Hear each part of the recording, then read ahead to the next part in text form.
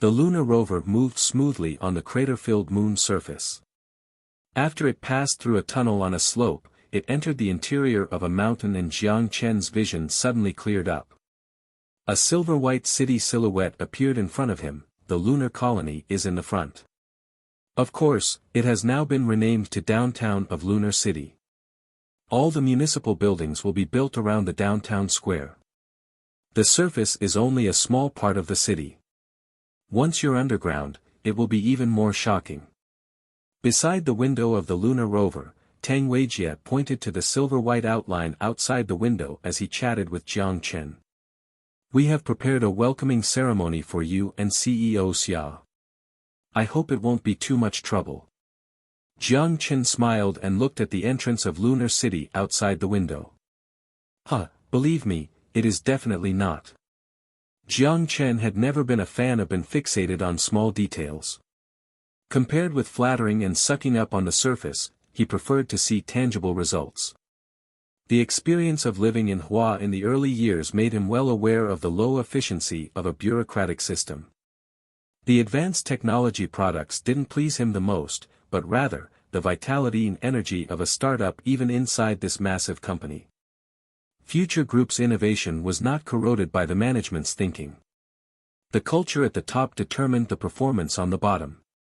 Tang Hanjie, the mayor of Lunar City, knew the style of his boss, so when he was preparing the welcoming ceremony, he made it grand but not too long. After the welcoming ceremony on the Colonial Square, Tang Hanjie personally acted as the guide for the duo. He took the duo to the elevator next to the square. Once they were on the elevator, they descended about 500 meters. When the elevator stopped and the doors opened, a fresh and dry gust of air blew onto their faces. Outside the elevator was a circular hall with more than 30 identical elevators inside. Here, the elevators served a similar purpose as a subway station on Earth, connecting the underground living space with the mining stations and factories on the surface. The circular hall was bustling with people, from those in celestial trade uniforms to passengers in all kinds of outfits. Tang Weijie took Jiang Chen and Xia Xiyu to the special tunnel on the side, and directly entered the underground city. This place used to be an underground glacier. Later, after the ice layer was mined, we found a lava tunnel formed by the ancient magma activity below the ice. The surrounding rock is a glassy black volcanic rock, which is even stronger than concrete, so we decided to seal the space with aluminum and transform it into the colony's living space. The temperature difference on the surface of the moon is high, but the underground temperature is stabilized at around 25 degrees Celsius, and it can also effectively reduce the impact of harmful rays and meteorites. A total of more than 27,000 people now live here, and the elevator has become the main form of transformation in the city. Tang Weijie described the city's changes to Jiang Chen as they moved forward. Although the city was built under his inspiration, when he finally stood in the city, he still felt moved by its magnificence. No one had thought that the small colony with only 200 colonists would expand to this size in the span of a year. Only half of the city is developed, and the other half is still being built. Later, we will use the lava tunnel of the extinct volcano to double the area of the volcano cave. By that time, the city will easily fit over 100,000 people. Looking at his boss's touched expression, Tang Weijie was proud. As they continued to tour the city, Xia Xiyu looked around and gently pulled on Jiang Chen's sleeve. She whispered. Is there water here? I'm a little thirsty. The assistant behind Tang Weijie immediately stepped forward and took out 2 new stainless steel cups from her bag. She smiled and handed them to the two. This is one of the specialties of the Moon brand functional beverage. Tang Weijie took the opportunity to introduce the product to Jiang Chen.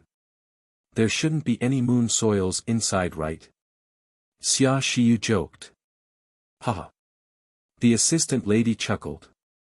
What is this? It doesn't feel like plastic. Jiang Chen examined the bottle. A new type of PVC material. It is an anti-rust, lightweight steel that weighs only 1.2 times that of plastic with the same volume. Its surface material has a germicidal effect similar to that of activated carbon. The most important thing is that the production of steel on the moon is much cheaper than plastic. Right, this is the work of the Material Science Lab, Tang Weijie explained. Really? I didn't expect this small cup to have such a long story. Jiang Chen smiled, unscrewed the lid, and sucked on the straw. It tasted a bit strange. It tasted like herbal tea, but much sweeter than herbal tea. Jiang Chen felt energetic after he took a sip. He felt even better than after drinking coffee or Red Bull. When they arrived at the end of the corridor, Tang Weijie led them through an arched door. They passed through the air shower and entered a factory. Rows of culture racks stood in the factory and were distributed on the factory floor. Dozens of culture tanks were placed on each culture rack, and ultraviolet lamps were mounted on the top. Through the glass wall, Jiang Chen saw the seedlings growing prosperously. Is this a farm? Jiang Chen looked at the nearest culture tank. Yes, but this farm mainly produces cash crops, or the raw materials of this drink, such as potatoes, radishes, and pumpkins. Tang Weijie walked to Jiang Chen and pointed, 90% of the food in Lunar City is imported from Celestial City. It's not technologically difficult to farm on the moon, just other factors make it almost impossible. At first, the farms were all built on the surface of the moon.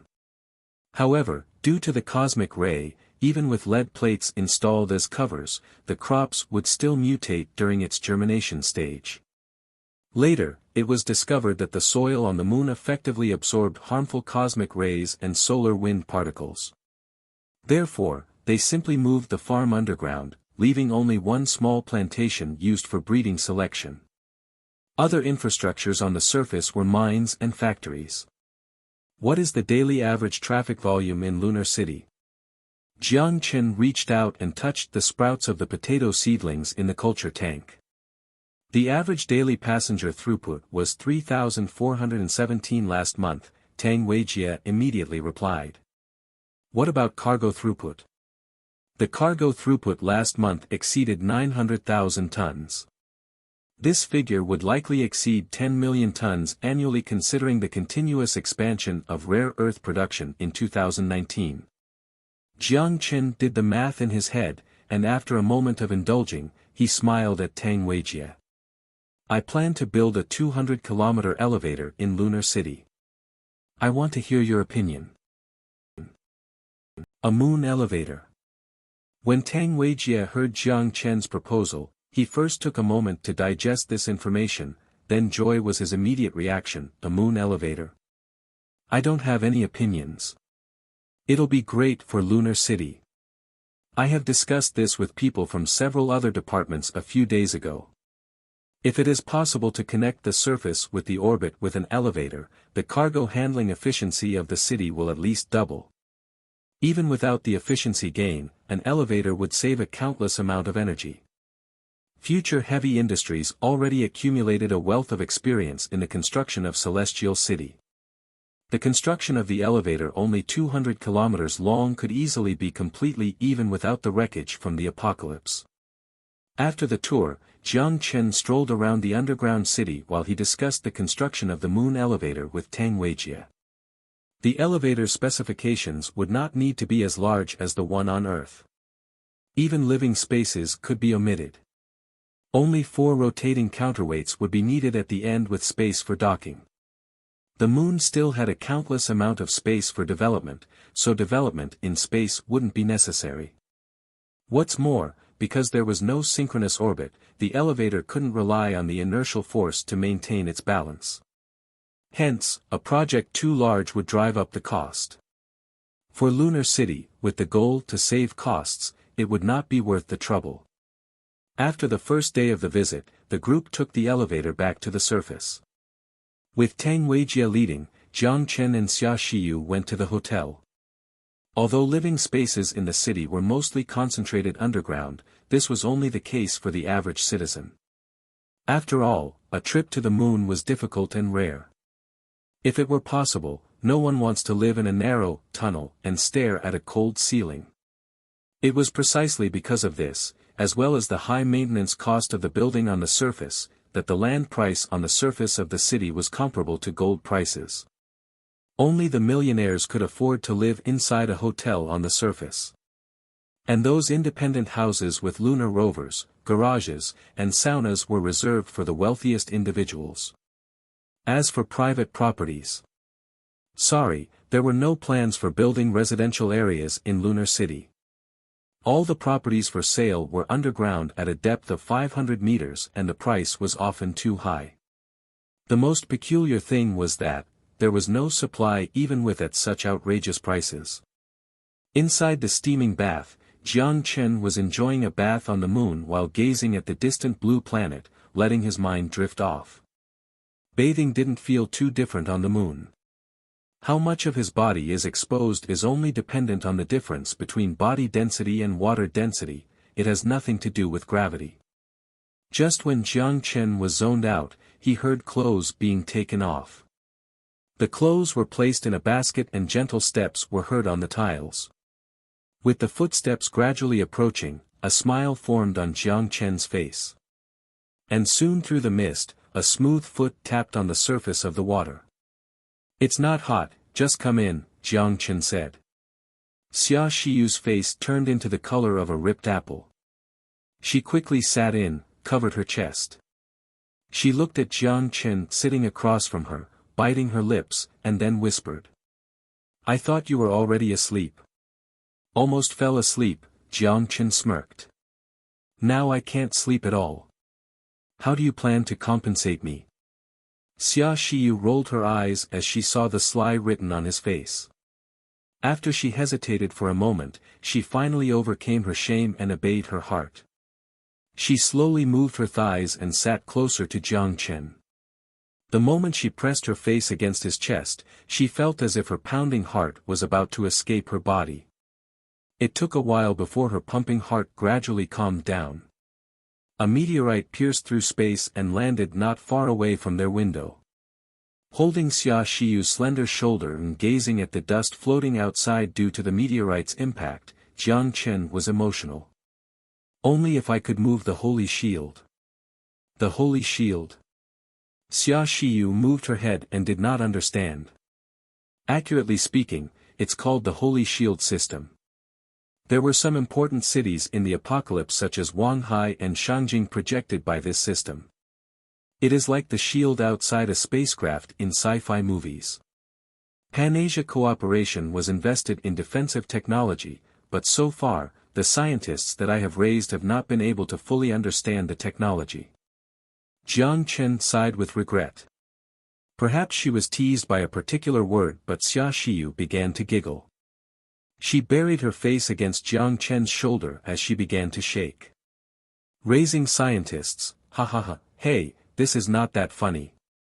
Jiang Chen had a helpless expression on his face as he watched how difficult it was for Xia Shiyu to contain her laughter. "I'm raising them. When I pay them their salary each month, I always ask if they want money or food. However, they usually don't say anything. Instead, they just pick up the bag of rice and the box of canned meat and then go home happily." With Project Garden of Eden, even survivors in slums occasionally enjoyed delicate flower food, but food remained one of the most heavily sought-after commodities on the wasteland. Even with the occasional depreciation of the credit, the amount of food consumed rarely changed. It was better to sell the extra food at the 6th Street than to directly accept credits as a salary. After he soaked for more than an hour, Jiang Chen's exhaustion disappeared. He took a long time in the change room before coming out while stretching. It was 7 o'clock at night in Xian and there was a banquet waiting for him. Entrepreneurs with a total investment of more than 1 billion new Xian dollars in Lunar City would be present, as well as top figures of the city. The purposes of this banquet were to celebrate the permanent population of Lunar City reaching more than 30,000, then to celebrate the construction of the first battleship of the Earth Fleet, and lastly to welcome Lord Jiang Chen's visit to the city. No doubt, the last reason was the most important one. For those capitalists chasing behind celestial trade, Jiang Chen's existence could be compared to a breathing gold mine. The capitalists would be extremely satisfied to have a chat or a drink with him to make this trip worthwhile. If he casually pointed to a direction on the moon, revealing the next area of expansion of the city, the move alone would create a few millionaires. Naturally, when he walked into the banquet hall with Xia Xiyu, they immediately became the focus of the entire banquet. This is my business card and please allow me to introduce myself. I'm the chairman of the Siberian Mining Company and the Russian Asteroid Mining Company. It's an honor to meet you. An old man in a tuxedo politely handed Jiang Chen his business card with both hands, then warmly shook hands with him. Are you really Jiang Chen? Sorry, because my idol is standing in front of me, I'm a little shaken by the excitement. Are you free tonight? Do you want to have a drink together? A blonde celebrity in a low-cut evening dress looked at Jiang Chen seductively, completely disregarding the warning smile Jiang Chen's date was giving her.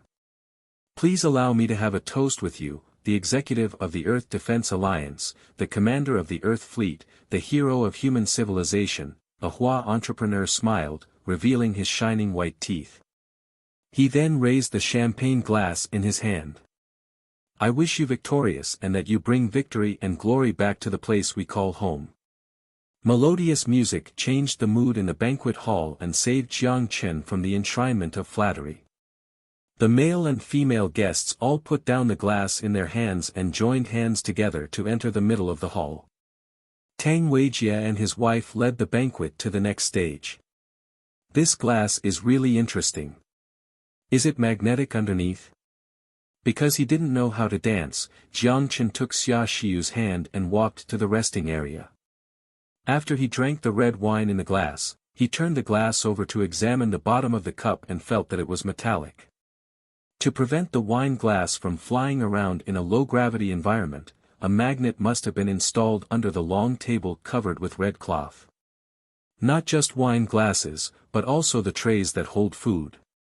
Although life on the moon was full of inconveniences, the creativity of people was unlimited. From the smooth and elegant moves on the dance floor, everyone was enjoying the party. Did you like the banquet? At the end of the banquet, Tang Weijie, holding a glass of wine, brought his wife to greet Jiang Chen. Of course, I enjoyed it. I'm so relieved to see how relaxing the life of Lunar City citizens is. Jiang Chen clinked his glass with Tang Weijie. Tang Weijie's wife looked young, probably about 20 years old. From her reserved and elegant temperament, she should come from an influential family. It didn't take her long to start a conversation with Xia Xiyu. After the men began to talk about business, she and Xia Xiyu went to the side and began chatting about topics reserved only for women. I wouldn't say relaxing, Tang Weijie laughed, sipped the wine, and humbly said. I think it's exploring a lifestyle that suits us. I remember when I first came here, we stayed in the gravity room all day after we completed our tasks. Before the underground city was built, there was really no entertainment on this barren land. It must have been hard. Jiang Chen raised his glass. I will remember your contribution. Not at all. It's my duty, not a contribution, Tang Weijie responded modestly. Lunar City's model can be applied to other colonies, such as the Mars colony, and the Himalaya, one, in the near future. You have provided a template for the space colonization plan of celestial trade, how is this not a contribution? Modesty can be boring. Jiang Chen patted Tang Weijie's shoulder as he put down the wine glass. Just as the two of them chatted, an older man in a tuxedo entered the banquet hall quite late.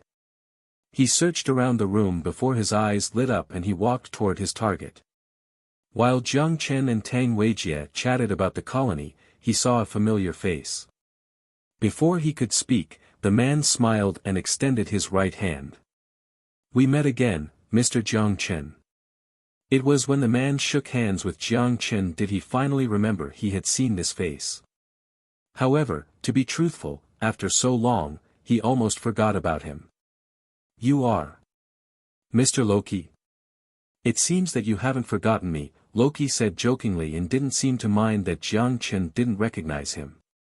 It was quite amazing for Jiang Chen to remember him, considering that he was a behind-the-scenes person who rarely appears in front of the public. People also have difficulty recognizing people of different races. To be honest, he was ready to introduce himself again. "But why are you here?"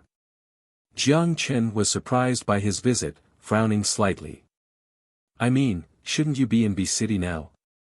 "How are you? Precisely speaking, I was in Celestial City 11 hours ago. As a result, when I was planning to meet with you, I learned that you have left. Very coincidentally, there was one final flight leaving for Lunar City, so I came here." Loki laughed. "Our consortium has invested in a rare earth mining company in Lunar City, otherwise I would have to worry about how to get an invitation. Right?" "What a coincidence," Jiang Chen said without much fluctuation in his emotion. "The B City consortium then must have a profit." A flight happened to leave Lunar City, and he managed to obtain a ticket in such a quick span of time. Although it is not tourist season, buying a ticket wasn't that easy. The ticket must have been bought a few days in advance. "It seems that you two have something to talk about. Now, if I may excuse myself." Seeing that he wasn't needed in their conversation, Tang Weijie understandingly left with his wife. As Loki watched Tang Weijie leave, he smiled. Then he looked at Jiang Chen again and said politely, "Is it convenient to step out for a moment? It's not a gentleman's move to leave your date alone at the banquet. Mr. Loki, what do you think?" Loki heard the subtle refusal in Jiang Chen's tone as he raised his eyebrow. Xia Xiu looked at Jiang Chen and just wanted to tell him that she would not mind, but Jiang Chen stopped her with the look in his eyes. When the Rothschild family existed, he did not like the WASP on Wall Street. The two sides formed an alliance long ago against the Freemasonry led by the Rothschild family. However, the capitalists of Wall Street are cunning and clever. When celestial trade and the Freemasonry clashed, they didn't contribute any effort but took the opportunity to benefit. After the fall of the Rothschild family, several WASP consortia such as Morgan and Rockefeller immediately began to snatch up assets from the fallen giant. They took the two most prized possessions, the Brazilian Vale and the BHP mining group. These spoils should have belonged to celestial trade. Under such circumstances, it would be odd if Jiang Chen treated them with respect.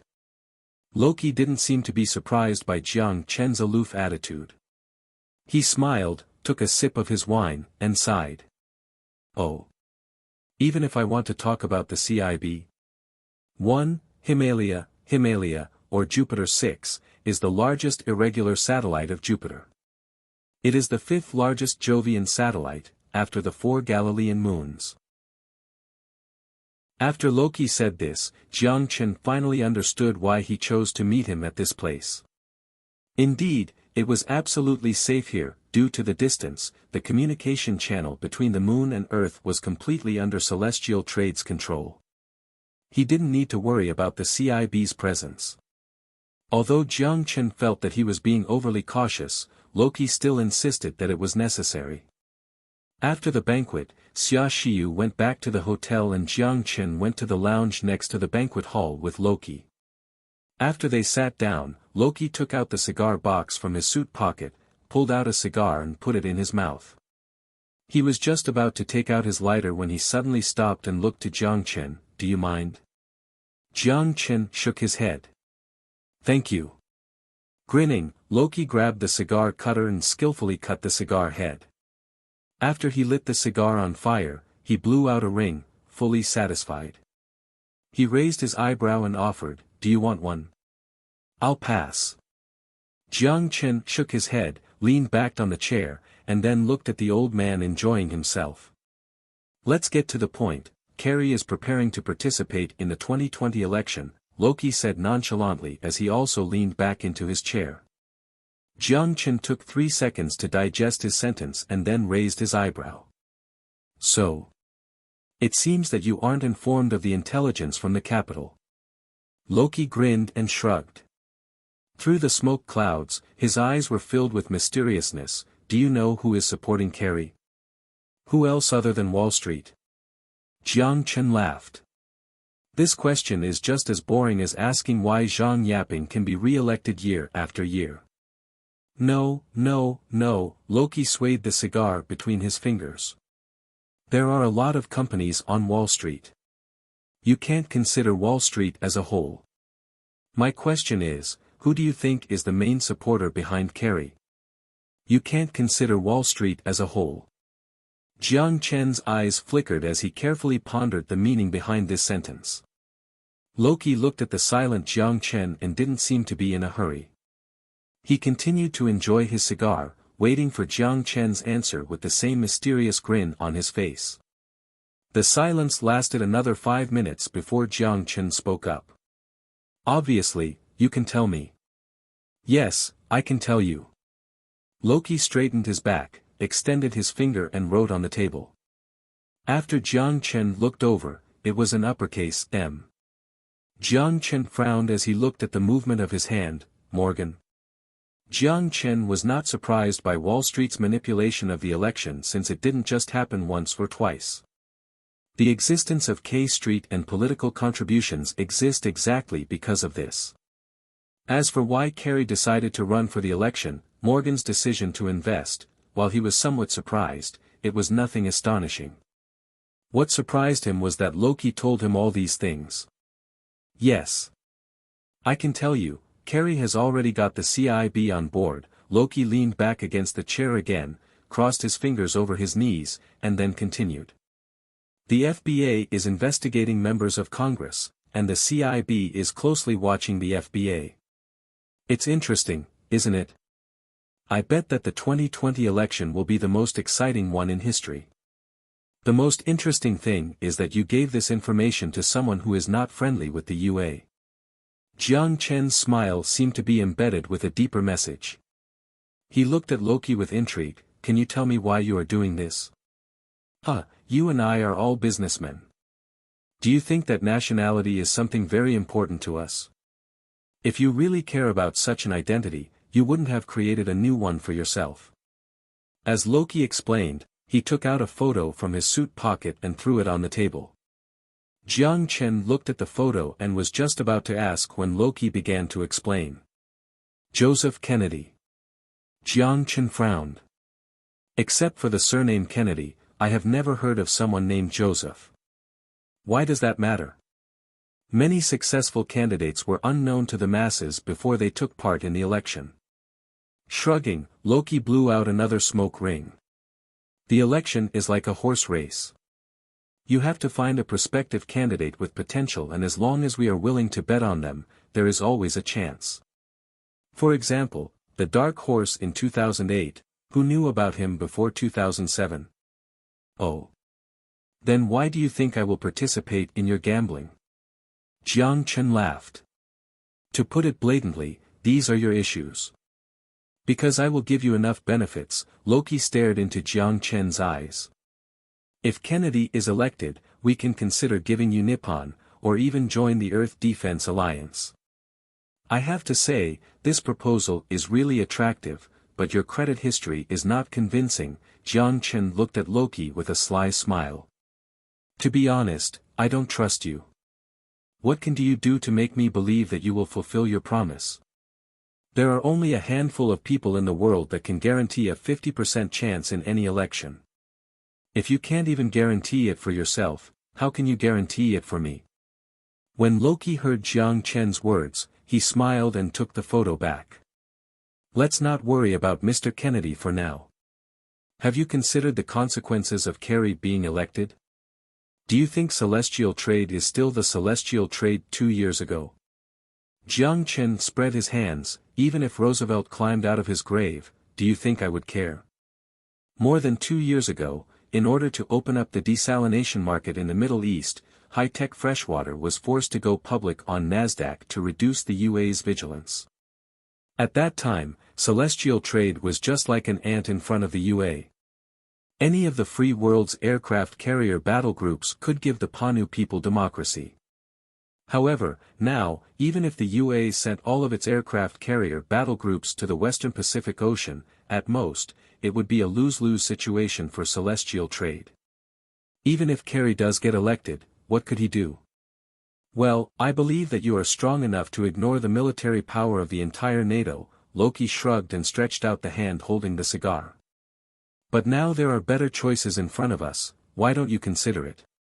Mr. Kennedy will put more emphasis on the space industry than all previous presidents, advocate for erasing the prejudice between the two countries, abandon the new Cold War mentality, and fight against the extraterrestrial civilization. Everything I'm talking about will be included in his speech. These are not empty promises. After Loki said all this, he pressed his hands against the armrests and slowly stood up.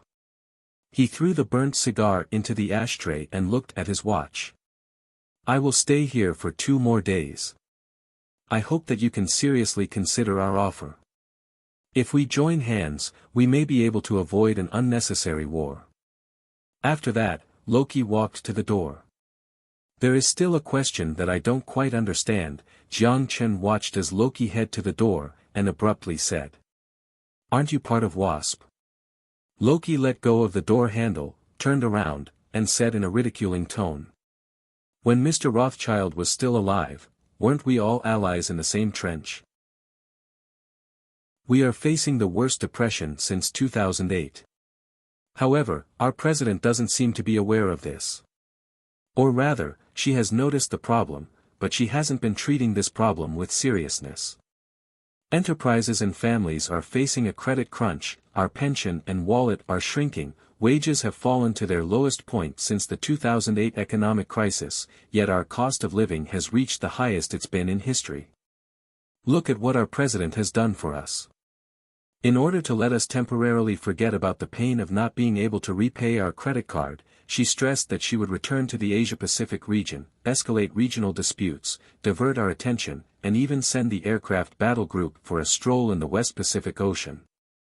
The result was that she fooled no one but herself, and almost pushed our country to the brink of a world war.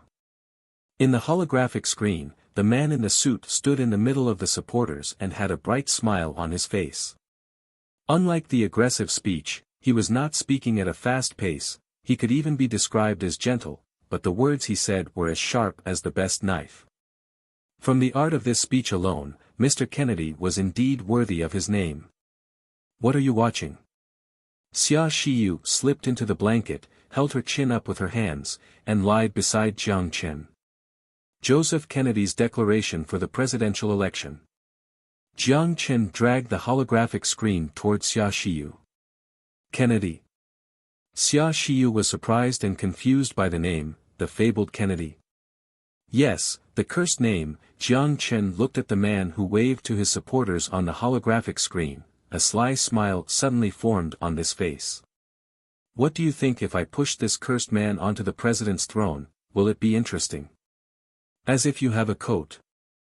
Xia Shiyu rolled her eyes, turned around, and muttered, You can keep watching, I'm going to sleep first. Hey, wife, it's not good to sleep so early. Jiang Chen sent a message to the ghost agents, turned off the screen, and extended his arm to surround her smooth shoulder. As he looked at the earlobe that gradually turned red, he whispered into her ear.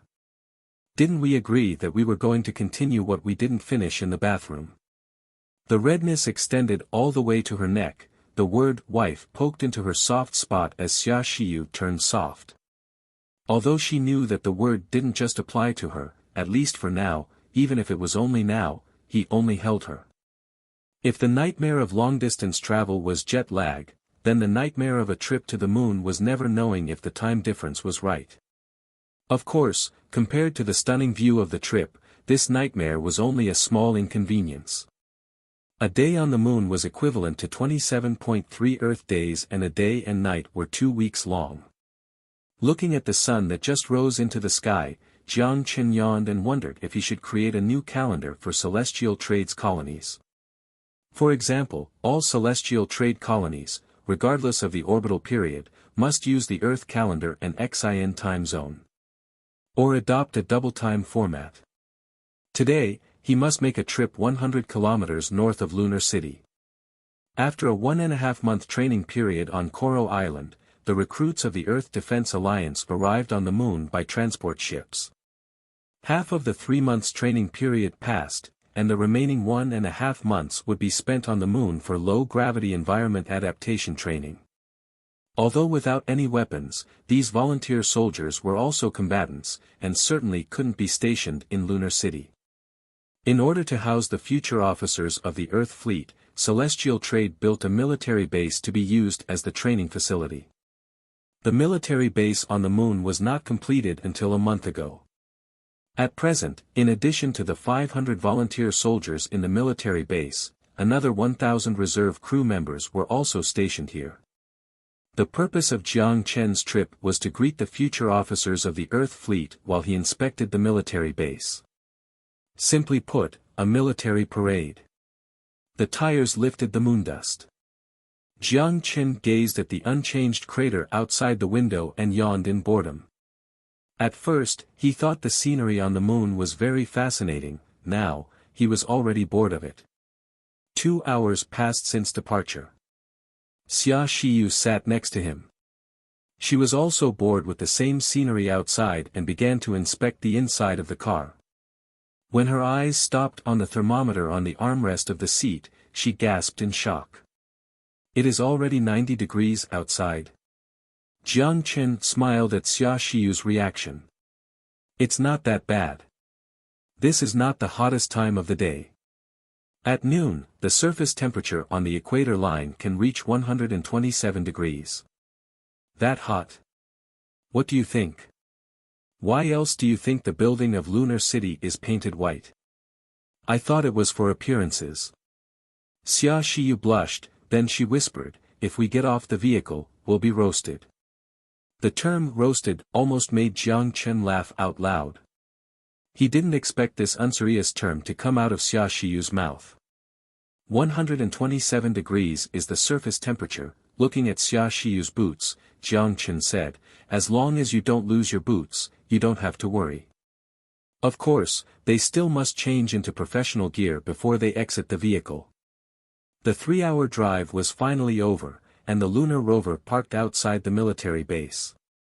In the locker room inside the rover, Jiang Chen and Xia Shiyu changed into heavy spacesuits. After confirming the spacesuit's functionality, under the guidance of the staff, they entered through the hatch and stepped onto the surface of the moon. The moment when Xia Shiyu's feet stepped on the moon, she seemed to have forgotten her identity as CEO and like a child, she jumped up in excitement. Jiang Chen smiled as he watched Xia Shiyu enjoy the amazing moment.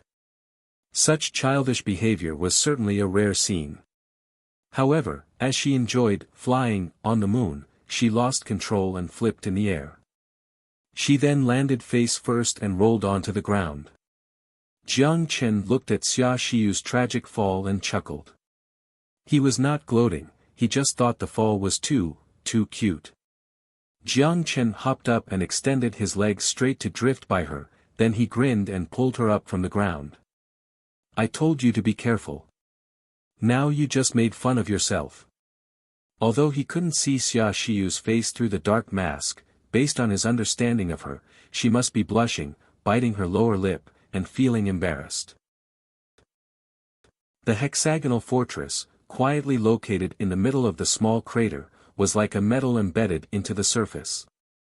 The sturdy moon soil was its first wall, and a tunnel was carved on one side of the crater. It was the only entrance to the entire military base. The entire military base located in the crater covered a total area of 9,000 square meters with 3 floors above and below. Each floor was 5 meters high, with the highest point parallel to the outer edge of the crater and the lowest point 20 meters underground. The roof was made of concrete and covered with soil about 2 to 3 meters thick. The wall was divided into 2 parts. The outer wall was 1.5 meters thick, the inner wall was 2 meters thick, and 0.7 meters of soil was sandwiched between the inner and outer walls to protect against cosmic rays, solar wind, and meteorite impact. Due to the insufficient width of the tunnel, the huge lunar rover was parked outside the military base. Jiang Chen and Xia Shiyu did not wait for a long time before the door of the military base opened. 2 officers who had spacesuits on skillfully leaped out and floated in their direction. The 2 officers stopped in front of Jiang Chen, saluted, then led the 2 into the base. The officer leading was Ho Zhengwen, a former Celestial Trade Navy frigate captain. Now, he served as a Earth Fleet Reserve officer and the head of the Moon military base. When he led the group into the base, he reported to Jiang Chen.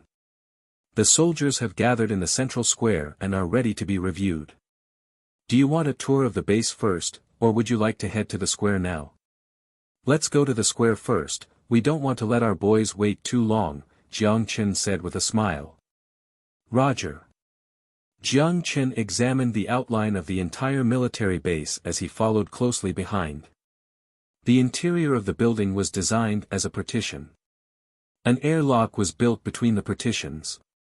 If the building was damaged and air leaked, the airlock can be dropped to isolate the damaged area.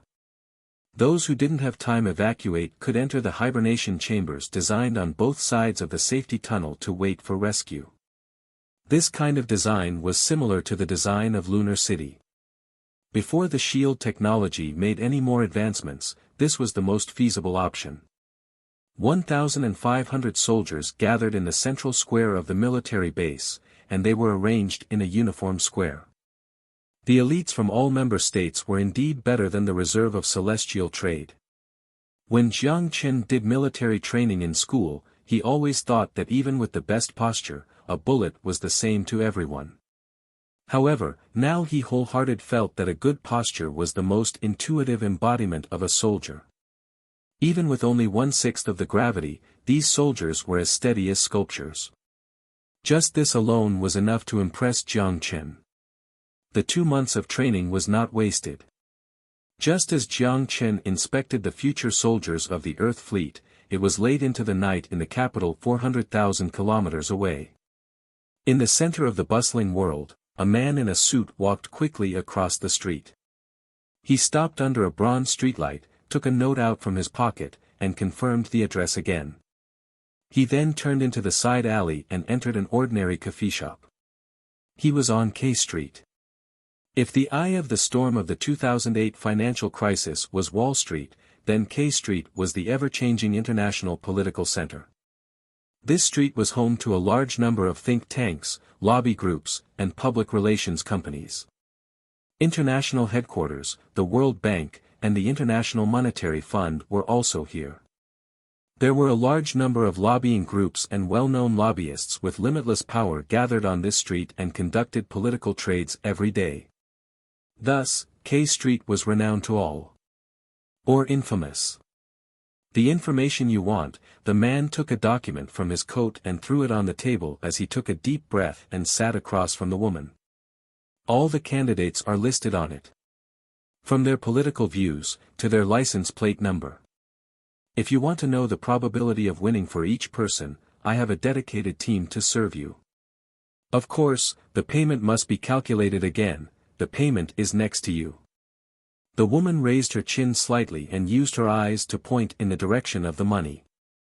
The man paused and followed her eyes to the right-hand side of the seat.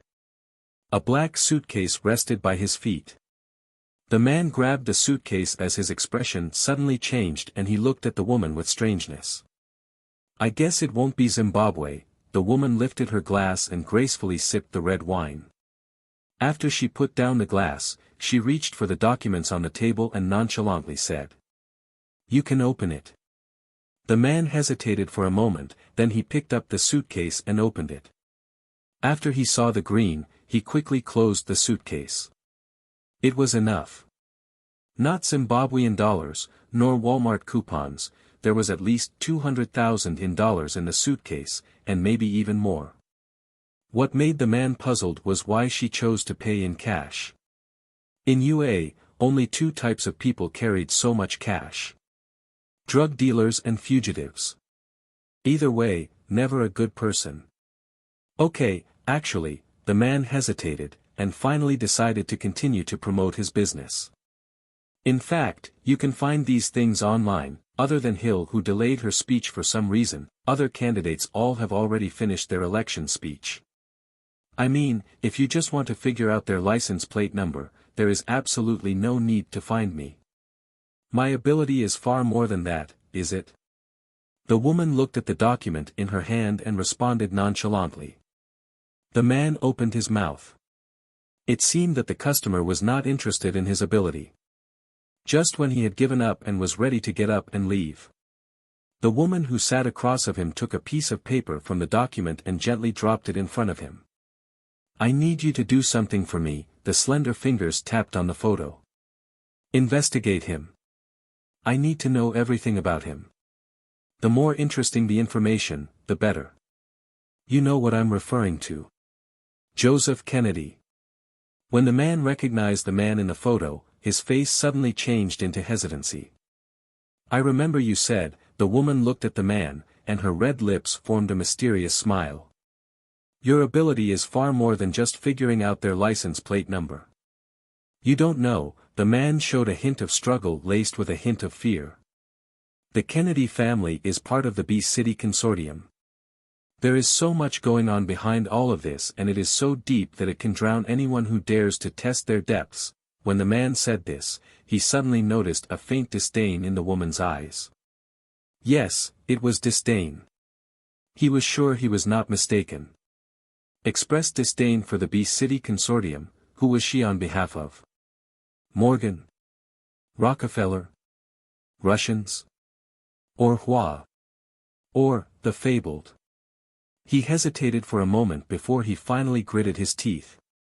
If the price is right, in any case, he should listen to the price first. If the price was not suitable, then it was not too late to refuse. The woman opened her left hand and put up 5 fingers. $500,000. The man tried to propose a number. 50 million. The woman said in an understatement. $50 million. His heart jerked. The man took a deep breath, and his expression changed several times before it formed a bitter smile. It was a price he could not reject. Even if he knew this money would bring danger to his life. "Your answer?" The woman raised an eyebrow. This question was completely redundant. No one could refuse such a generous reward on K Street. Even if the bet was his own life, he would willingly gamble it. The man took a deep breath, stood up, and extended his right hand. "Richard Meyer, that is my name. I don't know if I am lucky enough to know the name of my employer." "No," the woman looked at the document in her hand and replied in a whisper. Even the refusal was so elegant that Meyer, who had his right hand in the air, couldn't be angry. "Well, it doesn't matter." Meyer retracted his right hand, shrugged, and looked around, then he tapped on the table and lowered his voice. "Wait for my message." The woman nodded, without looking up at him at all. "Aha, go now." 11:47 Returning to Earth in the blink of an eye, 3 days had passed since Jiang Chen arrived in Lunar City. During these 3 days, the mayor of Lunar City, Tang Weijie, took Jiang Chen and Xia Shiyu on a tour of the city. From the ice exploration wells, to the mining station that collected helium-3, to the nuclear fusion power station that transported electricity to half of Asia, and the wireless power transmission station over 100 square meters in size, Jiang Chen was able to gain a clear view of Lunar City's development. In general, Lunar City had a strong mining industry with a growing tourism industry. The city was a giant mine with complete mining facilities, ground transportation, power supply, communication scheduling, production management and living service facilities. According to Tang Weijie, to fully develop the potential of the city, at least 50,000 permanent residents would be needed. Before the living space issues could be solved, the limit of the permanent population of the city would be this number. The shield technology must be dependent on the progress in Wanghai of the apocalypse. Jiang Chen thought. It's time to return to the apocalypse. With all officials of Lunar City's best wishes, Jiang Chen and Xia Shiyu boarded the returning spacecraft. After they returned to Celestial City, the first thing he did was to convene experts of future heavy industries and celestial trade and held a seminar on the moon elevator. Under the guise of the group of experts, the engineering plan for the moon elevator was quickly developed. Jiang Chen immediately discussed this matter with Kelvin and delegated the work after the feasibility of the project was confirmed, with the boss personally instructing this matter. the moon elevator project began to move. Future Heavy Industries immediately dispatched engineers to Lunar City for site inspection.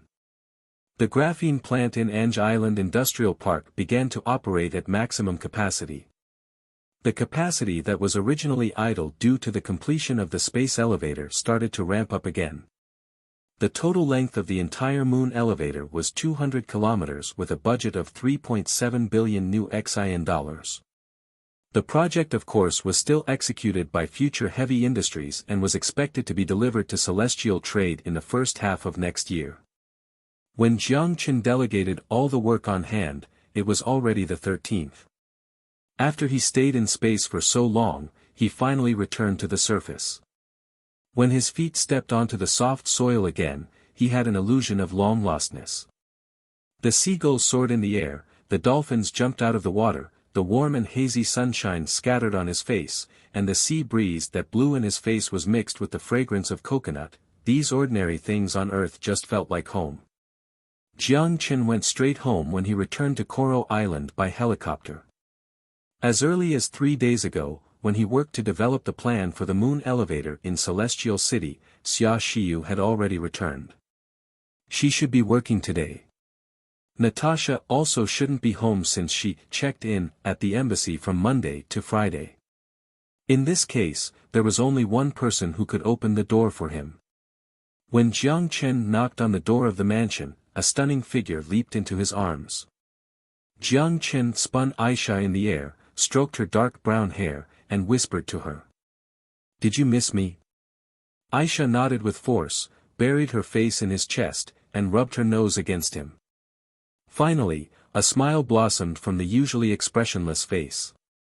After Aisha took the suitcase from Jiang Chen's hand, she ran upstairs. Jiang Chen hung his coat at the door, then went to the bathroom to take a shower. When he opened the door again, a change of clothes was placed in a plastic basket. Looking at the neatly folded clothes, he felt her meticulous care to detail. The clothes smelled like sunlight. After he changed into clean clothes, Jiang Chen wiped his hair with a towel and returned to the living room. Looking at Aisha, who sat on the sofa in the living room, he sat next to her. "Has anything happened in Nippon while I was away?" Aisha shook her head. The CIB suspended their espionage activities in Nippon, at least they stopped their contact with the Nippon politicians. "We are basically in an armistice with the CIB, although I don't know how long this can last. Also, on another note, why did you ask us to pay attention to Joseph Kennedy? Is there anything special about him? If it's just because of Beast City Consortium, guess who I met in Lunar City?" "I met Loki," Jiang Chen said. "He discussed forming an alliance. He said that if Joseph Kennedy becomes president, they will give Nippon to us and also join the Earth Defense Alliance. Did you agree?" Aisha looked at Jiang Chen. "Of course not," Jiang Chen shrugged. "This piece of meat is too fat and I'm afraid it may taste bad." No matter from which point of view, the Beast City Consortium's proposal was considered generous. If there was a problem, then it was probably because the proposal was too generous. It was generous to the point that Jiang Chen couldn't trust them. Obviously, Aisha also shared the same perspective. "According to your instructions, we have begun to investigate Joseph Kennedy. Who is responsible for this mission?" "Penny." Jiang Chen nodded. The name rang a bell in his head. Zhu Yu and she were the first batch of graduated agents, a veteran in ghost agents. She should be able to take care of the matter with no mistakes. The Earth Defense Alliance was headed on the right track, but there was still a long way to go to integrate resources around the world. The biggest obstacle to this was the ruler of the old world. As the leader of the world's largest military body, as long as the UA still existed for one day, the sphere of influence of the Earth Defense Alliance could only stay in the Eastern Hemisphere. However, the issue was that both sides controlled the switch to destroy the world. The two sides could only test away from the opponent's bottom line.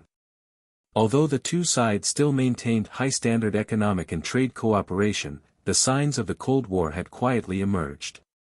If this balance could be maintained, the situation would be fine. However, if the fine balance was broken by one side, then the situation may deteriorate to the point of no return. Who was the most likely to tip the balance? Jiang Chen's answer was undoubtedly the UA. He thought he had a theoretical basis. After all, the country changed its president every 4 years. Without considering the differences between the two parties, the differences within the same party alone were visible enough. If a madman was elected without any common sense, the results would not be certain.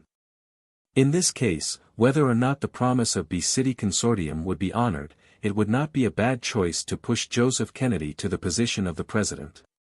After all, Future Group still has close cooperation with B-City Consortium in the areas of desalination and VR finance. Of course, Jiang Chen would not be without reservation. Ghost agents in North America had started to collect Joseph Kennedy's scandals. Jiang Chen believed there was no politician without stains. With further digging, there must be something hidden underneath the surface. I will go back to the apocalypse in a few days. I'll leave everything here to you. Jiang Chen rubbed Aisha's hair. Aisha put her hand over his and docilely nodded. Aha. 1148, north of the Great Wall. It was still the middle of autumn, but a hint of winter's chillness already lingered in the air. The Badaling checkpoint was a tourist attraction more than 30 years ago. Today, more than 30 years later, it had been transformed into a military outpost. With this ancient wall as the boundary, the north was the wilderness, the world of mutants, and the south was the ruins, the world of survivors. In general, survivors in Shangjing were much more fortunate than the survivors in Wanghai. Although both cities were in ruins, many landmark buildings survived. These well-preserved buildings became the base of survivors and provided shelters for survival. In addition, as the political center of Pan-Asia cooperation, the necessities here were more than 10 times that of Wanghai. The necessities here were not just food, clothing, medical supplies, but also raw materials and energy such as steel, rare earth minerals, oil, helium-3, and even well-preserved industrial machine tools. The industrial machine tools here were different from the hand-built machine tools built by engineers of the 6th Street through 3D printers. The former was the crystallization of technology, and the latter was the knowledge of the working people. It was evident how much of a lead the survivors of Shangjing gained in the early days. Before the establishment of NAC, there were more than 100 large and small settlements in Wanghai. In Shangjing, more than 1,000 settlements were scattered across the city with hundreds of large survivor camps like the 6th Street and Looting Town. The survivors never unified here. They had made their own rules, such as determining the safe area within the Third Ring Road and prohibiting murder, robbery, and theft. Offenders would be wanted by all survivors. Another example was the outpost in the Badaling scenic area. In order to prevent extreme mutants with a crystal index of 300 or more from migrating from the north, the survivors of Shangjing jointly contributed to the modification of the city wall of Badaling. They repaired the guardhouse and machine gun bunker, and each settlement took turns guarding. Even in the harshest winters, this iron law never changed. It's September. Right. On the guardhouse, 2 soldiers stood at each end, leaned against the wall, and gazed into the gray wasteland.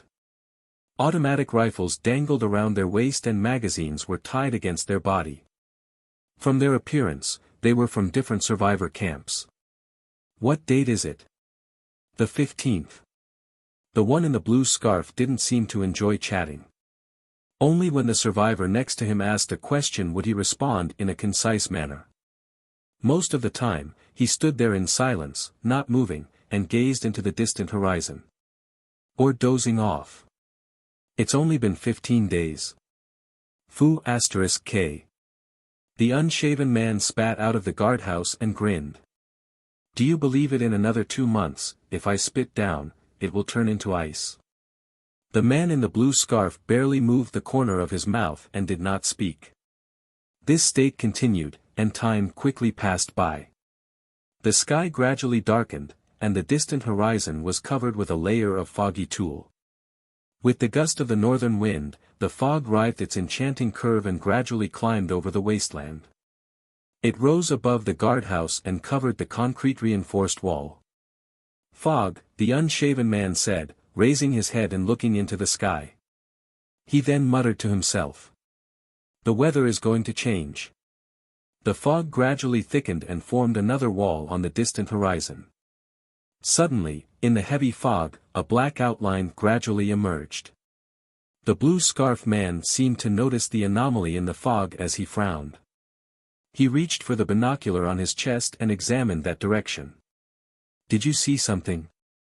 The unshaven man also noticed something at this moment, but when he reached for his binocular, he did not find anything.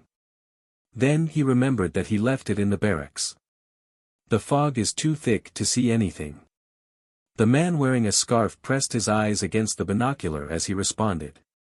At the same time, he pressed the intercom on his shoulder and spoke. "Something is going on outside." "Roger that." 4 or 5 soldiers with rifles left the barracks as they yawned and headed to the guardhouse. At the same time, a drone flew out and slowly flew toward the wilderness outside the city wall. The blue scarf man tossed the binocular at the unshaven man, then he kneeled down and took out a shell about the size of an adult thigh. He picked up a rag and wiped the ash on it before he walked to the deployed cannon. "If you have seen enough, come and help. Fu*K, the big guy is being loaded. Are we overreacting?" The unshaven snorted and took one last peek with the binocular. Just as he was about to go help, he seemed to catch a glimpse of a bright red emblem from behind the thick fog.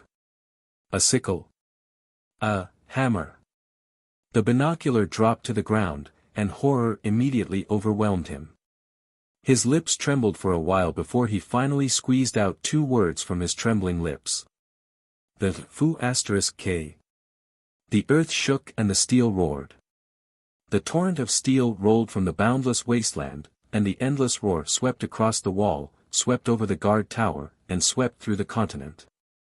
That was not fog. That was the dust picked up by tank tracks. The moment they recognized the shadow, the expression of everyone in the guardhouse changed. The stones in the corner began to jump in uneasiness.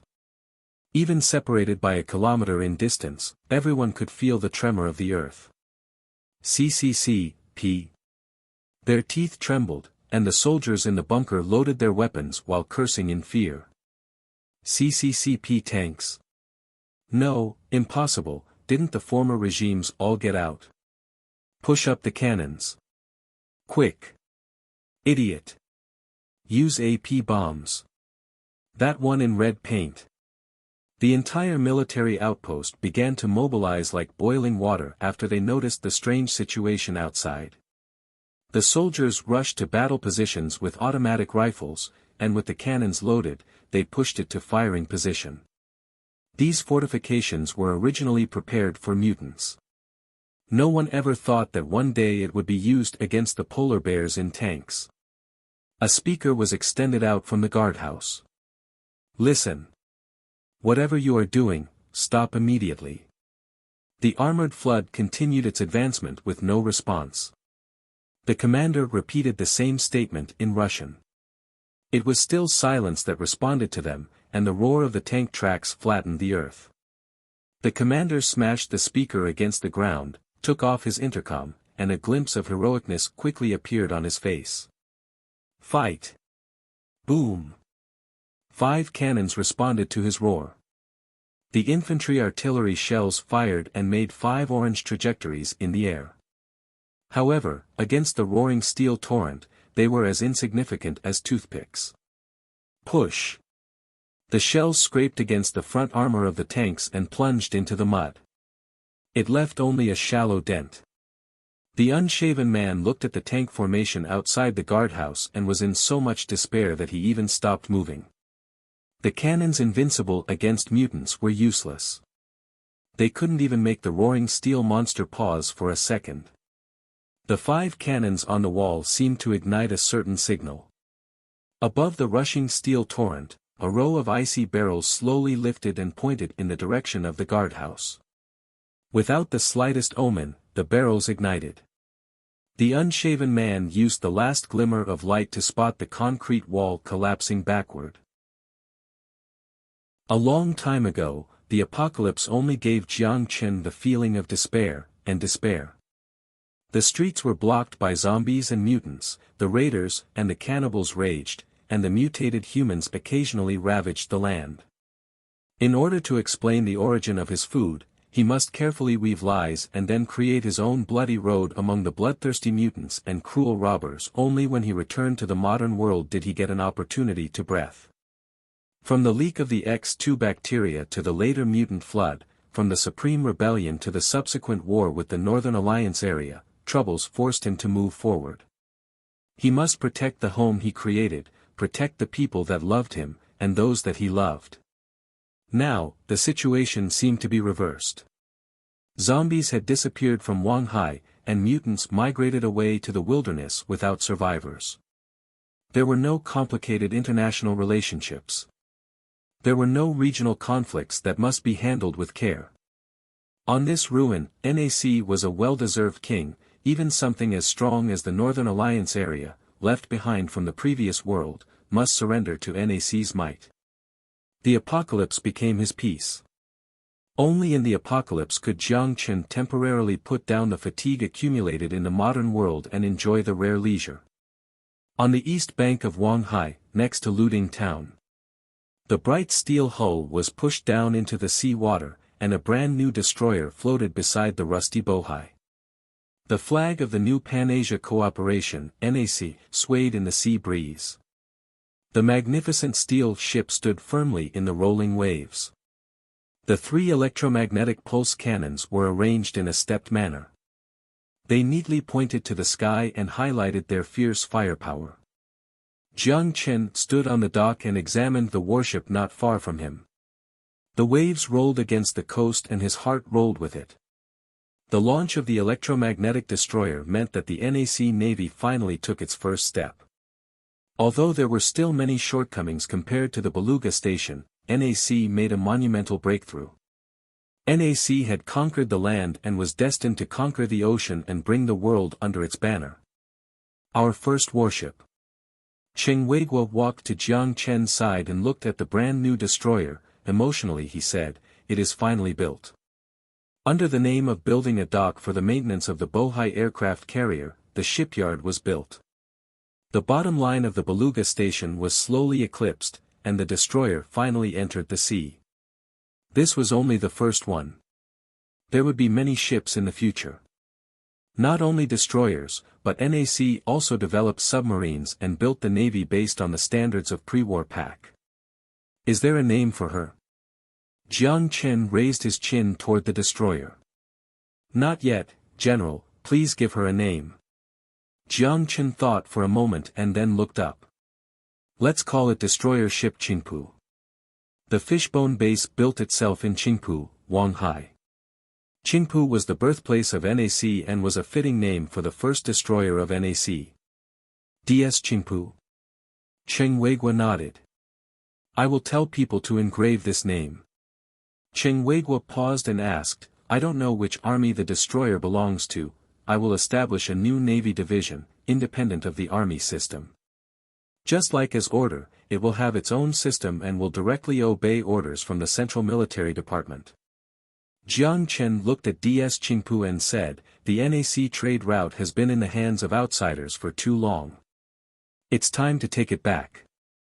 When Cheng Weiguo heard the general's words, he solemnly straightened his back. As the head of the 1st Division, he was the confidant around Jiang Chen from the very beginning. Of course, he knew the foreigner the general referred to. The next step is to build anti-aircraft cannons along the shore, echoing the electromagnetic pulse cannons of Chongming Island. We are currently not a threat to the Beluga station at sea, so we must start from land infrastructures. Although we are on good terms with Beluga station, you can never forget that this is the wasteland. Roger, Cheng Weiguo shouted. Good. I'm going to head back now. Jiang Chen nodded, turned, and walked to the armored car behind him. Cheng Weiguo looked at the back of the armored car and watched it disappear at the end of the street. When Jiang Chen arrived home, the aromatic smell of cooked meat lingered in the mansion. Every time he came back, the mansion was always bustling. Not only the NAC granary was filled, but the fridge in the mansion was also full. Although they never lacked food, items such as seafood which can't be stored for long, could only be enjoyed during Jiang Chen's return. Today was no exception. When Jiang Chen passed through Coconut Island, he brought a fridge full of fresh seafood with him. Therefore, the girls voted unanimously to eat hot pot for dinner that night. Yao Yao prepared her original hot pot soup base in the kitchen. Sun Jiao, who only knew how to serve the plates, helped to bring the hot pot to the table. All eyes stared straight at the bubbling hot pot soup. Lin Lin's little hand squeezed her fork tightly as she swallowed. Xiaoro held her face with her hands and smiled while she swayed her slim legs under the table. She was hymning her favorite song that she wrote. Beef rolls, mutton rolls, and delicious cuttlefish, which one to eat first? Hot pot was really more delicious with more people. The soup boiled, and Lin Lin, who couldn't wait, tossed a plateful of mutton roll into the boiling hot pot, and soon the fragrance spread over the house. All eyes stared at the meat rolls rolling in the soup, and even Jiang Chen couldn't wait for the meat to boil. Amongst the cheers and laughter, the family ate hot pot and left a mess on the table. After everyone cleaned the dishes together, Yao Yao returned to her room to read. Lin Lin went to the Lin Institute. As for Xiaoro, she went to the backyard. Every night, she practiced her ability to detonate crystals in the backyard as she tried to unlock the third hidden gene code. It was already her habit. A habit that cost a lot of crystals. There weren't really many things for entertainment in the apocalypse. Other than enjoying food, there didn't seem to be many interesting activities. Most people chose to spend their extra time at work. Even if they don't have a job, they often found something to do, such as practicing shooting and learning. In fact, Jiang Chen also thought about unlocking his hidden genetic code, except he couldn't find a suitable way to practice his fury ability. He couldn't just lose his temper every day. He thought his temper was pretty mild. This year, 600 babies were born. After Sun Jiao entered the office, she grabbed 2 cans of beer and walked to Jiang Chen. She handed him a can and leaned against the bookshelf. Does this count as a lot or too little? Jiang Chen asked. Sun Jiao smiled and said with a sly voice, this is considered a small baby boom. For years ago, it was rare to see a few babies at the 6th Street. Thanks to this, the 6th Street has recently opened a baby goods store and has started to sell things like diapers. Jiang Chen nodded as he showed a pleasant smile. This is great. It indicates that our survivors have settled. It doesn't matter what happens to other people, Sun Jiao interrupted. She stared at her toes and whispered, I'm thinking, we should also have a child. Jiang Chen sighed slightly, and after a moment of silence, he whispered, let him be born in the last days. Sun Jiao's lips were closed, and her eyes showed a hint of confusion. She also knew, perhaps it would be better to wait just a bit longer, but just watching more and more children in the base strung a string in her heart that was never tough before. Yes, this family was very big and warm, but she always felt like something was missing. If she must say what, it may be a little life full of joy. Although she did not have the confidence to become a qualified mother, she vowed that she would work hard, give the maternal love she has never experienced before to her child, give her child a childhood that she has never enjoyed, and find all the irreparable things in that little life that she regretted before. Let's wait. Jiang Chen rubbed her soft hair. How much longer? Sun Jiao pouted, her mood seemed to be down. When everything is over, Jiang Chen looked at Sun Jiao and looked at the yellowish-green sky outside the window and sighed softly. Someone must inherit all of this. Of course, maybe this was just his excuse. It was just that he also didn't have the self-confidence for the time being, to take up the responsibility of being a father. It was just daybreak when Jiang Chen opened his eyes and slightly moved his shoulders, only to find that his arms were firmly pressed. As if Sun Xiaoro sensed Jiang Chen's movement, she muttered while she changed into a more comfortable position and continued to use his arm as a pillow. Sister, sister. Xiaoro can't eat anymore. With her cherry-red lips slightly pouted, Sun Jiao turned around and put her arm around Jiang Chen's neck. With a sweet smile, she whispered in her dream. Just sleep for a bit longer. Looking at the peaceful sleeping beauty, Jiang Chen smiled. No wonder they are sisters. The way they look in their sleep is exactly the same. But because he was observing too closely, he noticed the unnaturalness of Sun Jiao's face. You're awake, right? Just as he said those words, he saw Sun Jiao's long eyelashes move. Although her trick was spotted, Sun Jiao didn't plan to just let him escape.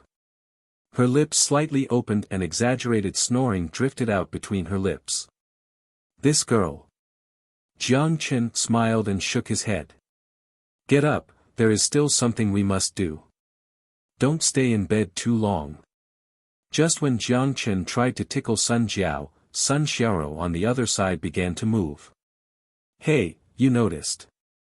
She rubbed her sleepy eyes and wobblingly sat up. Sun Xiaoro, still not completely awake yet, smiled at Jiang Chen with blushed cheeks. Her messy hair did not interfere with her beauty. Nor did the loose pajamas on her body. Instead, they added a unique charm to her. Sun Xiaoro watched Jiang Chen stare at her and she tilted her head. Then she smiled with a bit of confusion and a bit of shyness before she put her finger on her lips. Before saying good morning, don't you want to do something first? Although he really wanted to do something, rationality ultimately won. Jiang Chen snuck out from the bedroom, took some winter clothes from the bedside table, and got dressed. He leaned down and kissed the two on the forehead before he left the bedroom. When he went downstairs, Yao Yao, who was yawning, had already put delicious breakfast on the table. As for the foodie Lin Lin, she already began to eat. Jiang Chen moved a chair over and sat next to Yao Yao, who happily pressed her little head against his shoulder and her pair of feet swayed in happiness. With how sleepy Yao Yao looked, Jiang Chen couldn't help but feel a little distressed. Her symptoms of lethargy never went away despite her nutrition improving and her anemia being cured. There were even signs of aggravation. Her explanation was that the inhibitors used for the hibernation chambers had side effects similar to allergy symptoms, but Jiang Chen always suspected that it may be not as simple as the inhibitors' side effects. Sister Sun Jiao and Sister Sun Xiaoro are still sleeping. You don't have to wake them up, let the two sleepy heads sleep for a bit longer, Jiang Chen said while he rubbed Yao Yao's fluffy hair. What's wrong? Nothing. Yao Yao shook her head and began to pout. Jiang Chen looked at Yao Yao, slightly confused. It may be his illusion, but he felt that the little girl's emotion seemed to be low. Is it because she didn't sleep well? If you feel like you didn't sleep enough, don't force yourself, or, go back to sleep for a bit longer. No need, Yao Yao has already woken up. The small head shook back and forth as she clearly tried to act strong. It's all because you are here, that's why Yao Yao is getting up so early. If it's normal days, I'm usually the one who prepares breakfast. Lin Lin chewed on an egg roll and glared at Jiang Chen. Not at all. Obviously I just happened to get up today. Yao Yao blushed and eyed Lin Lin, but her eyes didn't show any fierceness. Lin Lin swallowed the food in her mouth and spat out her tongue. With a tone of preaching, she began to lecture, the delicious egg roll cannot fly into my mouth. If you don't let some big bad guy know, he will take your efforts for granted. If you just watch in silence, your presence will be lower and lower. Until in the end, your feelings will be like your height, always so little. After leaving these words, Lin Lin did not give Yao Yao a chance to respond. She quickly put the last piece of egg roll into her mouth, took her plate, and headed to the kitchen.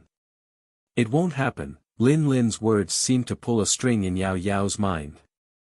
Yao Yao pouted while her hands gently dragged onto Jiang Chen's sleeves and tightened.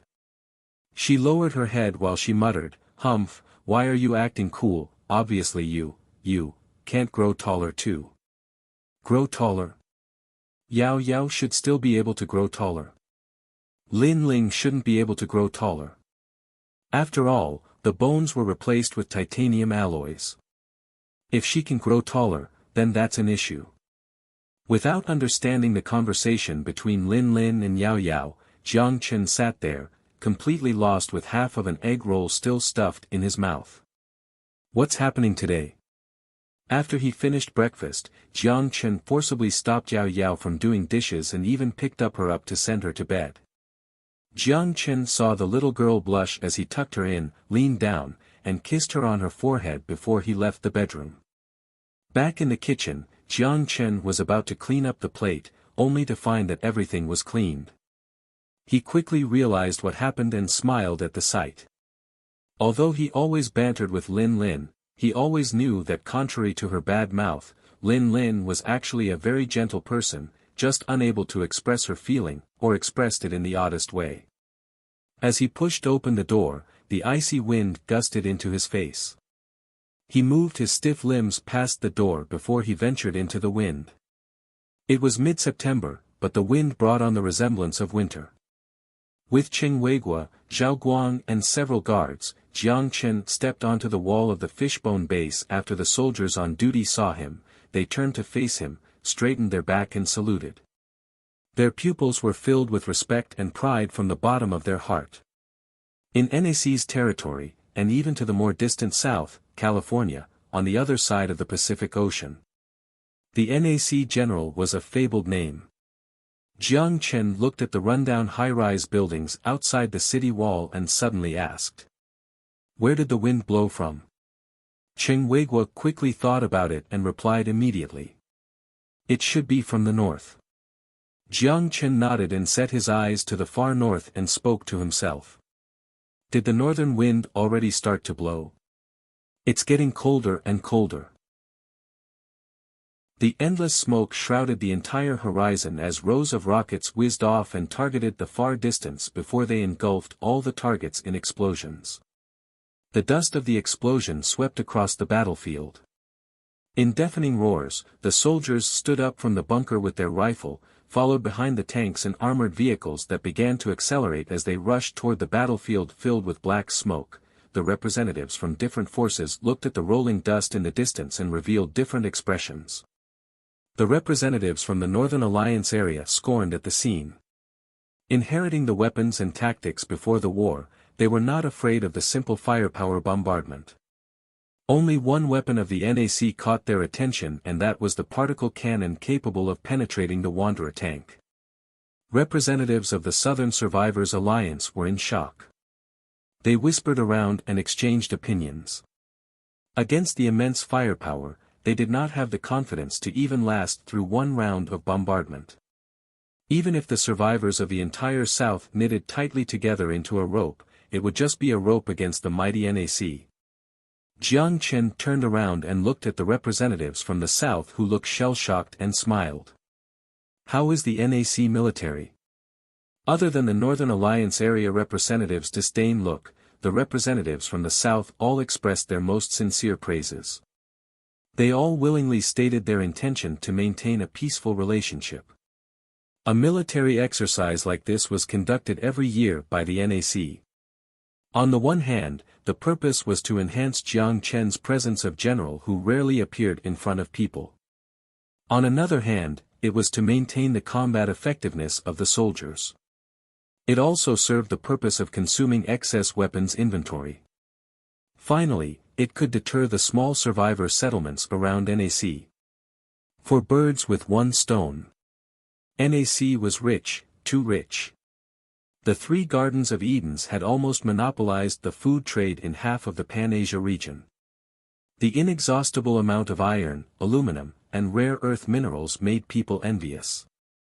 The sixth street that completed industrialization transported countless amounts of industrially manufactured goods to the surrounding survivor settlements, used trade to plunder the crystals, resources, and even the population and land of other survivor settlements. To ensure the smooth flow of the trade routes, it was not enough to rely on guards. From time to time, it was important to gather the representatives of the local forces to flex NAC's muscles to show the true ruler of the land. In the distance, a Tiger II had already bulldozed through the smoky battlefield. The soldiers fired alternatively to maintain constant suppression. Under the cover of machine gun firepower, they pushed toward the target area. Soon, in the center of the battlefield a few kilometers away, the banner of NAC waved high in the air. The entire military exercise was coming to an end. The already unimpressed representatives of the Northern Alliance area scorned and left without saying anything. Representatives of other survivors' settlements sighed with relief and expressed their gratitude to Jiang Chen, and then left in a hurry. What do you think? That's the power of the first corporation. Cheng Weiguo said with a hearty smile. Very impressive, Jiang Chen nodded and looked at the black smoke that gradually dissipated in the distance. After a moment of pause, he suddenly sighed with some emotion. I just feel that something is missing. Cheng Weiguo pondered for a moment and a frown began to show. However, he couldn't interpret the general's message. In the distance, the soldiers have been lined up, boarded the trucks in order, and withdrew from the battlefield in an orderly manner. Han Junhua provided the most suitable tactics for NAC. The tactic of using firepower at random and then rushing to the target was now replaced by tactics where the armored vehicles and tanks worked together with infantry. However, Jiang Chen looked at the black smoke that was slowly fading and felt something was missing. What is it? Not only did Cheng Weiguo fail to understand the message in his words, but even Jiang Chen himself also could not fully understand. Perhaps because he could separate from the world at any time, he always looked at the problems from the perspective of an outsider. In some places, he has always been more sensitive than the indigenous people of this world. Of course, it may just be his illusion. At this time, Lu Minghui, the bishop of the Guardian sect, who left with the representatives, walked to him with a dignified look. The guard noticed that he was approaching Jiang Chen and stopped him. What's the matter? Jiang Chen raised his hand to indicate that the guard could be at ease, Mr. Bishop. Lu Minghui leaned in and whispered, if I dare to ask Mr. General, is our covenant still in place? Jiang Chen slightly frowned and looked at him with confusion. Of course. What do you mean? Lu Minghui smiled bitterly. This is a long story. Indeed, a long story. After half an hour, the bishop finally explained the situation to Jiang Chen. This was the case. The CCCP tank formation appeared in the northern part of Shangjing. It immediately took over the military outpost established by the Shangjing Survivors Alliance in Badaling. The local survivors immediately organized coalition forces for defense, but the effort was completely futile against the CCCP's steel torrent. As one of the survivor forces of Shangjing, the Guardian sect naturally sent people, but the results were obvious. If they won, then Lu Minghui wouldn't be here seeking for help. Jiang Chen took a while to digest the information from the bishop. In the map from before the war, no matter from which direction, the border between the CCCP and the Pan-Asia Cooperation was hundreds of kilometers away from Shangjing. Didn't the world government already leave the Earth? Where did the CCCP tank come from? Why did they suddenly become interested in Pan-Asia cooperation? However, these issues were not the focus. The point was NAC going to head north? Jiang Chen did not immediately reply to Lu Minghui. After he returned to the Fishbone base, he immediately convened the top officials of the military government to discuss possible countermeasures. Regarding whether or not to send troops, the military government was also divided into two factions. One faction supports sending troops, and the other faction naturally opposed. NAC needs time to grow and nourish, not to mention the nuclear winter is just becoming more and more severe. The northern territories are meaningless to us. Our covenant with the Guardian sect only promises to allow them to remain in Wanghai in an autonomous region after the restoration of the Holy Shield. This has nothing to do with the covenant. After a pause, Chu Nan went on to say, I propose that instead of sending troops, it is better to fulfill the promises in advance and help them move south. Mutants and zombies can stop flesh, but they can't stop iron. If they are coming for us, then there is no meaning in deferring. Han Junhua said without emotion, the best choice at this time is to stop the CCCP tanks in the Shangjing region and prevent them from moving south. Please pay attention to your identity. Chu Nan glanced at Han Junhua, being vocal of his opinion. I remember that Advisor Han is a NAC advisor, not a Pan-Asia Cooperation advisor. I am standing in the position of NAC. Of course, I'm only an advisor. As for the decision, she was not bothered by Chu Nan's words. Instead, she looked at Jiang Chen with the same expressionless state, please decide. Everyone looked at Jiang Chen and waited for Jiang Chen's decision. The military government was a dictatorial government. There was no vote or democracy. All soldiers were only loyal to the same great existence, the general of the NAC. No matter the result and no matter which side of the balance everyone was tipping towards. War or peace was at his whim. After a long pause, Jiang Chen stood up and looked around at the top officials of the military government, then said slowly. NAC has been at peace for too long. Chu Nan secretly sighed. When he heard this sentence, he already guessed Jiang Chen's choice. However, he did not have any dissatisfaction in his mind. Even if he did not agree with the choice to fight the North, he would execute Jiang Chen's orders without reservation. The military government had no bureaucrats, only soldiers. The duty of soldiers was to obey the superior without any doubt. I know that war is never a good thing. I also know that NAC needs time to grow. After a pause, Jiang Chen raised his voice, but the space for survival never grows by itself. We can't hope CCCP knows to take the gains. We are very wealthy to the point that survivors across the Pacific know about our wealth. If we don't take care of the problem outside our border, then the trouble will come to us. If Shangjing falls, we will be next. This is not about the covenant, but about us. NAC needs a war. Now. Jiang Chen responded to the eyes focused on him and said word by word. Peace had lasted for too long. After the expansion of NAC's territory to Wu City, it stopped its expansion. It was not just the soldiers who began to slack, but every survivor under the NAC. In fact, from the beginning of the baby boom, Jiang Chen began to sense something had changed. It was also for the same reason that he had the idea of something was missing in the military exercise. Until this moment, Jiang Chen finally understood what was missed. NAC's force was still the same, but the sharp blade lost the taint of blood. Long-lasting peace had begun to rust the war machine. As civilization gradually recovered, the survivors had even begun to forget that they were on the wasteland, not the good times before the war. War was the main theme of the wasteland. Only the war could sweep away the mottled rust and let NAC, the behemoth born for war, re-energize its vitality. Just as Jiang Chen's voice faded, Cheng Weigua immediately stood up, full of excitement. I'm willing to lead the First Corps. The First Corps must stay put. Jiang Chen shook his head. Your mission is to build defense along the coast. But, Cheng Weigua's expression was a little eager. No need to say more, I have already decided. Jiang Chen raised his hand and stopped Cheng Weigua's words, I am going to lead the troops to the north. War.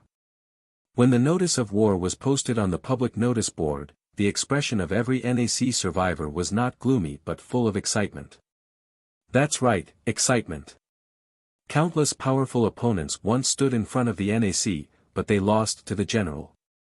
Now the general had decided to lead the army, almost no one thought about the possibility of failure. In everyone's mind, general meant victory. The survivors lined up in front of the conscription points and eagerly looked in front of them with the goal of becoming a member of the expeditionary army. With a pocket full of war bonds, the merchants squeezed out from the crowded banks with satisfaction. Stimulated by countless arms orders, the military factories in the 6th Street operated like clockwork and pushed their capacity to the limit. From the workers to the soldiers, every gear on the NAC war machine spun under the command of the war, and it shook the land it stood on. Over the 3-day period, 5,000 reverses were mobilized and completed the assembly in the northern suburbs of Shanghai. With Jiang Chen's order, they could board the airship and fly north. Of course, not everyone liked this war. For example, Jiang Chen's family, especially Sun Jiao, were full of resentment of the idea that he must leave 2 days after his return. "It's hard for you to come back. Can't you just stay home for a while?" The delicious food lost its taste, and the chopsticks were placed on the bowls. Sun Jiao held her chin with one hand and sighed in resentment. The dinner that was supposed to be full of joy was now somewhat gloomy. Even Lin Lin, who always expressed her appreciation for Yao Yao's cooking, moved her chopsticks at a slower rate. "It's not that I don't want to stay at home, but the trouble came too unexpectedly." Jiang Chen helplessly shrugged. "Can't you let other people go? For example, Han Junhua, since she is very good anyway." Sun Jiao was persistent. "It can only be me," Jiang Chen shook his head. "To maintain the prestige of the general, I must do something. I have been sitting behind the scenes for too long, it is time for me to make another appearance." Sun Jiao sighed and no longer tried to persuade him. She knew his personality very well. Although he was very easygoing most of the time and would act freely at her will, for matters that involved principles, it was difficult to persuade him. "Be careful." Jiang Chen responded with a reassuring smile. "Don't worry too much, you know my ability." Sun Jiao threw a menacing stare at Jiang Chen with her eyes red. "I know, that's why I'm afraid that you'll not be careful." Jiang Chen focused on Sun Jian and watched her silently before he responded to the eyes full of care with a smile. "I promise I will be careful." Yao Yao pouted, then began to eat. Lin Lin rolled her eyes, exaggeratedly spat out her tongue, and turned her head away from looking at the two people staring at each other. The table suddenly turned quiet. An odd quietness. Just then, with her hands holding her chin, Sun Xiaoro, who didn't speak at all, suddenly broke the silence. "Speaking of which, who will accompany brother-in-law on this expedition?" The table was silent and soon fell into a deeper silence than before. Even Lin Lin put down her chopsticks. Yao Yao secretively raised her small head and glanced at Jiang Chen. Then, her eyes quickly escaped to the window. With her hand still holding her chin, Xiaoro smiled and looked at the petrified Jiang Chen. "Who should I choose?" Jiang Chen's expression was a little awkward, and he realized the unnatural state of the atmosphere. It seemed like a hard choice regardless. At this moment, his eyes met with Xiaoro's grin in her eyes. Behind her, he seemed to see the tail of a little devil waving to him. Jiang Chen suddenly realized what happened as he facepalmed. This girl definitely did this intentionally. Fortunately, she did not continue to make it difficult for Jiang Chen. The little devil smiled, put her finger on her lips, and changed the subject. "Well, in short, let's wash the dishes first." Even after they had cleaned up the dishes, the family still didn't manage to decide who would accompany Jiang Chen to Shangjing. Jiang Chen then went to the washroom. Just as he pushed open the door again and planned to go upstairs, he saw Lin Lin standing in the hallway. She didn't look like she was waiting to go to the washroom, but instead was waiting for him. Jiang Chen looked at Lin Lin strangely, then asked, "Is something up? Follow me, I have something for you." Lin Lin did not wait for Jiang Chen to answer and headed straight to the backyard. Jiang Chen did not understand what her intention was as he looked at her back. However, since Lin Lin was not Xiaoro after all, she wouldn't be pulling a prank on him. With this thought in mind, Jiang Chen followed Lin Lin curiously to the backyard. The moon scattered its light in the silent night. The north wind passed through the sparse branches of the autumn leaves and disturbed the previous silence. The cold air sneaked into Jiang Chen's neck along the collar of his shirt as he instantly felt the coolness of the night. Looking at Lin Lin's slender and thin back, Jiang Chen took a coat with a fluffy collar from the storage dimension and covered her. Perhaps the cold fingers accidentally touched her neck. Lin Lin shook like a startled rabbit and jumped forward. She then turned around and stared straight at Jiang Chen. Jiang Chen put down the hands hanging in the air and looked at her. "What's wrong?" "No, nothing." Lin Lin grabbed the collar of the coat with both hands and tightened it around her to hide her cheek in the fluff. Through the fluff, she whispered, What did you do?" "What did I do?" "I was afraid that you would be cold." Lin Lin said. "Actually, I'm not afraid of the cold." "I almost forgot," Jiang Chen said, "you are a digitalized human." For a digitalized human, it should be easy for her to regulate her body temperature. In this way, his behavior seems to be extraneous. However, for some odd reason, after she heard Jiang Chen's words, Lin Lin's cheeks suddenly turned red and she started to act shy. "Really? Really? Really what?"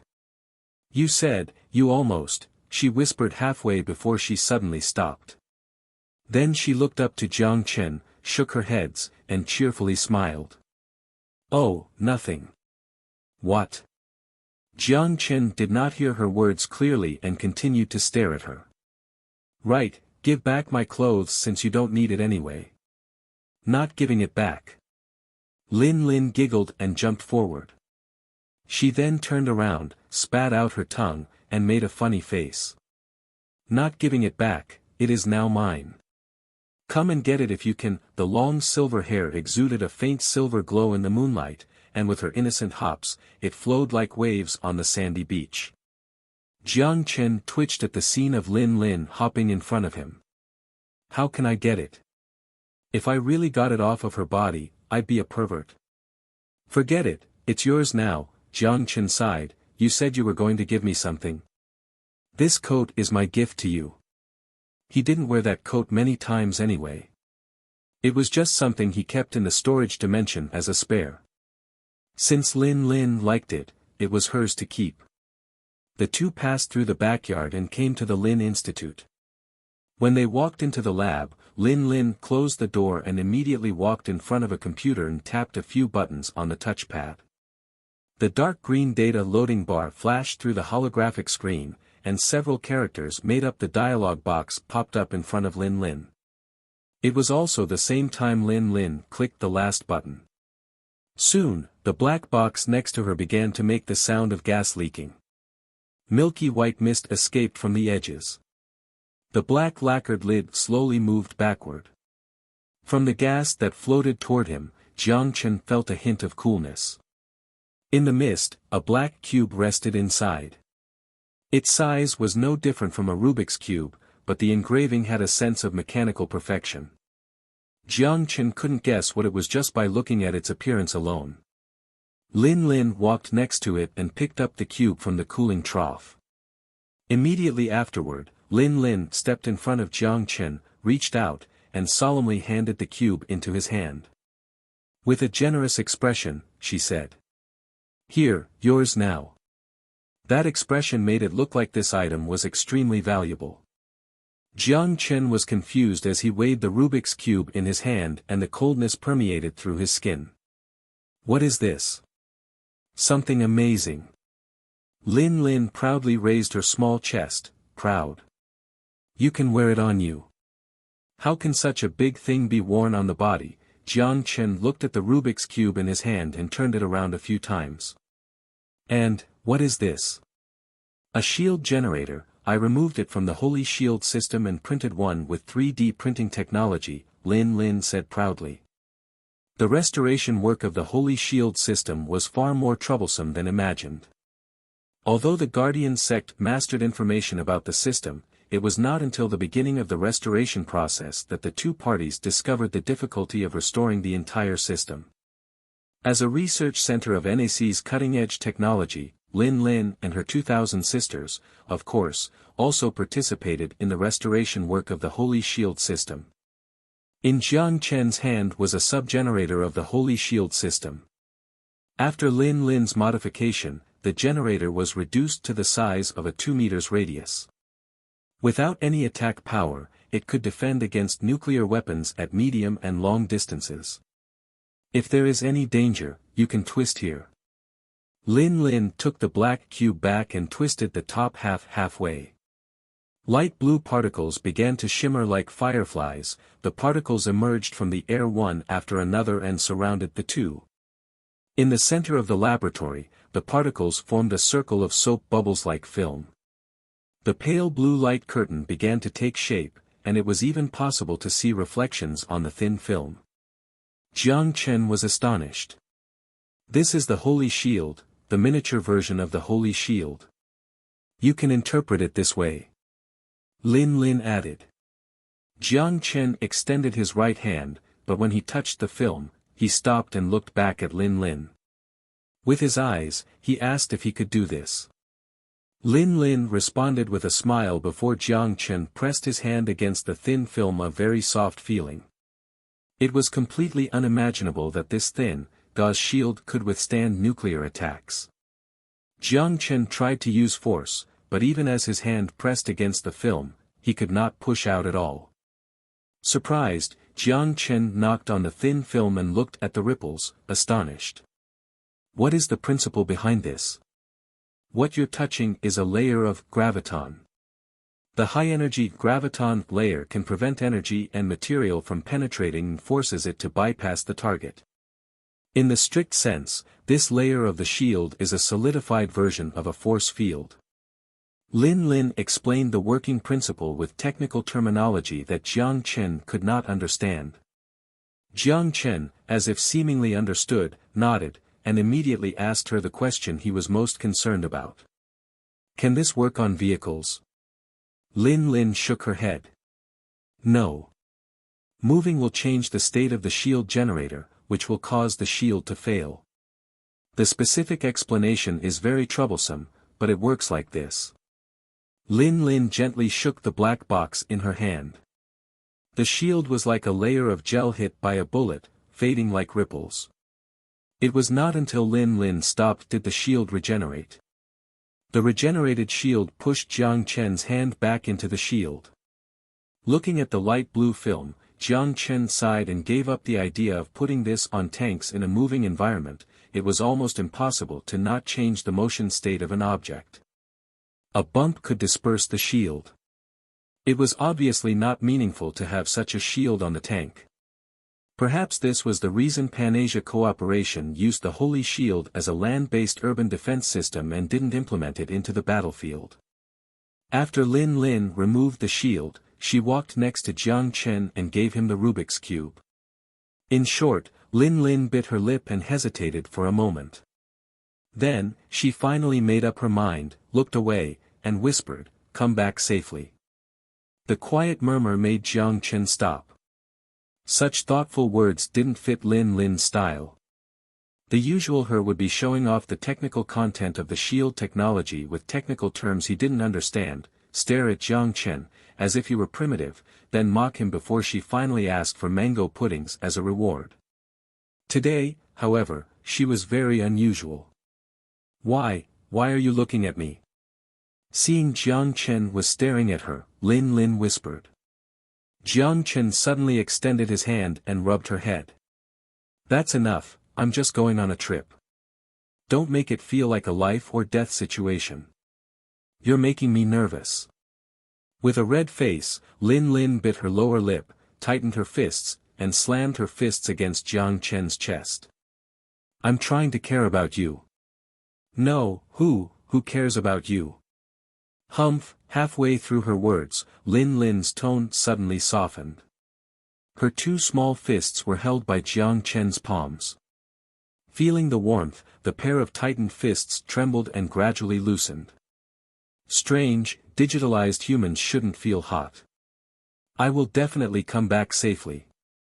Jiang Chen gently squeezing Lin Lin's little hands and responded to the eyes escaping around. Then he smiled. I promise you.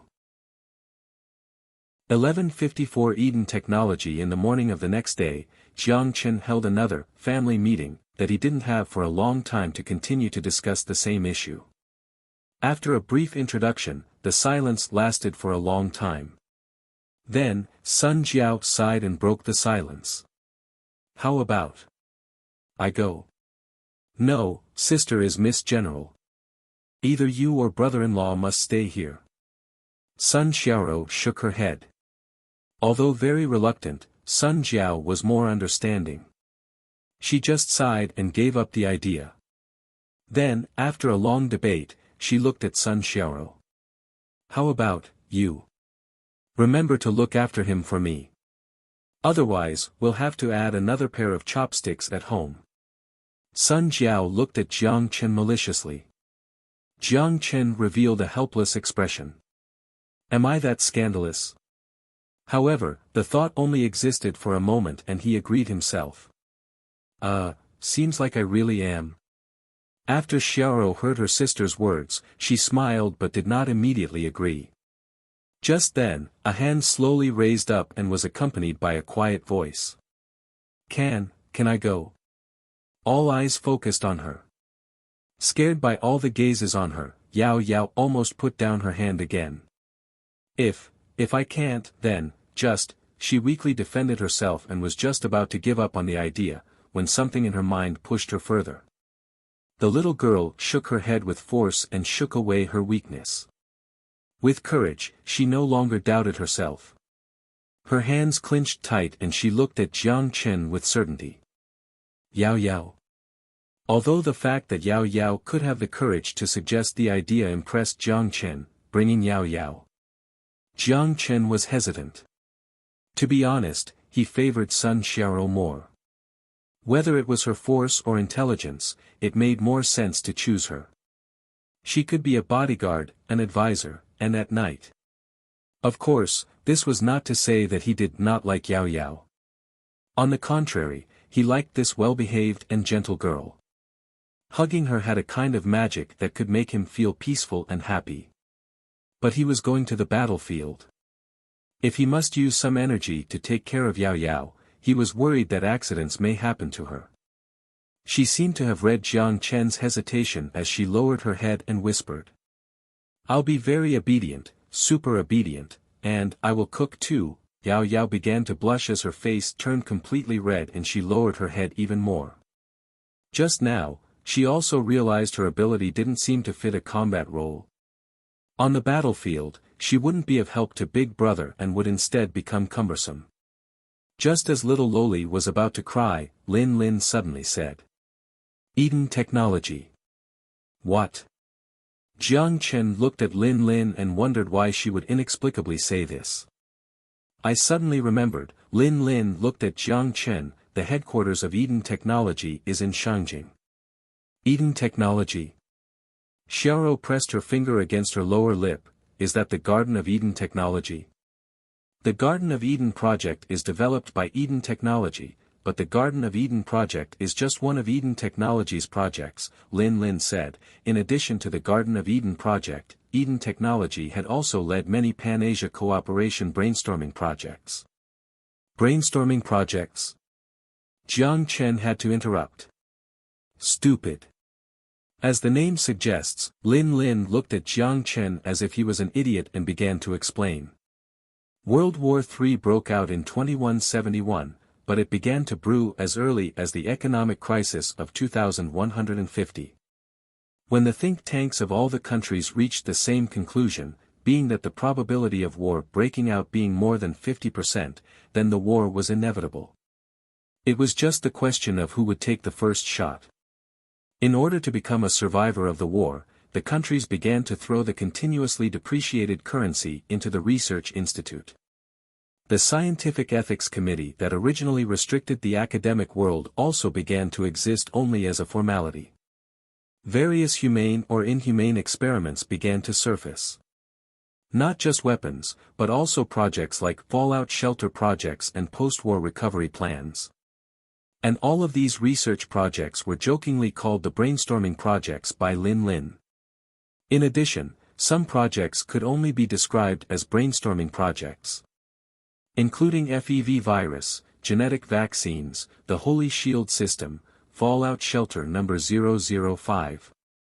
These were the products of the bewildered thoughts of scientific research institutions around the world. Some of which had a miraculous effect, while others didn't quite serve the purpose they intended to serve. Of course, there were still some more difficult to define. For example, another epic research project of Eden technology, Cell Bank of Eden. As one of the brainstorming projects, during the war preparation period, Eden technology scientists used multiple sets of quantum computers to laterally compare hundreds of millions of human somatic DNA sequences, deducing the original DNA sequence of humans and restoring the cells of modern human ancestors. So, this thing finally proved that humans evolved from monkeys? Jiang Chen had a strange expression. Apart from this reason, he really couldn't think of any other purpose. It is not to prove such a superficial problem. Lin Lin glared at Jiang Chen. In the pre-war preparation period, all national research projects had only two intentions. One was to kill the enemy with the most efficient and cheapest means. The other one was to survive. Then the cell bank, Jiang Chen frowned. I need the information inside, Lin Lin said bluntly. When I was in hospital, I heard my father mention this cell bank. It's hard to say now, but I can be sure that the information inside is crucial. Jiang Chen nodded. I will pay attention to it. We are not discussing who should go with Jiang Chen. Sun Jiao was still a bit let down. The security level of the cell bank is Class A. If you don't want to mess with the 3,000 security drones inside, it is best to bring a hacker. Lin Lin smiled and put her arm around Yao Yao's shoulder. Last year, Yao Yao's hacking ability already received AS rating. Jiang Chen was stunned. Being hugged by Lin Lin, the little girl blushed. She looked around with uneasiness, then shyly said. It's not something worth mentioning, Jiang Chen smiled. Can I count on you? Aha! Her eyes shone with the glory of hope. Yao Yao nodded hard and vowed, I will work very hard. You don't have to work too hard. With Yao Yao's level, you can do it easily. Sun Xiaoro also grinned, while she covered her mouth. She also expressed her certainty to Yao Yao. Then it's decided. Sun Jiao said, Yao Yao will go. Yao Yao, remember to look after this bad guy for me. Don't let him bring another girl back.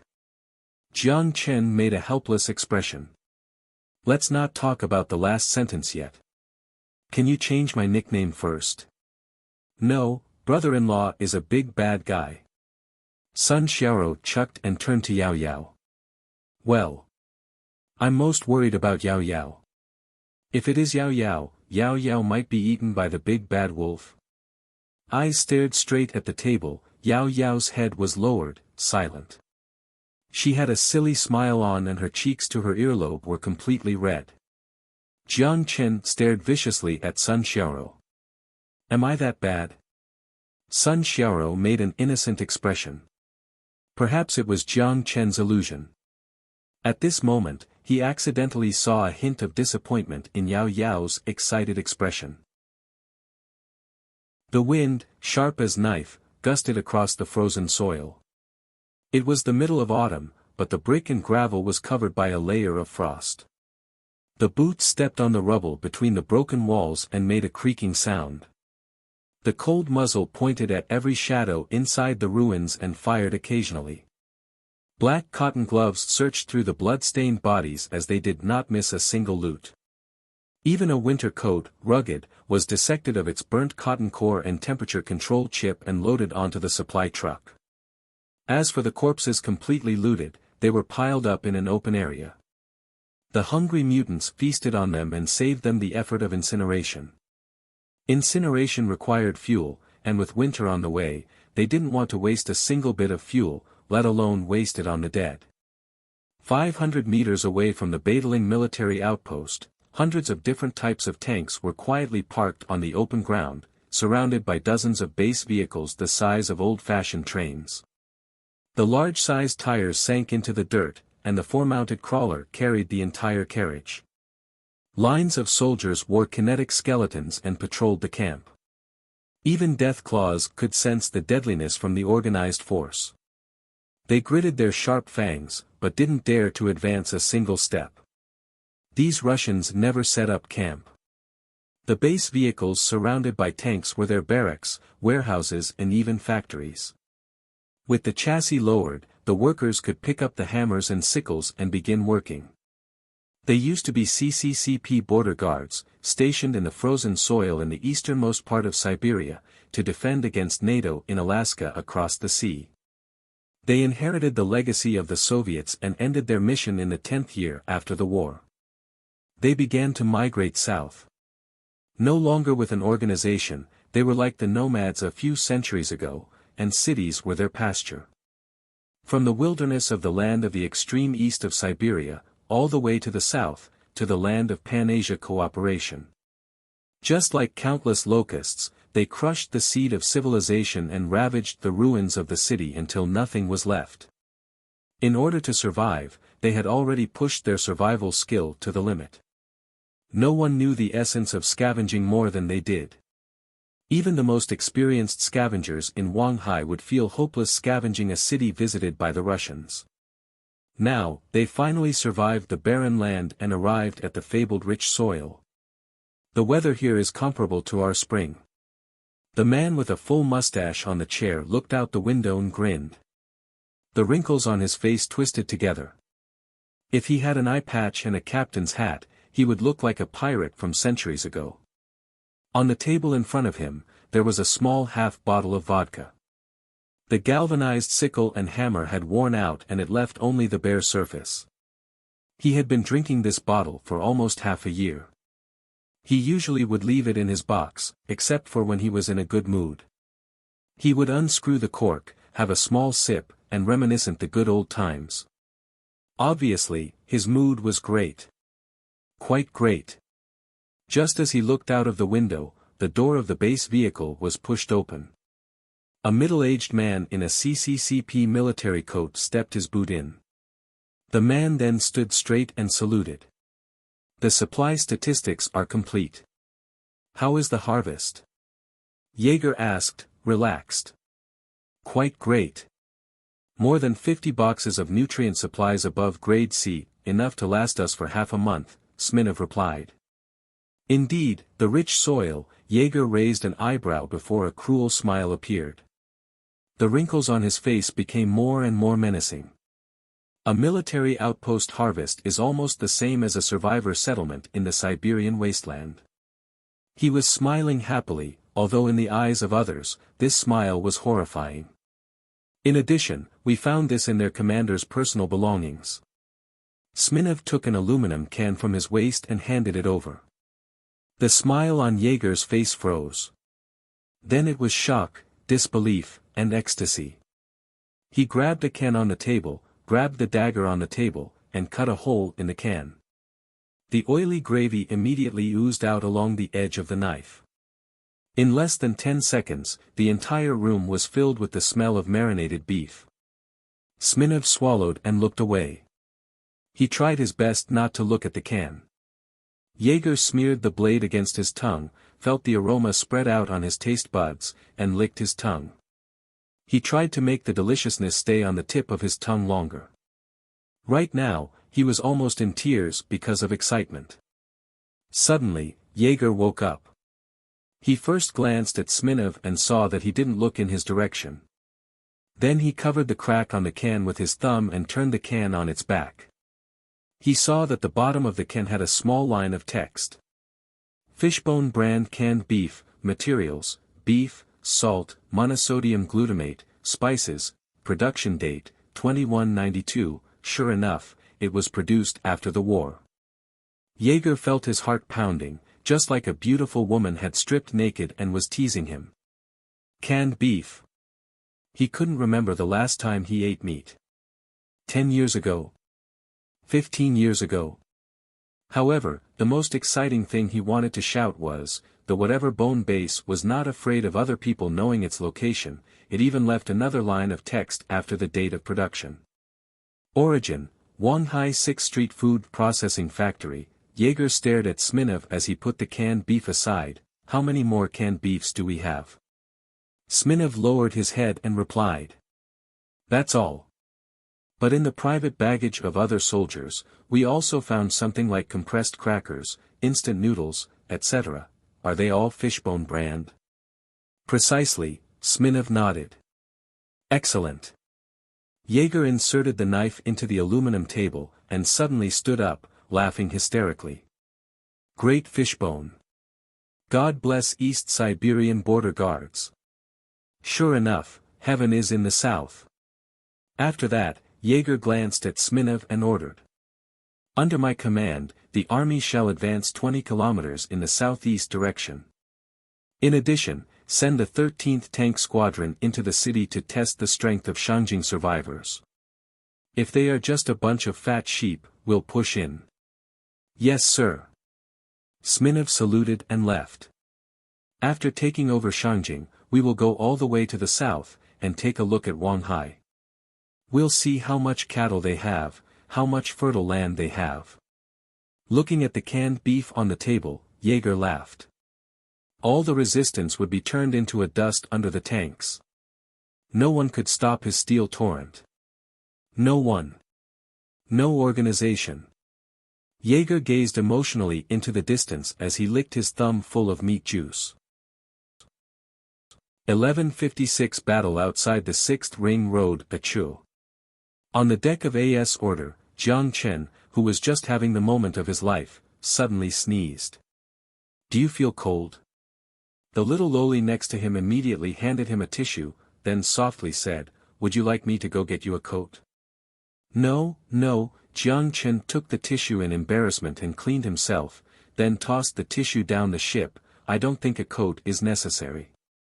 I am not cold. I guess someone is thinking about me. Although Yao Yao was still worried, she nodded in acknowledgement. That's probably true since when Big Brother left, everyone was very sad. But the thought of Big Brother belonging to her for the next month made her feel warm inside. I hope that there will be no twists and turns in this journey. The girl prayed silently. Above Yenchen, the steel's bow peeked out from the clouds like the head of a great white shark. The giant and menacing jaw ripped through the clouds ahead. The vortex engine on the wings on both sides left behind long marks, dividing the sky. 10 airships engraved with the NAC badge followed, led by AS Order. They were arranged into a V-shaped formation above the clouds, advancing toward the north. The survivors who lingered between the ruins looked up and envied the behemoth as they showed a look of fear and uneasiness. The brutal mutated humans hid, fearful of peeking their heads out of their windows. Even the dull-headed dead claw trembled under the power of NAC.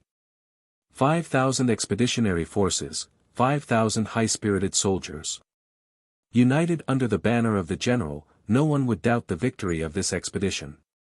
Jiang Chen looked at the far north and narrowed his eyes as the cold wind blew onto his face.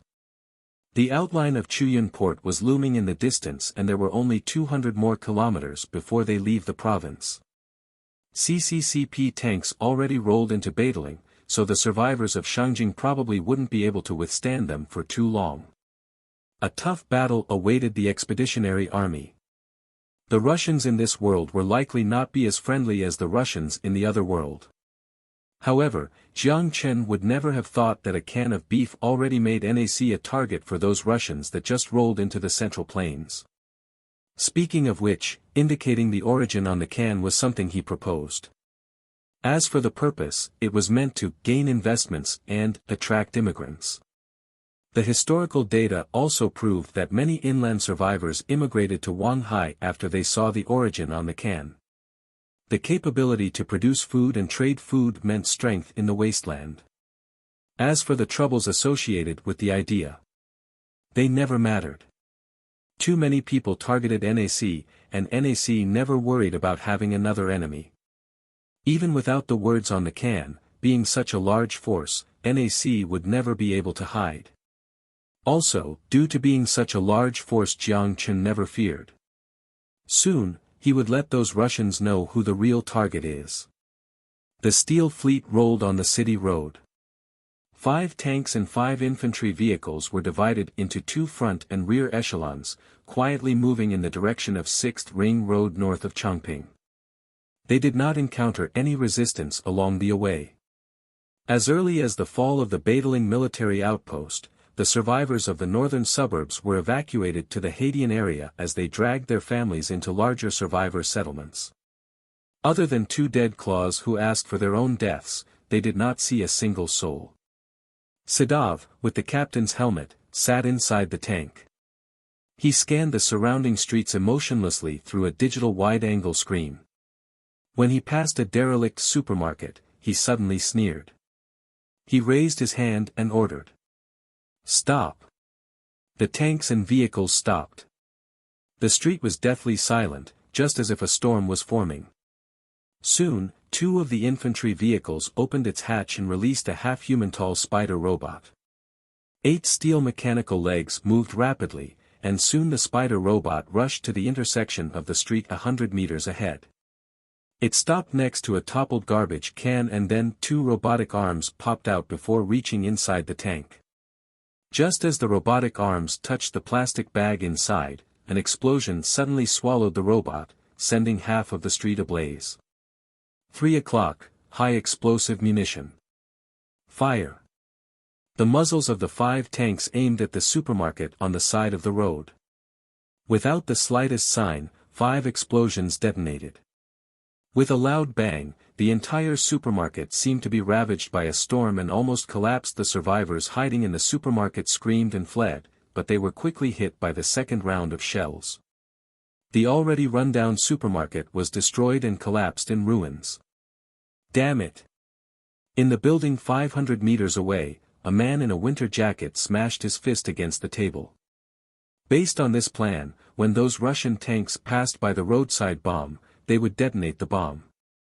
Then the soldiers ambushing in the supermarket would use rocket launchers to take out the infantry vehicles in the back. However, the plan failed before it even got executed. Where is the problem? Gritting his teeth, the man looked at the battlefield 2 streets away with gloom in his eyes. The ambush failed, so the only option is to stop them with bodies. Da-da-da-da-da, the infantry vehicles dispersed, and a dozen soldiers wearing kinetic skeletons jumped out of the hatch and searched for strategic locations. The heavy machine gun spat out its fury, sweeping across the collapsed walls. They tore the concrete bunkers and the flesh of Shangjing survivors together. Their firepower is too strong. With their backs against the wall, the survivors with iron hammer rocket launcher were all horrified. They roared into the radio on their shoulder, "We need backup. If we don't see reinforcements in 3 minutes, you fight this yourself." They were not soldiers, they were just experienced hunters. However, what was in front of them was not prey but fully armored predators. Reinforcement is on its way. Damn it. The soldier spat out and opened the safety for the rocket launcher. He was just about to poke out his head out when he was immediately forced down by a few bullets. These border guards knew how to use the least number of bullets to maximize the suppression capability. Through a single exchange, the skill gap between the 2 sides were exposed. However, at this time, dozens of plate-sized drones suddenly emerged from the shadows and surrounded the CCCP infantry vehicles from all directions. Activate the EMP defense module, roger that. Soldiers in kinetic skeletons hid behind the vehicle and prepared for EMP defense. In loud and deafening static noises, the EMP weapon instantly deactivated the drones rushing to the armored vehicles. But it was futile.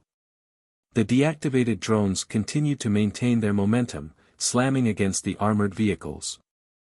At first, the Russians didn't seem to be bothered, but when the drones hit the steel armor, their expressions changed. The incendiary bombs under the drones exploded, spilling vicious fuel all over the armored vehicle. The armored vehicle was instantly swallowed by flames and turned into a giant fireball. The two soldiers hiding behind the armored vehicles were unfortunately splashed by the fuel, as they screamed in agony. These survivors didn't use control fuses, but the most primitive trigger fuses. The burning armored vehicle quickly reversed and crashed into a house on the side of the road. The fuel quickly entered the vent and burned into the interior of the armored vehicle. The driver pushed the door open and rushed out of the armored car, frantically rolling on the ground, as he desperately tried to pull the clothes off of his body. However, his dying struggle was not successful even after he turned into charcoal. Through the wide-angle screen, looking at the flames still burning, Sadov's eyes were emotionless.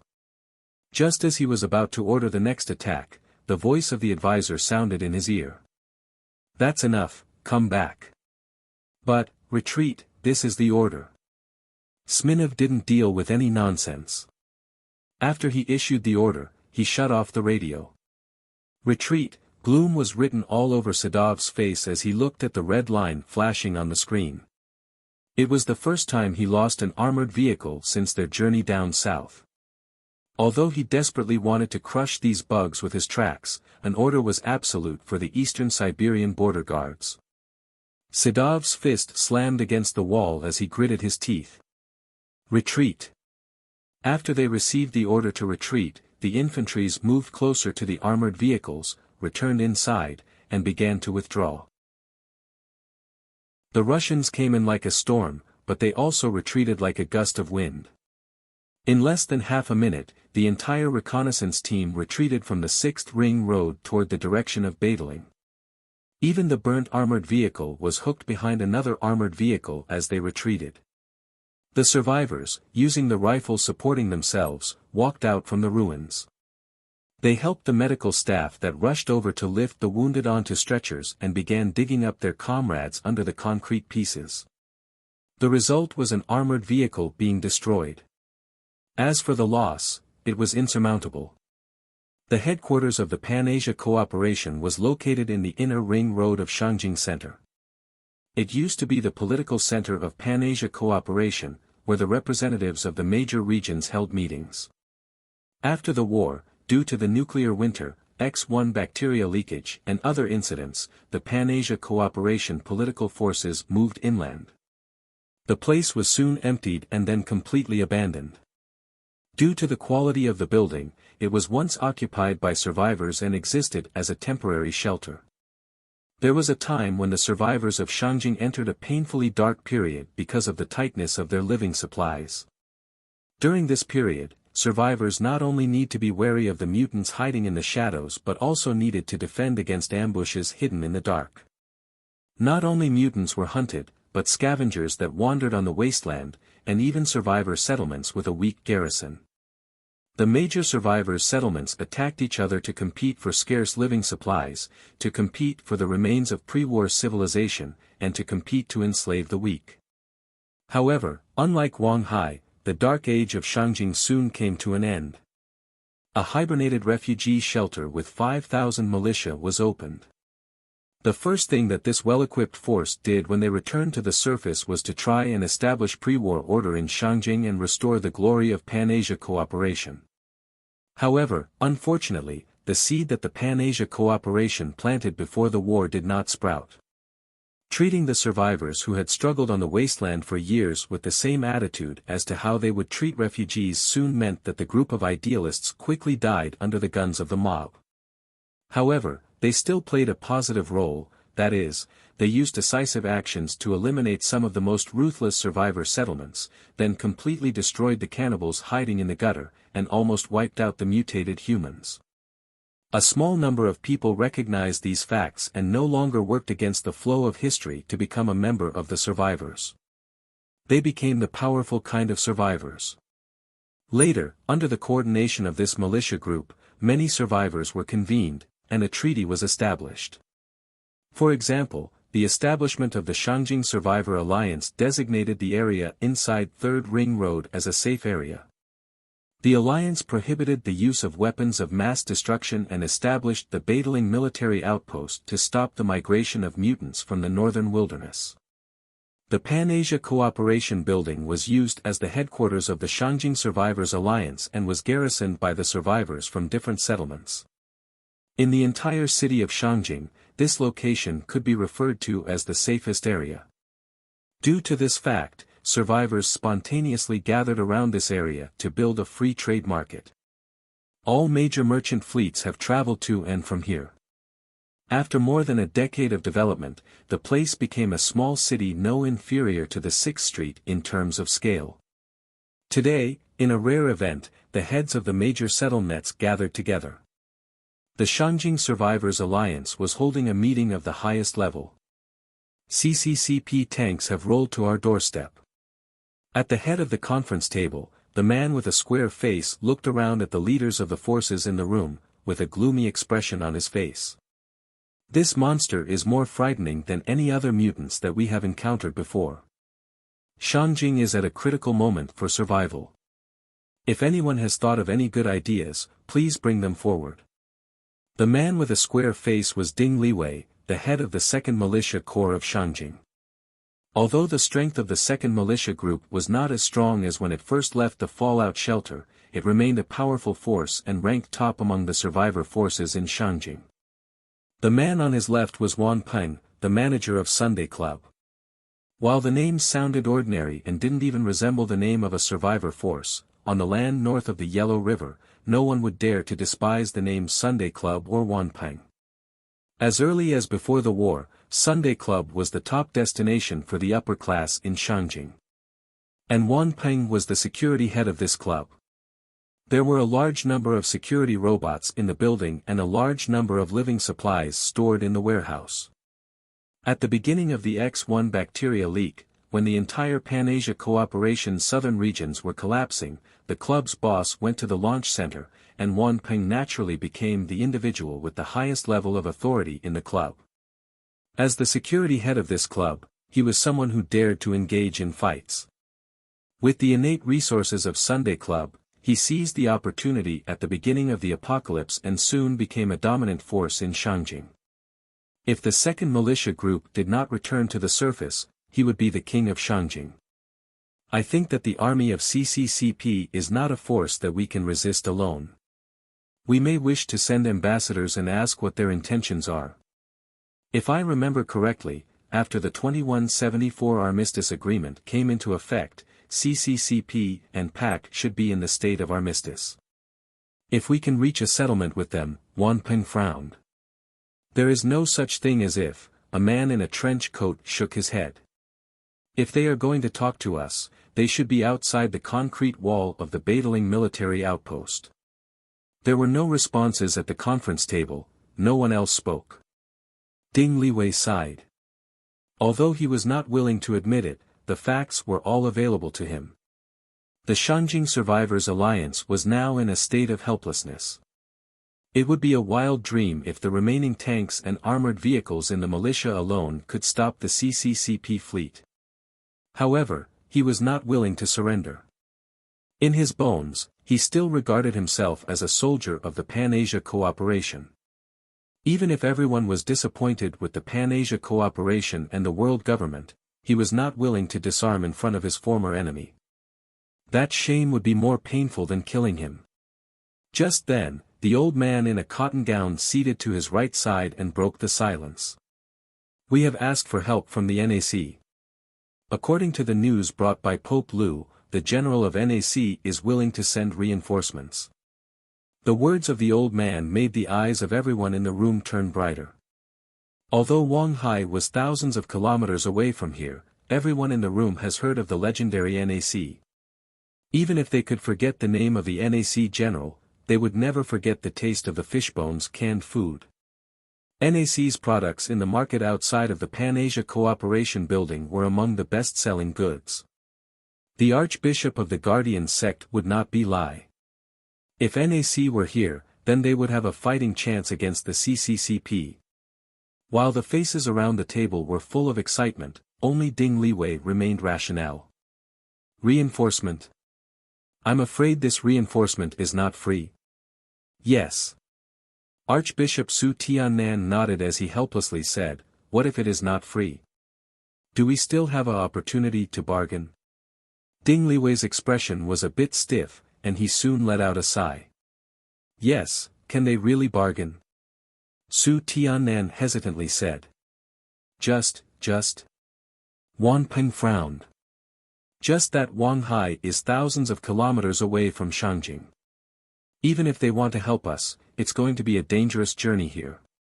Even when they arrive, I'm afraid it's going to be too late. Su Tiannan smiled bitterly. Everyone felt as if they fell from cloud 9 to the bottom of the valley in a split second. Many of them owned merchants' fleets and they naturally understood the dangers in this journey. Even without considering the zombies and mutants, there were countless raiders. When the NAC reinforcements crossed the Yellow River, the Shangjing Survivors Alliance would already become CCCP prisoners. Just then, there were eager footsteps outside the conference room. Everyone's heart clenched. Did the CCCP already launch a strike? The door of the conference room opened. A bodyguard walked in and whispered to Ding Liwei. Ding Liwei's expression didn't change. After listening to the bodyguard, he ordered. Let him in. Yes. The bodyguard nodded and left the meeting room. Soon, a guard ran into the conference room, gasping for air. In front of the leaders, he lowered his head in fear before quickly articulating what he needed to say.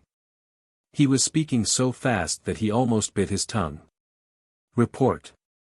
There are a lot of airships in the airspace 20 kilometers away from Shangjing. Everyone was shocked. Airships? Su Tiannan was also shocked, but soon, his shock was replaced with ecstasy. He suddenly thought of the news from Bishop Lu Minghui. NAC used airships as a means of transportation in the trade routes to Hongqiang and Izhou Island. In addition, they also built a giant airship made of steel. Su Tiannan quivered as he stood up. He left the conference table and walked to the guard in excitement. Which direction are the airships coming from? Tell me now. The guard stuttered as he looked at the archbishop. From the south. South. The direction of Wanghai. The direction of NAC. Su Tiannan's shoulders trembled with excitement, and the aged face turned red. Shangjing can be saved.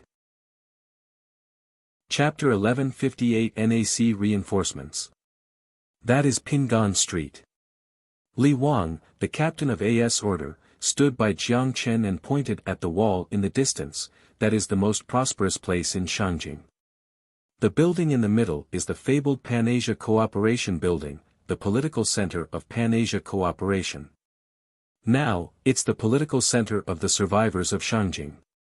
Li Wang used to be the captain of Jiang Chen's guards, then was promoted as captain of AS Order during the expedition to Hongqiang.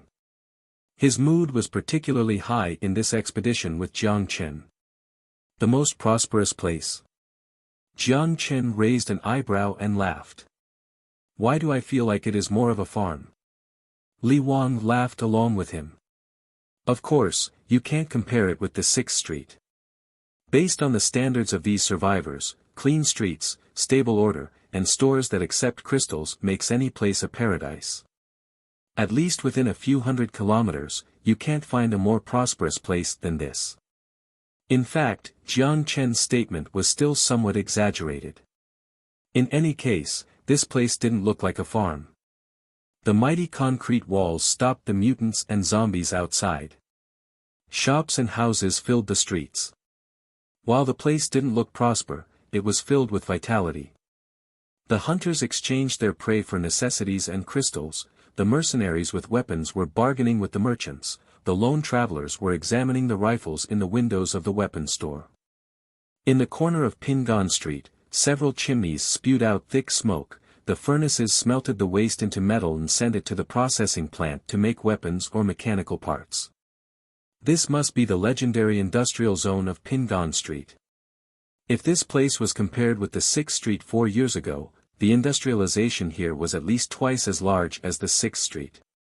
Without seeing the prosperity of the 6th Street, Jiang Chen would probably exclaim about a paradise like this existing on the wasteland. Indeed, this place is in Shangjing. It's just unfortunate that they possess the legacy of pre-war civilization, but they never thought of doing anything with the legacy. There is always a more reasonable choice in theory. Han Junhua focused on the decaying Pan-Asia Cooperation Building and said, but civilization itself is an irrational product. Just like this building. Who would have thought 30 years ago, in just 30 years, it would be run down to the point that there was no one to take care of it? Jiang Chen paused for a brief moment, then turned his head to look at Han Junhua and smiled. I didn't expect you to say something so interesting. Is there anything wrong? No, just a little surprised. The airship flew near, and the outline of Pingan Street gradually became clear. Everything in the entire survivor settlement was in Jiang Chen's field of vision.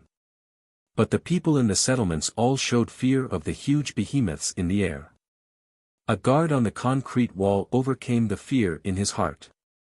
He was preparing to aim the air defense machine gun before a veteran slapped him on the forehead. The veteran shouted. Are you stupid? Do you think this can take that thing down? Go and report the situation. Go. Just as the guard ran to deliver the message, the survivors of the entire Pingan Street were watching the airships pierce through the clouds like their nemesis. The expected alarm did not sound, and the guard who went to report quickly ran back. The 3,000 soldiers on Pingan Street received the order that the airships were not enemies, but NAC reinforcements. The soldiers standing on the wall were relieved. In just 3 minutes, many people's palms were already oozing with sweat. They didn't have the courage to resist when they saw the menacing cannons under the steel airship. Even the giant walls that stopped thousands of mutants would not last a single round against this size of an electromagnetic pulse cannon. Soon, the top leaders of the Shangjing Survivors Alliance stepped out of the Pan-Asia Cooperation Building, arrived at the entrance of Pingan Street by car, and boarded the tower by elevator.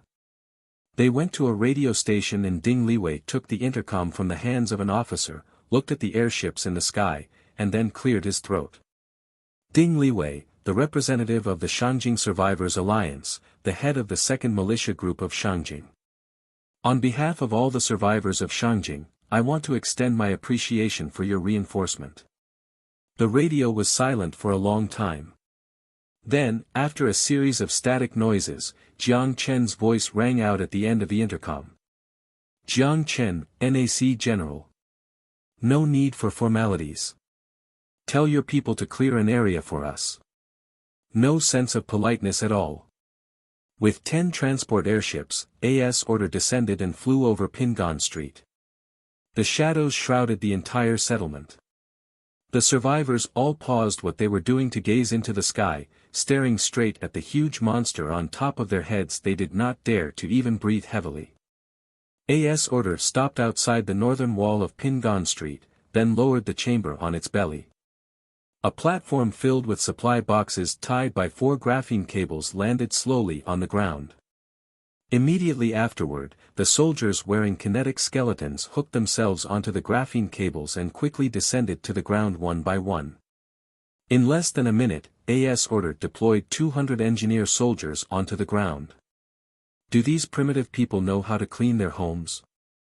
Looking at the zombies wandering the streets, and the raiders behind the half-collapsed apartment buildings, Li Wang, with one foot on the guardrail, grinned. Since we are allies, we'll help them a little. Jiang Chen smiled. Roger. Li Wang took back his foot and stood upright. The zombies began to gather under AS order when they smelt the breath of living humans. Just as the soldiers on Pingan Street were hesitating about opening the door or not, AS order in the air began to move. 2 quadruple air defense machine guns turned their muzzles and aimed at the zombies that were forming. Without the slightest omen, the 2 machine guns instantly spat out half-meter-long flame tongues. Only a short humming sound was heard before broken gravels were lifted into the air. The hailstorm of bullets unleashed from above tore the zombies into pieces. The mutants, hiding in the dark, all hid the menacing light in their eyes and fled when they witnessed the gun's destructive power. The NAC soldiers raised their rifles and fired sporadically on the dusty street, killing the remaining zombies who had luckily escaped. When Jiang Chen stood on the deck of AS Order and watched this scene from the above, Jiang Chen smiled. "Do you think we can see battling from this location?" Li Wang, next to Jiang Chen, grinned as he rubbed his chin. "There is only a little more than 50 kilometers from the second ring road to battling. We're flying in the sky, so it would be weird if they didn't see us." "Oh, I don't know what they would think after seeing our steel airship." Li Wang chuckled. "What else can they think? Maybe they will go back to where they came from." "That's hard to say." "That's hard to say." A standoffish female voice interrupted the two's bloating. Han Junhua in a military uniform walked over and stood next to Jiang Chen. Then, she opened the holographic screen on her watch and launched a map of Shangjing. Her finger was pointed at a location 2 kilometers southeast of battling. "I studied the map of Shangjing and found this." When Jiang Chen looked at the spot Han Junhua's slender index finger pointed to, he saw the logo of a subway station on the map, and then frowned. "What is the problem with Line 35 subway station? Have you ever taken the subway?" Han Junhua asked. Jiang Chen just wanted to say that he had taken the subway before, but he remembered that the subway he took seemed to be the subway in the 21st century. He knew nothing about the subway in this world. Wait, he was not completely clueless. Jiang Chen suddenly remembered that he took a subway in Wanghai in the virtual world he met Lin Lin in. If the subway in Shangjing was similar to the subway in Wanghai. Without waiting for Jiang Chen to answer, Han Junhua paused for a second and continued. The 40 subway lines in Shangjing are distributed in a circular shape. After renovations in the early 22nd century, the average depths are between 200 and 400 meters. The standard track width is capable of allowing 2 maglev trains to pass in parallel, but there is also a passage for armored vehicles to pass through in the middle, which is the combat tunnel mentioned in the 2200 National Defense White Paper. When he heard Han Junhua's explanation, he started to realize it was more serious. "If I am the commander of CCCP, I'll occupy here." Han Junhua's index finger gently tapped on the location of the subway station. "As long as they occupy the entire subway line in Shangjing, their tanks can move freely in Shangjing. If we use the electromagnetic pulse cannon to collapse it," Han Junhua interrupted Li Wang and shook her head. "If the tunnel can be collapsed by electromagnetic pulse cannons, what is the significance of the combat tunnel? Originally, it was an underground passage prepared to prevent NATO from destroying the road traffic network. Disregarding the electromagnetic pulse cannon on AS Order, even NATO's ground drilling missile had a hard time breaking through the special cement used as a protective layer. What is your opinion?" Jiang Chen frowned slightly. "Complete the deployment immediately, and then withdraw AS Order and supply airships from the subway coverage area." Han Junhua's index finger drew a circle on the map. "What we don't know now is which CCCP force our enemy belonged to and what their air defense capability is. If their anti-aircraft vehicles move below us through the subway line, we are no different than sitting ducks in the air." Within 10 minutes, NAC completed the deployment of its first group of soldiers. 1,000 expeditionary troops descended on the northern part of the wall of Pingan Street and began to set up camp. After seeing the firepower of AS Order, the survivors of Shangjing also witnessed the construction speed of the NAC. With the help of 20 engineering robots, concrete walls 3-person tall quickly lifted off from the ground. Light and heavy machine guns and mortars were pushed onto the bunker, and barracks were also built one after another. Before the evening, a simple military base was completed. To ease the need for lookouts, NAC engineers placed explosives in the nearby buildings and exploded several buildings more than 20 stories tall. In deafening explosions, the buildings collapsed and completely blocked the passage to the northern part of Pingan Street. the zombies on the road were crushed into meat. If CCCP tanks wanted to pass this road, they must send engineers to clear the debris. Before dusk arrived, AS order and the 10 transport airships began to mobilize and moved in the direction of Qincheng. At the same time, Jiang Chen sent the Hunter Corps to the Badaling area to investigate the deployment of CCCP troops. When AS order left with the transport airships, Pingan Street's gate opened under the giant wall. With a team of bodyguards, Ding Liwei and other high-ranking executives of the city gathered at the entrance of NAC's camp and expressed their intention to visit the soldiers. Next to Ding Liwei, Wan Peng glanced at the kinetic skeleton on the soldiers at the door, and a flash of envy quickly appeared and disappeared from his eyes. The military factory in Pingan Street could also produce kinetic skeletons and even assemble power armors, but the cost of a kinetic skeleton was above 5,000 crystals, and the unit price of power armor was at least 10,000 crystals. Only his loyal guards were equipped with kinetic skeletons. As for the power armor, only his confidants had such a privilege. Ding Liwei next to him was in a better situation. The second militia group itself possessed a police model of the kinetic skeleton. If it wasn't for the war with the mutated humans more than a decade ago that ended up costing him heavily, he could have formed 2 battalions of power armors by now. However, even the soldiers of the second militia group were nowhere as equipped as the NAC. Not only the soldiers patrolling wore kinetic skeletons, but there were also 2 power armors defending the area.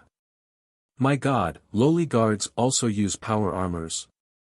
How rich is the NAC? Or do their power armor and kinetic skeleton not cost money? Wan Peng was not the only one that was shocked. The executives of Shangjing Survivors Alliance all muttered in their mind. Just like that, the force of NAC already exerted psychological pressure on them.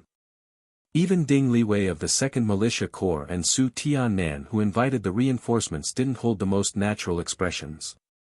Although they were reinforcements, if the reinforcements were too strong, things may not end up well for them. After all, NAC's support came with a cost. Without leaving the executives out there for too long, the soldiers quickly received the order to permit passage. The 2 power armors stood aside, and the soldiers raised the railings to allow entry of the group. Welcome, friends from Shangjing. Jiang Chen walked to the front of the group and extended his right hand, then he shook hands with the executives. After, he welcomed the group to head to the barack that was in the middle of the camp. Ding Liwei and Wan Peng exchanged looks and finally chose to accept Jiang Chen's invitation. The bodyguards with guns were left at the door, and the group walked with Jiang Chen inside the barack. Jiang Chen sat at the head of the conference table. After the crowd was seated, soldiers stepped forward and served tea for everyone. Wan Peng's eyes were almost bulging out when he saw the tea-filled porcelain cups. While others may not recognize this luxury, as a former security head at a top club, he very well knew what floated in the cups. It was the best Westlake green tea, a luxury rare even before the war. But he was serving guests this. Where did this guy get so many good things? As the host, we should have set up a banquet for you, but we didn't expect to be entertained. We apologize for the situation. Su Tiannan took a sip of the tea, and couldn't help but admire its fragrance. Great tea. Not at all, just some ordinary tea, Jiang Chen said with a smile. Ding Liwei did not touch the tea on the table. He just looked at Jiang Chen. His sight was mixed with a bit of vigilance and distrust. However, Jiang Chen did not care. The 2 sides were not connected, not to mention the fact that NAC's combat effectiveness was clearly more dominant. If there was no necessary vigilance, Jiang Chen would have doubts about how he has lived on the wasteland until now. After a long silence, Ding Liwei finally spoke. I have already long heard of Mr. Jiang's name.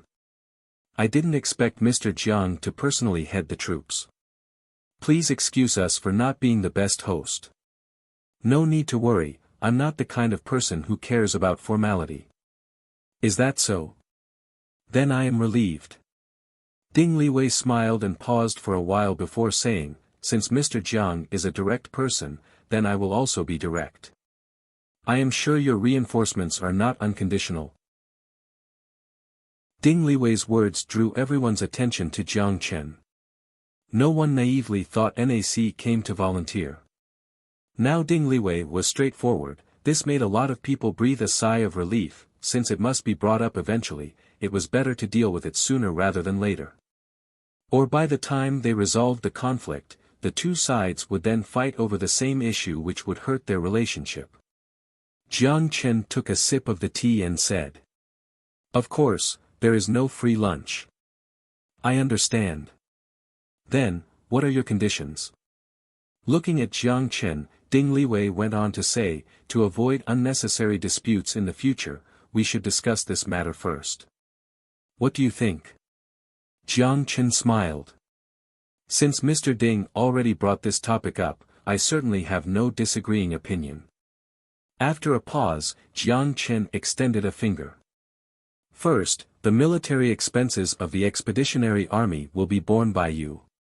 Ding Liwei, in a relaxed tone, responded, "This is not a problem. After all, you came so far to help us. We certainly will not let you do this for free. I just want to know how much the military expense will be." "Not much," Jiang Chen laughed, 10 million crystals sound about right." The conference table entered a strange silence.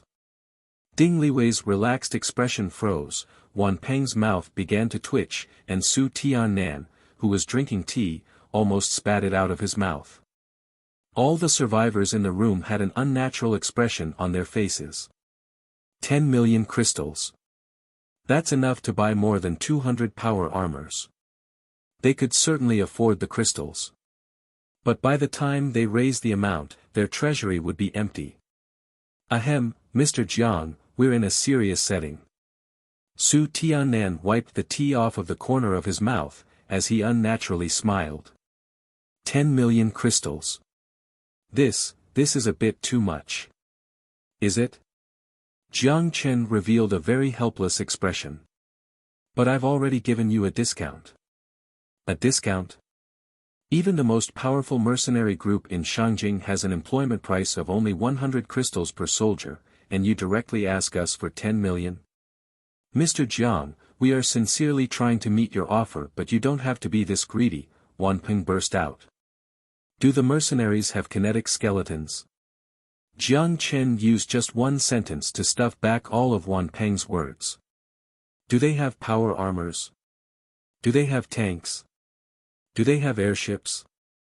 Looking at increasing awkward expressions of the survivor executives, Jiang Chen opened his hands. "Since they don't have those things, how can you expect us to charge the same price as them? Our NAC expeditionary force has equipped every soldier with a kinetic skeleton, and we have 2 companies of power armors. Do you still think 10 million crystals is too expensive?" Jiang Chen shook his head, touched his chin, and then muttered to himself, Now I feel that I'm losing money. 10 million is good, no loss at all." Su Tiannan eyed Wan Peng and Ding Liwei and then quickly accepted the offer. Finally, he smiled at Jiang Chen. "It's just 10 million is a lot. I don't think we can get the money ready for you right away. If the crystals are gone, they can send a hunting team to the suburbs for a round and at least make 10,000 crystals back.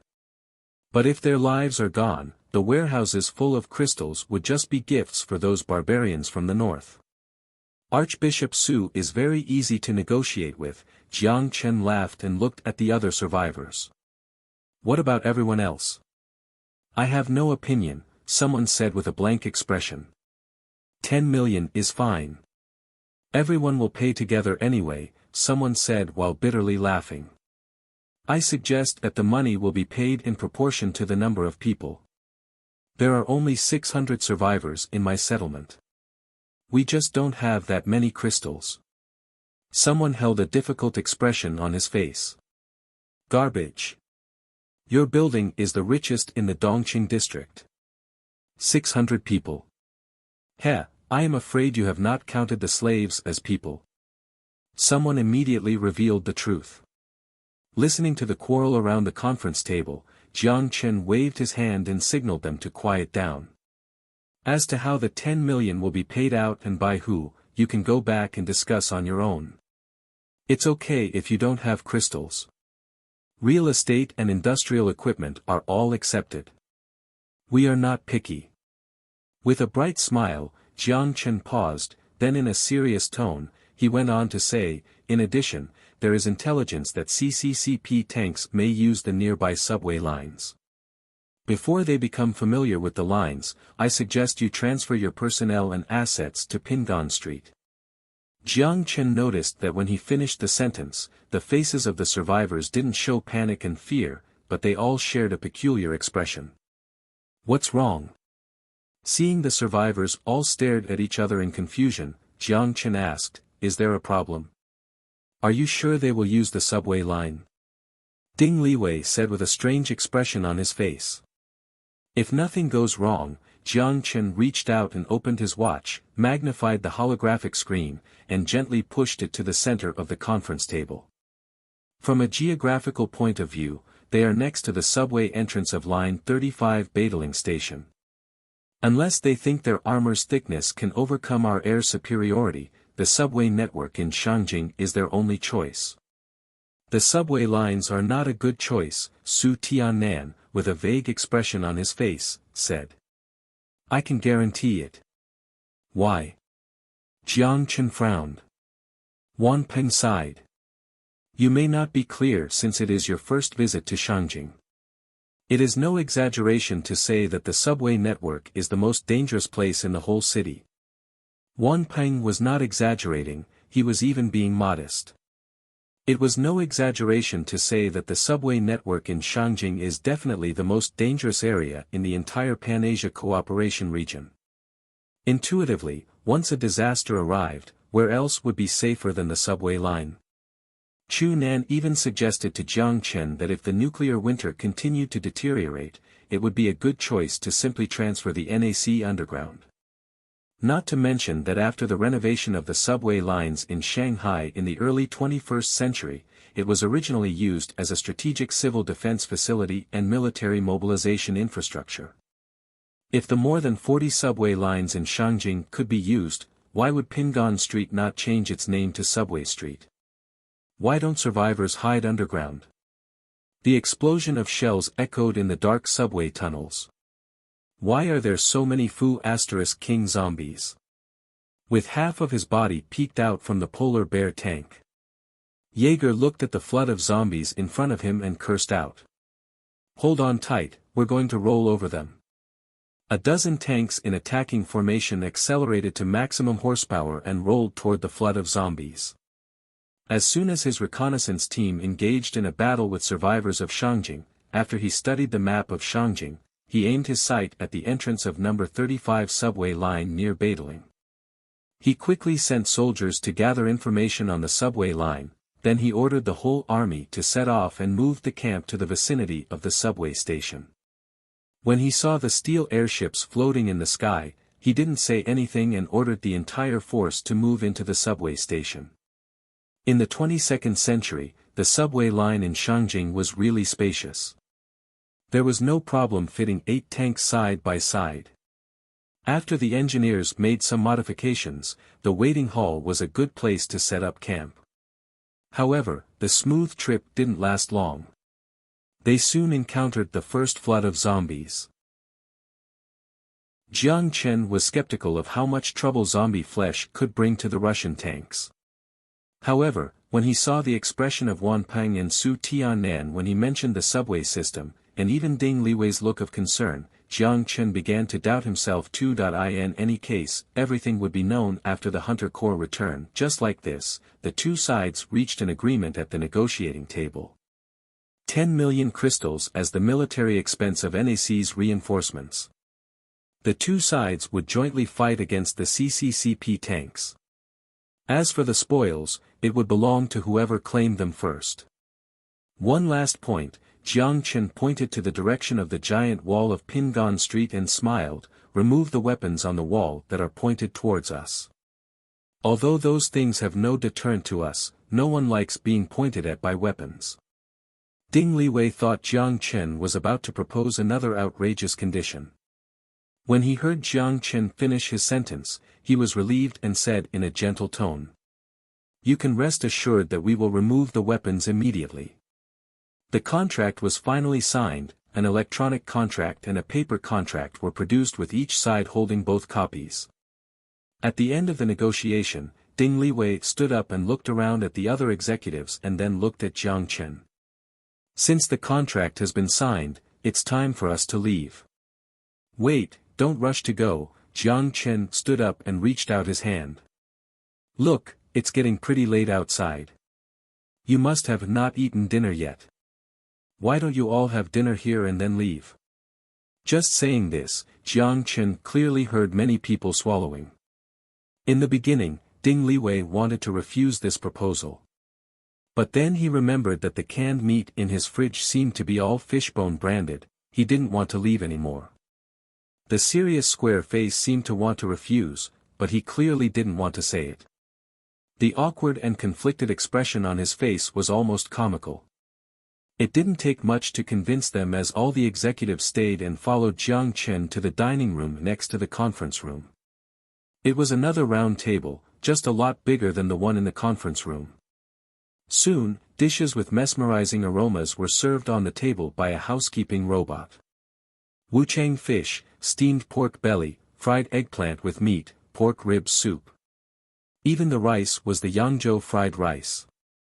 Their eyes fixed on the dazzling number of dishes, despite all of them being in the upper echelon of society. They were gulping as saliva secreted in their mouth as the aroma tempted their nose. If it were not because of their status, they would already have begun devouring the food. No need to be so serious, please eat. Jiang Chen smiled and picked up his chopsticks first. In tradition, guests must wait to eat before the host picked up his chopsticks. It was just the guests didn't have the best etiquette when eating.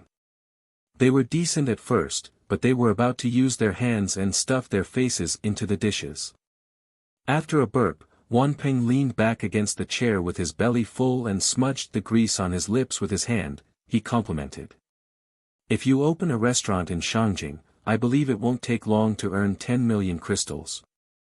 Jiang Chen laughed at this joke and didn't speak. He was very curious. If he let these starved beasts know that in the 6th street 1,000 kilometers away many restaurants served these dishes, would they move to the south? The table was a mess, but everyone was happy. The executives were full of joy and left with big bellies. They all expressed their gratitude to Jiang Chen. Although the military expense of 10 million crystals made them a little hurt, the meal just now gave them an illusion of it all being worth it. Ding Liwei did immediately follow through with his words. After the group returned, the weapons on the giant wall were quickly removed. Jiang Chen didn't expect that a meal would have won the gratitude of so many executives. Back in the military base, Jiang Chen went to his barracks and met Yao Yao, who was looking outside. The little girl didn't change her clothes yet. She was wearing a pale pink apron embroidered with a bear pattern on her chest. After seeing Jiang Chen, Yao Yao's eyes lit up and immediately stuck herself to him. She said in a mellow tone. Did Yao Yao help out? Aha, Jiang Chen smiled and touched Yao Yao's small head. Yao Yao helped a lot. When she heard Jiang Chen's compliment, Yao Yao's cute face was filled with a shy smile. She blushed, she looked like a ripe apple that he wanted to bite into. Of course, he wouldn't actually bite Yao Yao's cute face. He gently left a good-night kiss on her forehead, then he sent Yao Yao to sleep before he went to the command room in the center of the camp. After he discussed with the officers of the expeditionary force about their combat plan against the CCCP armored units, it was midnight. It was then that Jiang Chen finally returned to his room and immediately collapsed into his bed, yawning. The next morning, under the escort of 2 entourages, the Archbishop Su Tiannan came to the gate of the NAC military base. The soldier who received the order in advance allowed the entry of the old man. It was still the same conference room, but this time, there was only an elder and a young man in the room. Facing someone much younger than him, Su Tiannan said respectfully. Why did Mr. Jiang bring me here? It's not a big deal. I just want to chat with Archbishop Su. Jiang Chen smiled, then gestured a guard to pour a cup of tea for the old man. When the fog floated up from the cup, he said, I don't know if you have heard of Eden technology. Eden technology? Su Tiannan slightly frowned. Have you not heard of it? Jiang Chen asked. If you are talking about the Garden of Eden project, we have heard of it. Su Tiannan's murky eyes were recollecting the past as he slowly said. There was a disagreement in the Dusk Church, precisely because of the Eden project. We came to Shangjing, and they went down to Wanghai, Boyu. Jiang Chen remembered the man wearing 121 hydrogen bombs. He also remembered accidentally poking a hole in him with a laser sword and helping him materialize his storage dimension. Yes, Su Tiannan nodded. He was a man, very talented, but too arrogant. If I didn't guess wrong, you should have already taken care of him. It's been too long. Jiang Chen faintly smiled. But what I want to ask is not about the Garden of Eden project, but the corporation behind it, Eden Technology. I heard that their headquarters is in Shangjing. Do you have any knowledge of it? Su Tiannan pondered for a moment before finally shaking his head. The Guardian sect migrated to Shangjing for only a few years. We don't know much about many things here. However, even though I don't know, I know someone who definitely knows. Who? Jiang Chen asked. There is a pub on Pingan Street called Hell Courier. The pub is run by an intelligence dealer from a neutral survivor settlement. They know everything from the coordinates of Deathclaw nests to the recent relationship between major forces. They leak the majority of the news in Shangjing, Su Tiannan said. Neutral survivor settlement? Jiang Chen frowned. Right, I have heard that there are thousands of survivor settlements in Shangjing, but when I look at Pingan Street, at most there are 100,000 survivors. Is there another Pingan Street in Shangjing? Mr. Jiang must not know. Su Tiannan smiled bitterly. Not all survivors have joined our alliance. There are also some neutral survivor settlements who, despite obeying the rules we set and purchasing assets here, they never considered themselves as part of the alliance. Neutral survivor settlements? With the strength of the Shangjing Survivors Alliance, there are still existences that it can't take down. It seems that Shangjing may not be as shallow as what he sees on the surface. As he rubbed his chin, Jiang Chen nodded thoughtfully. 1162. A useful sidekick. After Jiang Chen obtained all the information he needed, he picked up his teacup and smiled at Su Tiannan to express his gratitude. Su Tiannan gestured back with a smile. No worries, this favor is not worth mentioning. If Mr. Jiang needs to know anything else, please let someone pass on the message. I will make the trip down. Thank you. Jiang Chen nodded. Usually, at this point, the guest would leave. However, the old man didn't have any intention of leaving. Seeing that Su Tiannan did not leave, Jiang Chen was somewhat confused. Is there anything else? No, nothing else. Su Tiannan shook his head, with a sly smile, his eyes looked around inadvertently as if he was searching for something. You see, it's getting late. Jiang Chen raised his eyebrows in confusion. Just then, someone knocked on the door. Come in. A soldier walked in and saluted after he pushed open the door. What is it? Jiang Chen asked casually. The soldier respectfully said, Miss Yao asked me to tell you that it is time for your meal. Jiang Chen looked at the soldier, then glanced at the man with a big smile on his face. He instantly understood the old man's intention. So, you want a free meal again? Jiang Chen looked at the old man, exasperated. However, Su Tiannan's smile remained intact, pretending everything was normal. This old man has such thick skin. However, when Jiang Chen thought about it, since he already acquired useful information from him, he should return the favor by at least providing him with a meal. Especially since food was not something of value to him. It'll count as a means to reinforce their relationship. So, Jiang Chen looked at the soldier and coughed, "Get the kitchen to add one more pair of chopsticks." "Roger." The soldier saluted and left. Su Tiannan went to the cafeteria with the soldier and Jiang Chen returned to his barracks. Outside the kitchen, the meticulous little loli already placed delicious dishes on the table. At this moment, both of her hands were under her chin as she gazed out the window. When she saw her beloved big brother appearing, Yao Yao jumped down from the chair and ran to the entrance, opening the door for Jiang Chen. Looking at the little loli that appeared at the door, with a heartfelt smile, he rubbed her soft hair. "Don't wait for me, if you are hungry, eat first." The little loli embraced the warmth of the big hand. Her lovely eyes were half closed and her long eyelashes trembled as her cherry mouth formed into a crest. After he put on his slippers, Jiang Chen went to the bathroom and washed his hands before sitting at the table with the little loli. Yao Yao caringly filled his bowl with rice. Although the meal was less lively compared to before, it still had the same delicious taste. Yao Yao, gazing at Jiang Chen who was devouring the food, rested her chin against her hands. With a warm smile, she softly asked, "Does it taste good?" "It's amazing." Jiang Chen smiled and looked at Yao Yao, who hadn't even moved her chopsticks. "Don't just look at me, eat." "Hee hee," the shy Yao Yao giggled. Yao Yao can't help Big Brother in other places, so Yao Yao can only take care of Big Brother. Her smile was sweet and glowing. It made him want to protect it in his hands, it was so pure that he wanted to stroke his color onto it. Ahem, the latter half is extra. Jiang Chen quickly lowered his head. Whenever he recalled what happened in the bathroom last time and the fact that he almost crossed the line, it gave him a headache.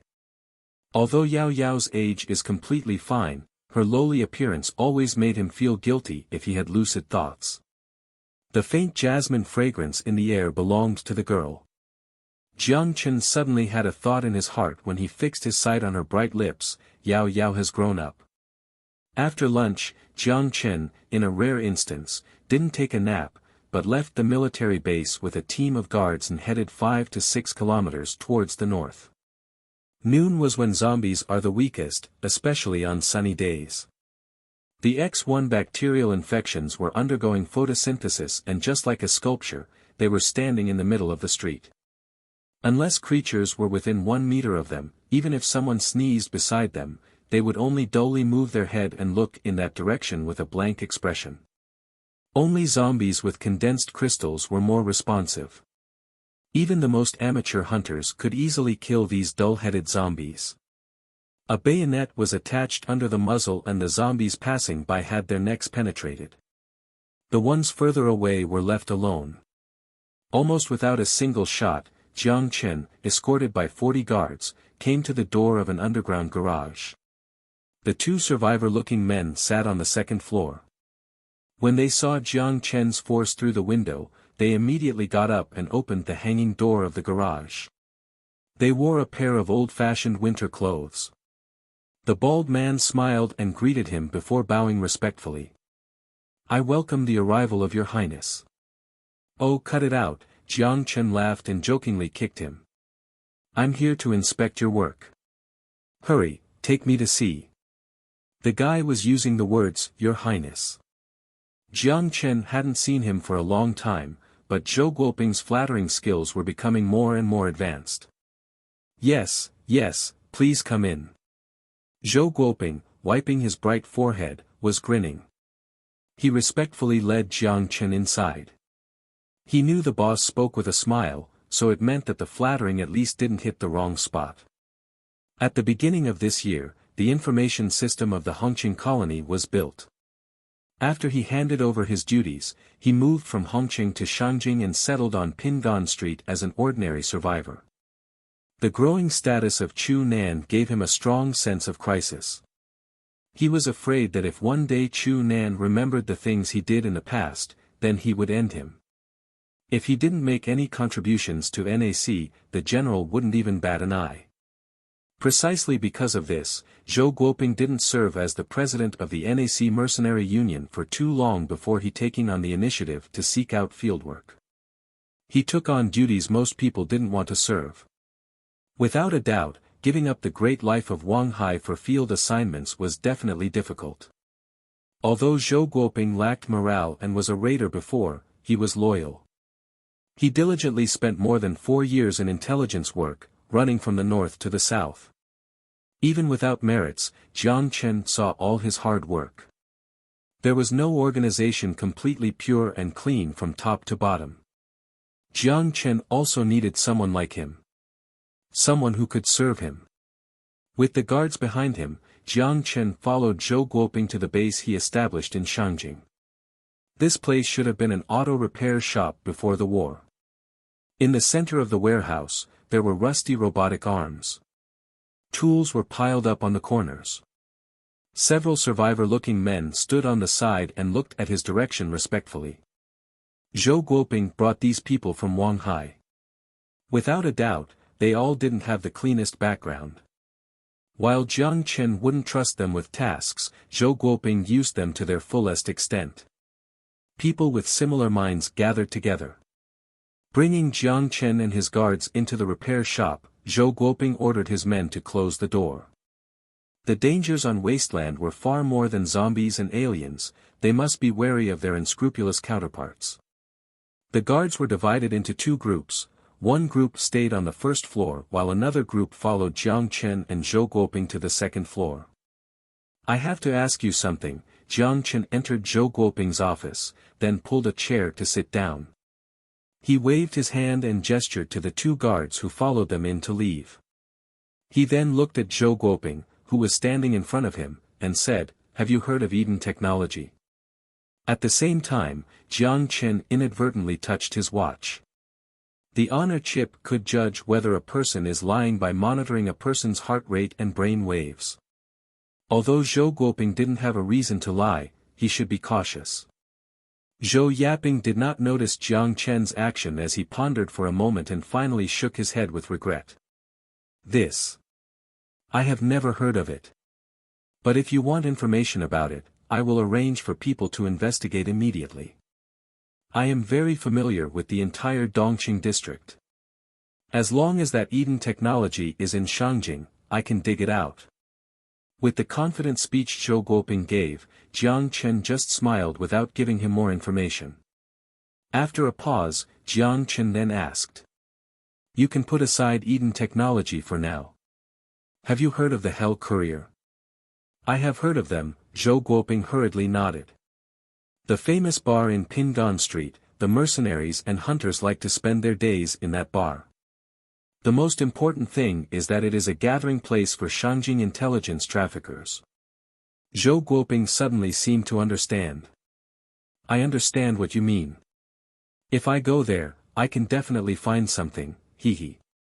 Zhou Guoping chuckled, lowered his voice, and moved closer to Jiang Chen with a mysterious expression hanging on his face. "Boss, General, in addition to the intelligence that others know, I also learned something else from other special channels. Be direct." Jiang Chen was impatient. Zhou Guoping immediately stood up straight and said quickly. "The boss of the Hell Courier was once a senior agent of the Pan-Asia Intelligence Agency.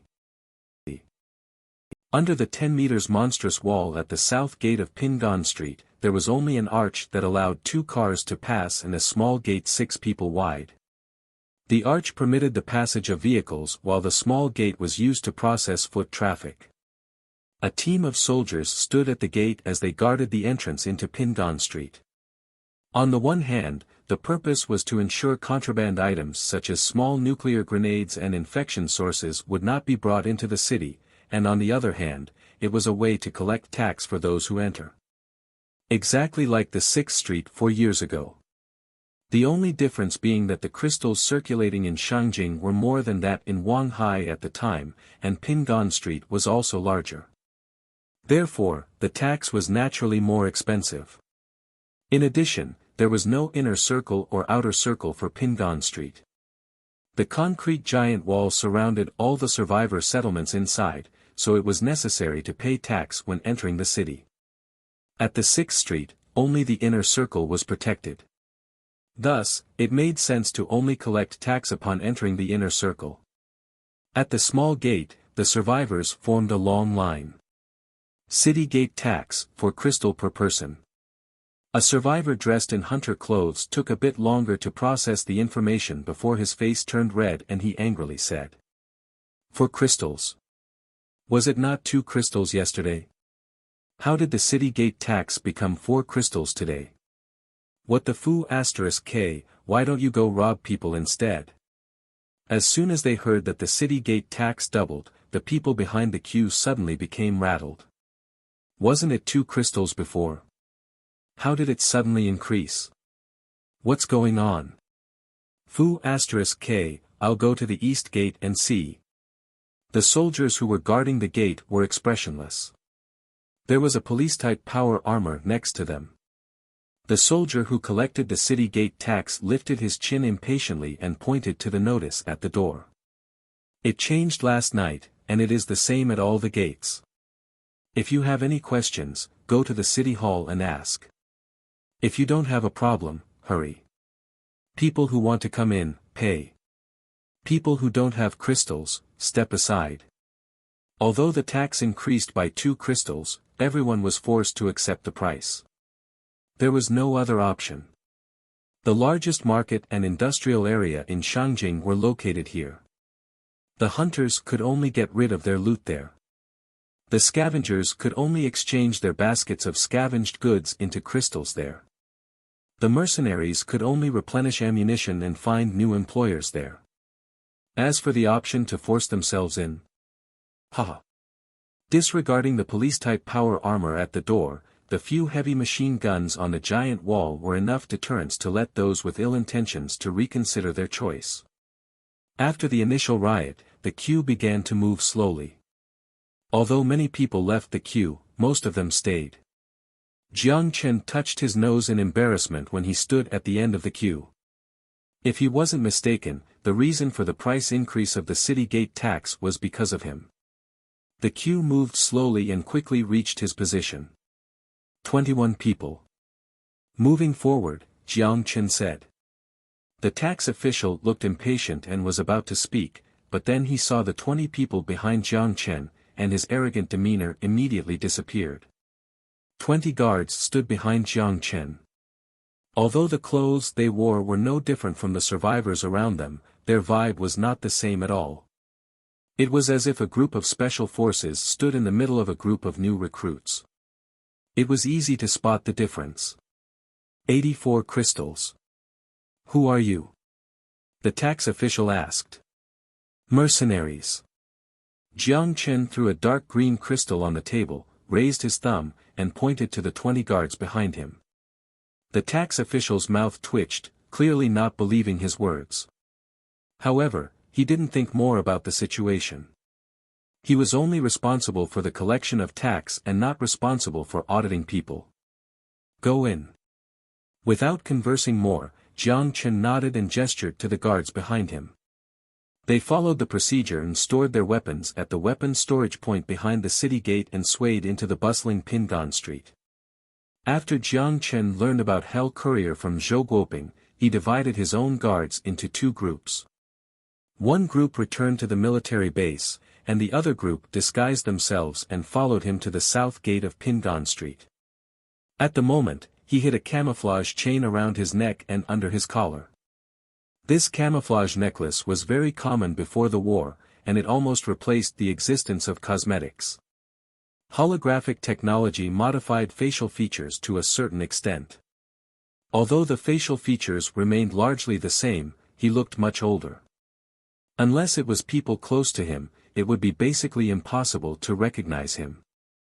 The reason why he spent so much effort entering Pingan Street was to see the fabled Pan-Asia Cooperation intelligence personnel in person. On the other hand, he wanted to see the city.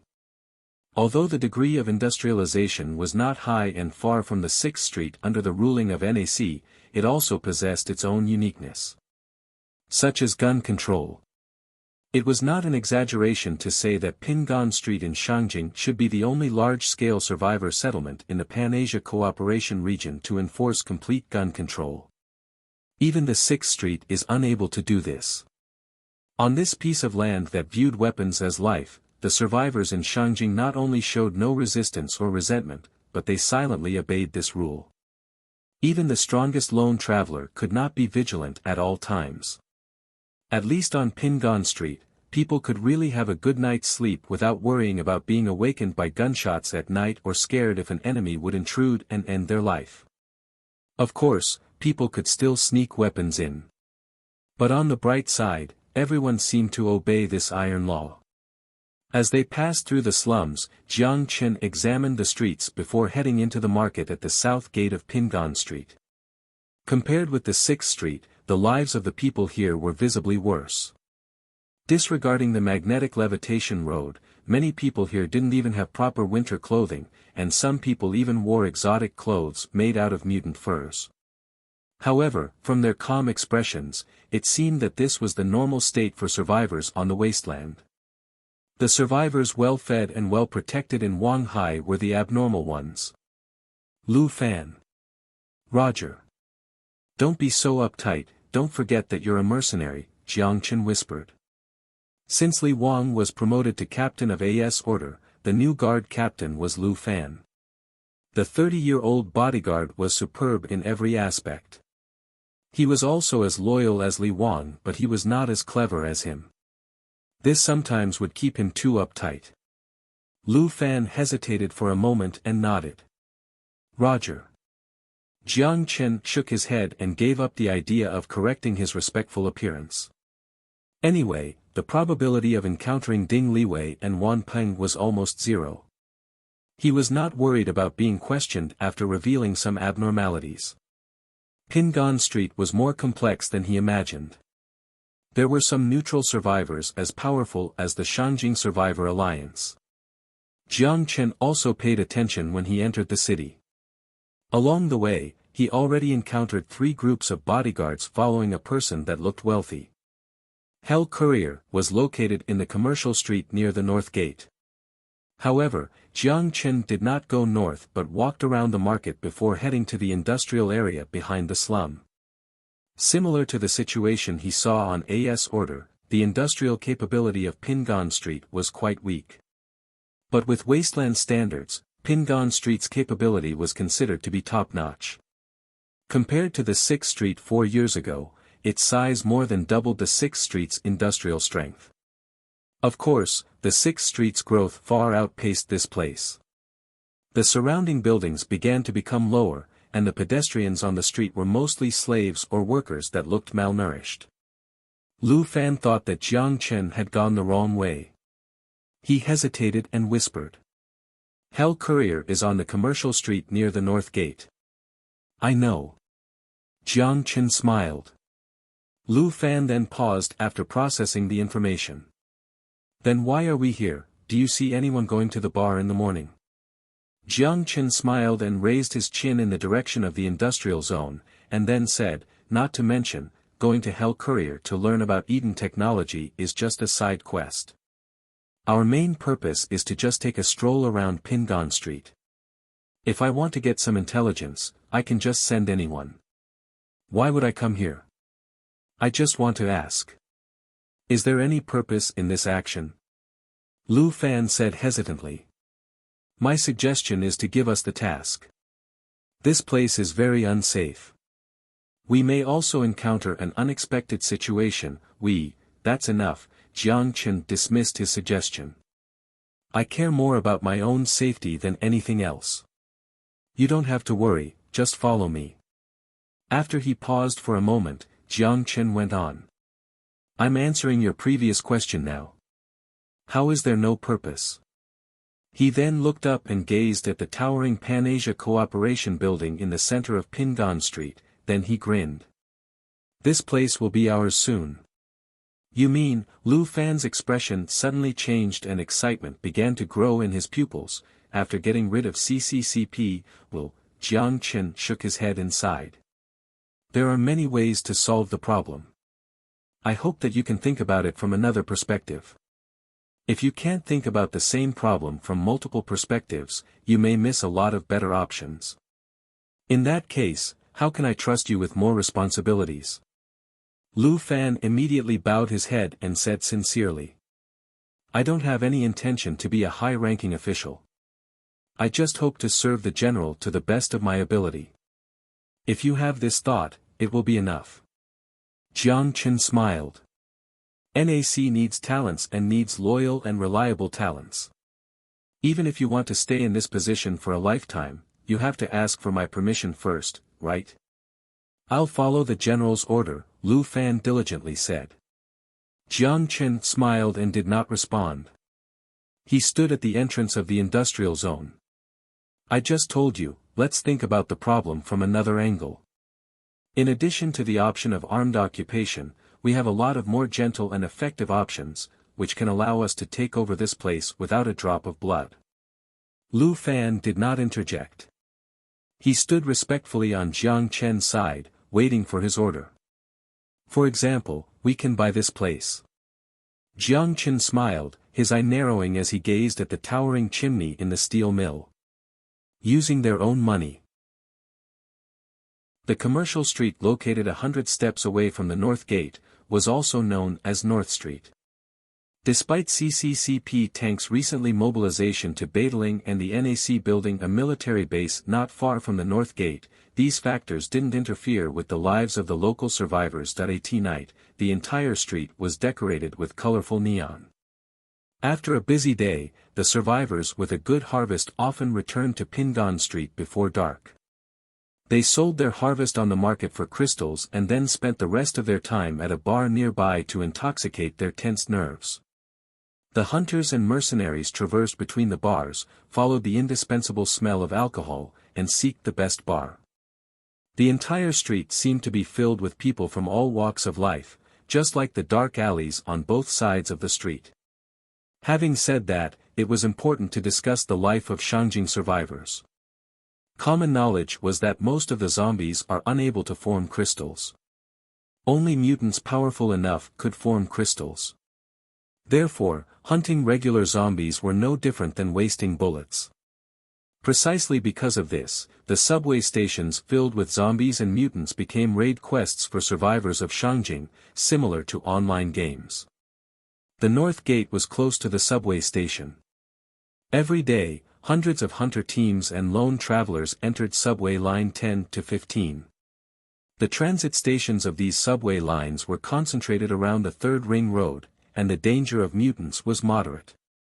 Some abandoned fallout shelters were also concentrated here, and many places still had pre-war battle supplies. Whether for hunting or scavenging, the income underground was much higher than that on the surface. And these experiences were learned by the survivors of Shangjing through countless lives. After they entered this area, Lu Fan closely followed Jiang Chen while silently observing for possible threats in the shadows. When they turned two corners, Jiang Chen and the group quickly entered a side alley before stopping in front of a billboard with faded paint. Hell Courier was located in the corner of North Street, among several miscellaneous shops. It was so ordinary on the outside, just like a fly in a garbage dump. However, when Jiang Chen stepped 1 foot across the door, he discovered a different world behind the low-key and inconspicuous surface. In the hall, hundreds of square meters in size, there were simple round tables scattered around. People in suits sat here as well as people wearing different mutant skins seen together. The women in exposed clothes carried trays around the hall, pushing away customers' hands with a giggle while selling alcohol to the desperados. The scent of perfume, alcohol, and sweat mixed together in the air. The unpopular singer screamed on stage not far away before being quickly getting booed down by the survivors. He was replaced by a dancer barely covered with any clothes. He must say, as long as nutrition could be kept up, there were basically no ugly women in the apocalypse. Through genetic modification, although the people at the end of the 22nd century didn't all look stunning, their average appearance was far better than that of the 21st century. For example, the lady on stage. Disregarding the vibe she possessed, she could definitely be considered a celebrity in the modern world. Of course, she could have been a celebrity before the war. He whispered a few words to Lu Fan, let the guards scatter around, and then just ordered a few bottles of beer. Then, Jiang Chen walked in the direction of the bar. "What drink?" the bartender behind the bar asked while wiping the glass. "I heard that there are intelligence dealers here." Jiang Chen sat on the high stool next to the bar, then looked at him. "The whole street is filled with intelligence dealers." The bartender's cold expression remained. "Oh. Is it?" Jiang Chen looked at the menu and looked down the price list. "First, let me have a cup of bullet grain beer." Then, he pulled a large dark green crystal from his pocket and dropped it on the crystal analyzer on the bar. The bartender's eyelids twitched and the number on the crystal analyzer jumped to 101 points. "The extra is your tip," Jiang Chen said. The bartender did not say anything else. He silently put the crystal away, turned, and walked to the cabinet. Without waiting long, a bottle of beer was placed at the bar. "Your beer." Then, the bartender placed another small bottle next to him. "Plus, you may need a bottle of Dragon Blue." Jiang Chen raised an eyebrow. "There is a typo on the bottle. It's called Dragon Blue." A middle-aged man sat on the high stool next to him and grinned at him. "Because your tongue will get bigger after drinking it and your tongue will also turn blue. It is said that the gallbladder of Deathclaws is added during brewing, and also a type of blue mushroom that grows in the subway station. It feels great when you drink it." Jiang Chen shuddered. "Mutants we poisonous. The more powerful the mutant, the more poisonous they become. It was the rule of the wasteland. For example, the meat of Deathclaws was more toxic than arsenic. It was the first time he heard its gallbladder could be used to make alcohol. As for the blue mushroom in the subway. Are you sure they are not a type of poisonous mushroom? If you're careful, you can discover that there are many delicious things on mutants. For example, the mud crab roe, the caviar made from mutant piranha, and the medium-rare steak from a phoenix scorpion. They are all delicious, right?" The man grinned and said, "Perhaps in 200 years, we'll figure out all the delicious part of mutants." Phoenix scorpion. Jiang Chen only vaguely recalled that it seemed to be a type of venomous large scorpion in the northern wilderness. His scalp was numb just from the thought of it. These foodies are simply fearless. "What is your name?" Jiang Chen asked. "Sura." The man took a drink, raised an eyelid, and grinned. "You can also call me Old Luo. Everyone calls me that. This is your first time here." Sura, a pseudonym. However, Jiang Chen was not interested in knowing his real name, so he nodded. "Yes. Is that strange?" "It's not strange, new customers come here every day," the man named Sura said and pointed to the bottle of Dragon Blue in front of Jiang Chen. "If you want to know about something that's interesting, just put a bottle of Dragon Blue on the table, and naturally someone will come to you." Jiang Chen looked at the man and raised his eyebrows. "Oh. So, you are the intelligence dealer?" "Yes." Old Luo spat out a cigarette ring, then looked at Jiang Chen. "Tell me, what do you want to hear? What questions can I ask?" "As long as I know." Old Luo shrugged. "The first question," Jiang Chen smiled and looked at the back of the bartender who went to the other side of the bar, his fingers gently tapping on the table. "Who is the owner of this bar? Where is he and how can I see him?" "Brother Cat." Old Luo paused for a brief second. "The first question I can answer. I can't answer the second and third questions. So, answer my first question." Jiang Chen smiled. Old Luo just smiled mysteriously and did not speak. Jiang Chen understood. He put his hand into his pocket and from the storage dimension, he took out a crystal similar to the previous one. Then, he gently placed it on the table. "Is this enough?" "Scarecrow. Scarecrow." Jiang Chen raised his eyebrows and watched as old Luo took the crystal. Old Luo noticed the dissatisfaction on Jiang Chen's face and began to explain. Scarecrow is his name. I didn't lie to you. Many people make new names for themselves after the war. Scarecrow is just one of them. Can I ask a question?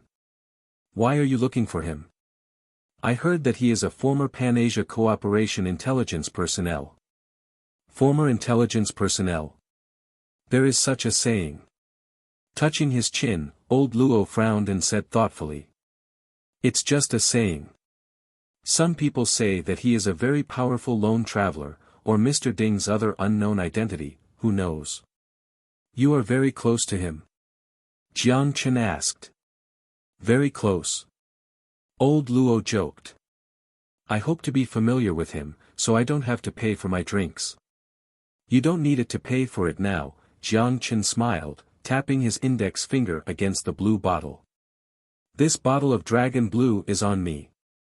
He would never drink the suspicious thing made from parts of death claws. However, it would a pity to waste it. He would like to see someone drink this to see the clinical effects. Yes, he still needed a lab rat, so old Luo was a great choice. No need, old Luo shook his head and stood up from the high stool. I should go now. Is there something wrong? Jiang Chen asked nonchalantly. No, just some people are looking for trouble. Old Luo shrugged and fixed the collar of his gray suit. Do you need my help? Jiang Chen asked. No, old Luo raised an eyebrow. I'm used to solving my own problems. I suggest you try it. The feeling is quite good, old Luo said and then suddenly laughed. Especially for people with a lot on their mind, you only need a small shot to forget all of your troubles for a short moment. Unfortunately, I don't need to drink alcohol to deal with my problems. Jiang Chen smiled. Is that so? Lucky guy. By the way, your mask is not bad, old Luo grinned, turned, and disappeared into the crowd. When Jiang Chen looked at the direction where old Luo disappeared into, he reached for the chain under his collar as a peculiar expression appeared on his face. What is this ability? He actually could see through the camouflage chain. After a while, he couldn't figure out why, so he just laughed it off and gave up on the thought. Just as he was about to get up, several brawny men without the nicest appearance walked towards him. Here is a question for you, where did the man who was sitting next to you go? The man with a straight cut walked up to Jiang Chen. One of his feet stepped onto the stool that old Luo sat on as he looked down at Jiang Chen with menace. His thugs also surrounded Jiang Chen and formed into a line, blocking the sights of others. Perhaps it was to pressure Jiang Chen, a man with spiked hair took out a butterfly knife and spun it in his hand. The mung bean-like eyes glanced at Jiang Chen. The survivors in the bar noticed the abnormality of the atmosphere and gathered their attention to watch the show unfold. Fighting was very common on this street. Mercenaries, hunters, and lone travelers all gathered here. It would be odd for conflicts to not happen on the street. Even the guards on Pingan Street didn't bother with this street. As long as there were no shooting nor murder, anything else was fair game. Who is that? Looks like a tough guy. Someone whispered. Shoo, be quiet, that guy is Tiger. Tiger?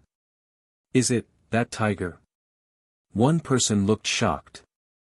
Indeed. I heard that last month, he and a survivor had a squabble here, and later it turned into a brawl. I think he lost when they fought, and he admitted defeat. But then, he sent people to follow the guy back to his settlement, another person added. And then? Seeing the man was no longer speaking, the crowds urged him to continue. And then, the man sighed. He brought more than 50 raiders and killed the survivors' settlement inside and out, and **ped the man's wife and daughter in front of him. Among the whispers, Tiger felt disrespected seeing Jiang Chen completely ignore him. The thugs sensed their boss's abnormal mood and instantly became rattled, doing their best to please their boss. Fu asterisk K, the boss asked you a question. Are you deaf? Fu asterisk K, do you not have ears? As if Jiang Chen didn't hear the curses, he looked at the man whose foot was on the high stool. His index finger gently tapped the blue bottle and he smiled. Do you want a drink? Brother Tiger asked you a question, don't speak nonsense. The man who played with the butterfly knife, who didn't speak the whole time, sneered. Then, he tried to push Jiang Chen's shoulder however, before his hand could reach Jiang Chen, he felt a huge force around his collar. Earth's gravity seemed to lose its effect. His feet left the ground, and a large hand threw him out by the collar. He smashed against a wall 10 meters back. With a thump, his back made intimate contact with the wall and he instantly blacked out, unable to climb up again. Things happened in an instant, so fast that everyone did not have time to react. Fu asterisk KU. After Tiger processed what just happened, he cursed and grabbed the stool with one hand. However, just as he turned around, his pupils met with 20 pairs of emotionless eyes. 20 men stood behind him and surrounded him and his 4 thugs. There was a murderous vibe in the air. It was so chilly that it could freeze time.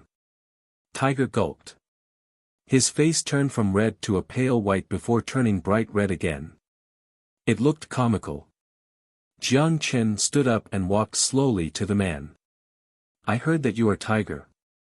Tiger didn't dare to speak, shuddering in fear. Lu Fan, with a grimacing smile, put his hand around Tiger's shoulder. Jen, the boss asked you something, are you going to disrespect him like that? Big boss, feeling the immense strength on his shoulder, Tiger felt like his bone was about to be crushed. With barely the ability to speak, he was shuddering, boss, sorry. I didn't know better. Please just let me go like you let go of a fart. Tiger, right? Jiang Chen smiled at the scared Tiger. I heard that you have something to ask me about. I don't dare, please forgive me, my mouth is too careless. Tiger began to slap himself. He was really slapping himself. Every slap made a loud sound, followed by his face turning red and purple. Just looking at his face was enough to feel how painful it was. The thugs behind Tiger looked at their boss, dumbfounded as if a tall and stalwart figure in their heart just collapsed instantly. Looking at Tiger slapping himself, Jiang Chen suddenly felt bored. Sometimes people judge the situation too well that it becomes boring. If he resisted, maybe it would have been more fun. He waved his hand and said in a tone that lacked interest. Draw a cat on his face and then throw him out. When Tiger heard Jiang Chen's words, Tiger's entire face turned from red to green. Draw a cat on his face. This is more embarrassing than killing him. How will his thugs look at him? How will he hang around here? Lu Fan was troubled. Boss, I don't know how to paint. Tiger, in his mind, was filled with joy. But before he could let out a sigh of relief, his heart sunk to the bottom again. Stupid. Jiang Chen sighed, what did I teach you this morning? Lu Fan lowered his head. Jiang Chen paused for a moment and then lazily said when he looked around the group of survivors watching this show. Are there any tattoo artists here? No one responded. Without surprise, Jiang Chen took a crystal out from his pocket and shook the crystal in front of the survivors before asking again. With a generous enough reward, there would always be a brave man. Under the temptation of the cobblestone-sized crystal, a man with a mask jumped out and even prepared the tools. The reason why he wore a mask was to not offend Tiger. Draw a cat on his face and this crystal is yours.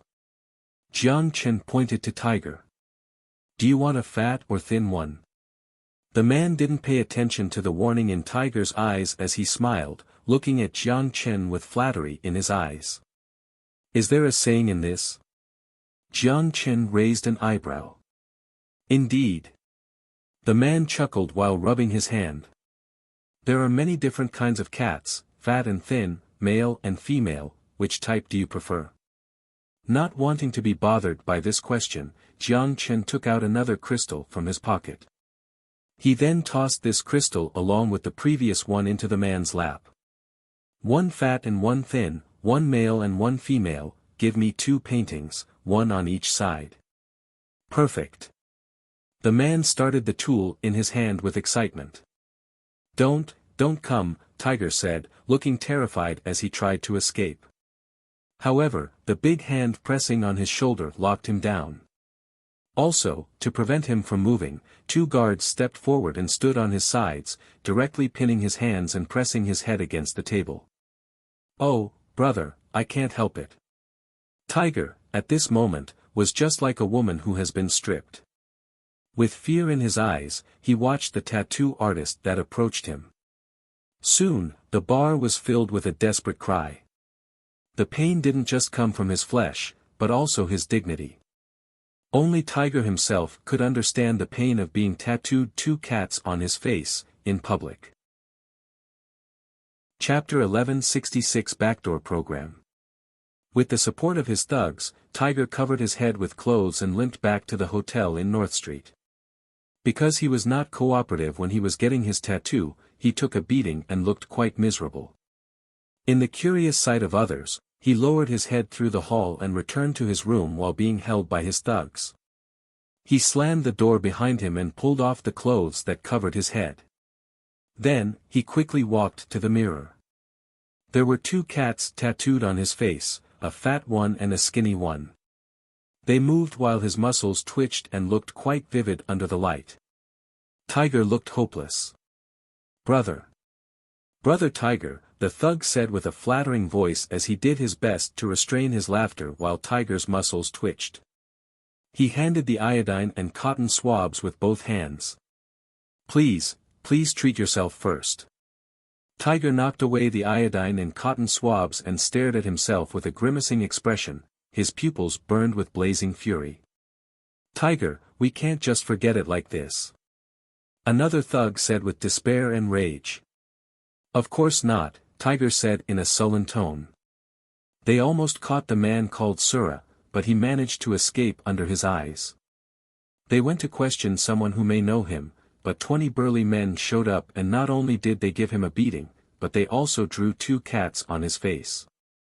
Only 20 people. I have 500 guns under my control.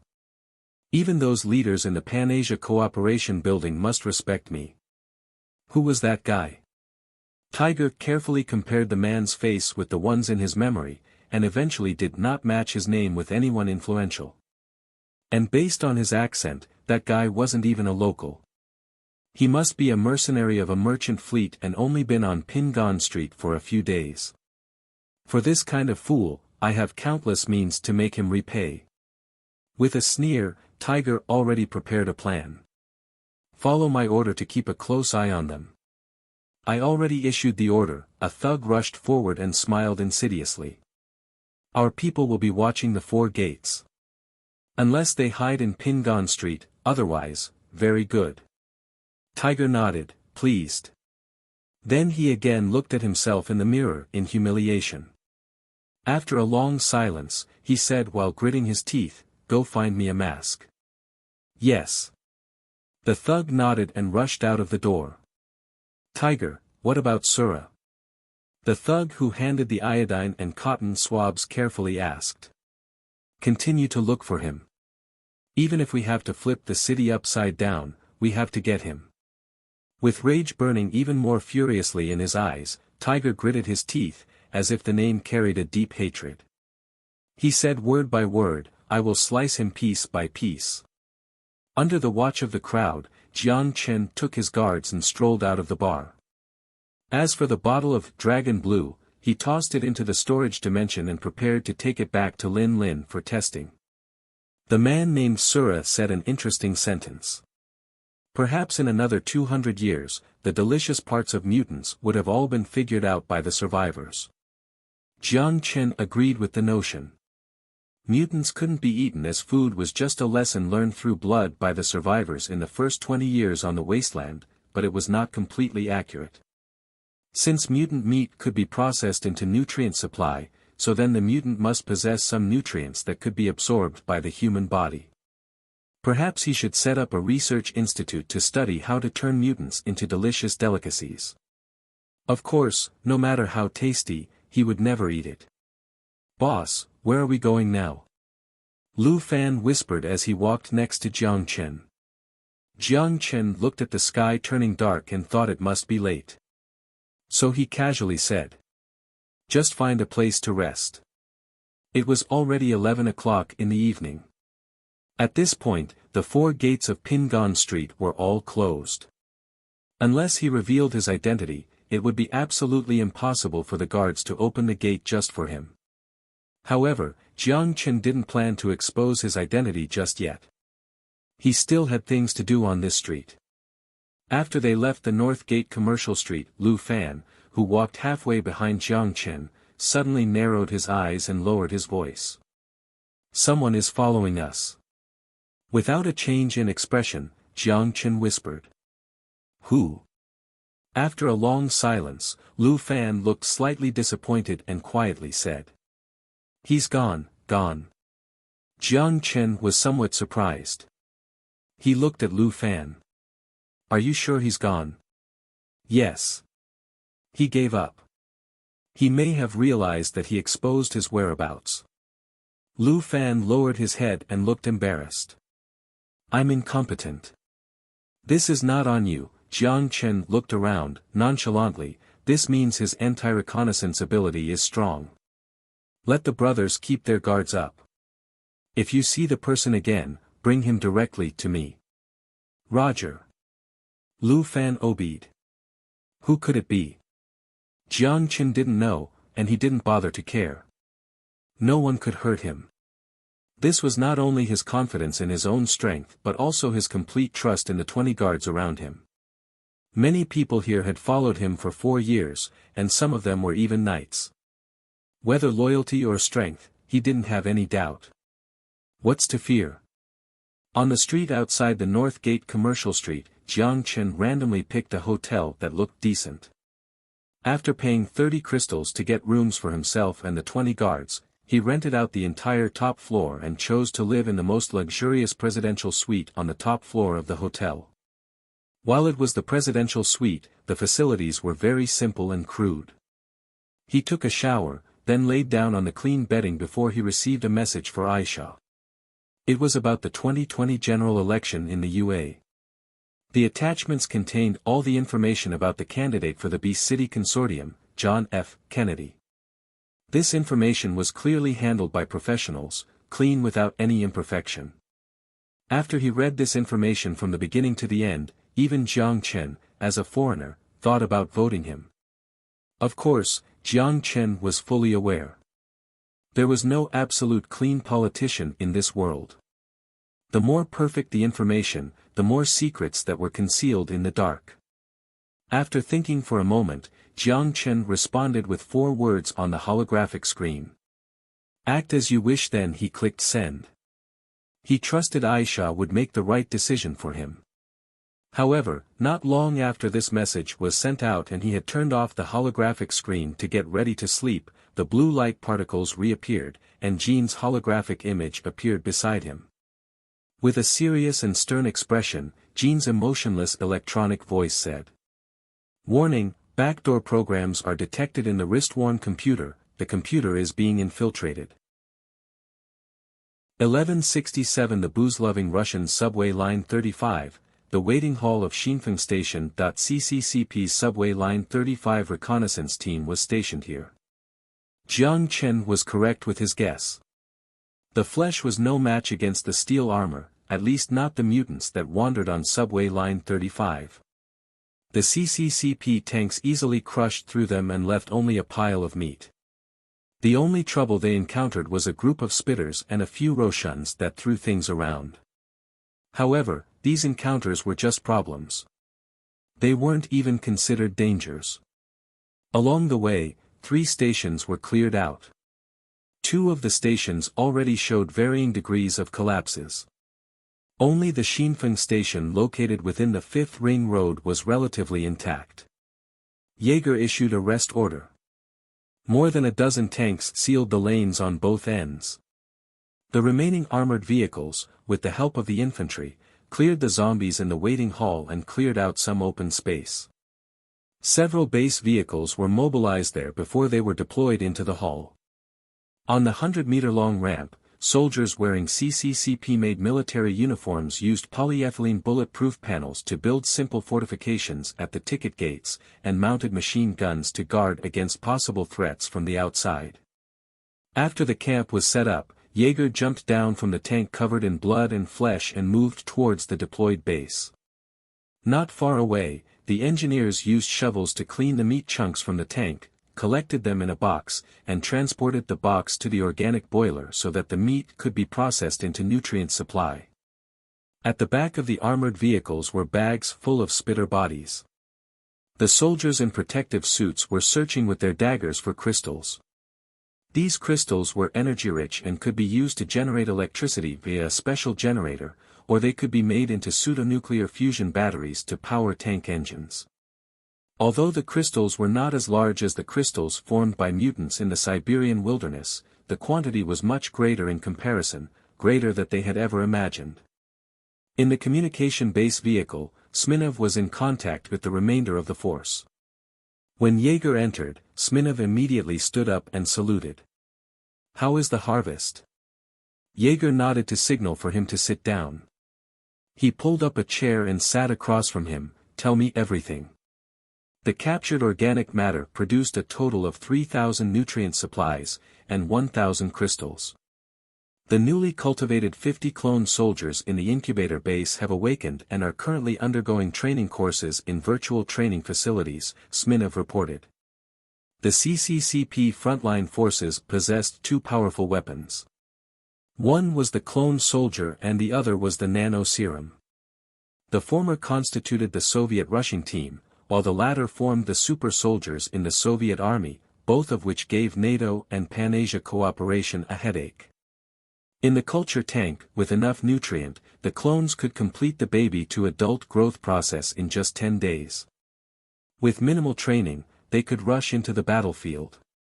The clones, produced from this technology, had IQs lower than 100 and an average life space of less than 10 years. The only purpose they served was to oppress the enemy with numbers and waste the enemy's ammunition, and it was surprisingly effective. With the right commander, it would serve a miraculous effect on the battlefield. As for the nano serum, it would be a topic for another day. Rich in organic matter and abundant in energy, all the mutants in eastern Siberia added together would not be comparable to the metro in Shangjing. While they fought desperately for survival against the extreme weather, the survivors of the Pan-Asia cooperation possessed such a wonderful treasure. Compared with Yulin covered in eternal ice, this place was paradise. It's paradise here, Jaeger couldn't stop admiring. He felt fortunate for making the decision of heading south to Pan-Asia instead of crossing Siberia to the west and heading to Moscow. Yes, Smirnov was quite emotional too. Not only are there these weak zombies and mutants, just now, our field researchers found a fluorescent fungus in the subway, rich in nitrogen and phosphorus. These elements could be used as a substitute for some chemical raw materials. I have to say that there are good things everywhere. As soon as Jaeger heard chemical materials, he looked at Smirnov and hurriedly asked him what he was most concerned about. "How is the situation with the ammunition production line?" "The ammunition production line has started to run. We have dismantled some of the facilities in the subway for recycling, and the metal resources have been supplemented, but other resources are still lacking, especially oil and its substitutes, rubber, and some chemical raw materials. Ammunition had always been a big problem that plagued the border guards.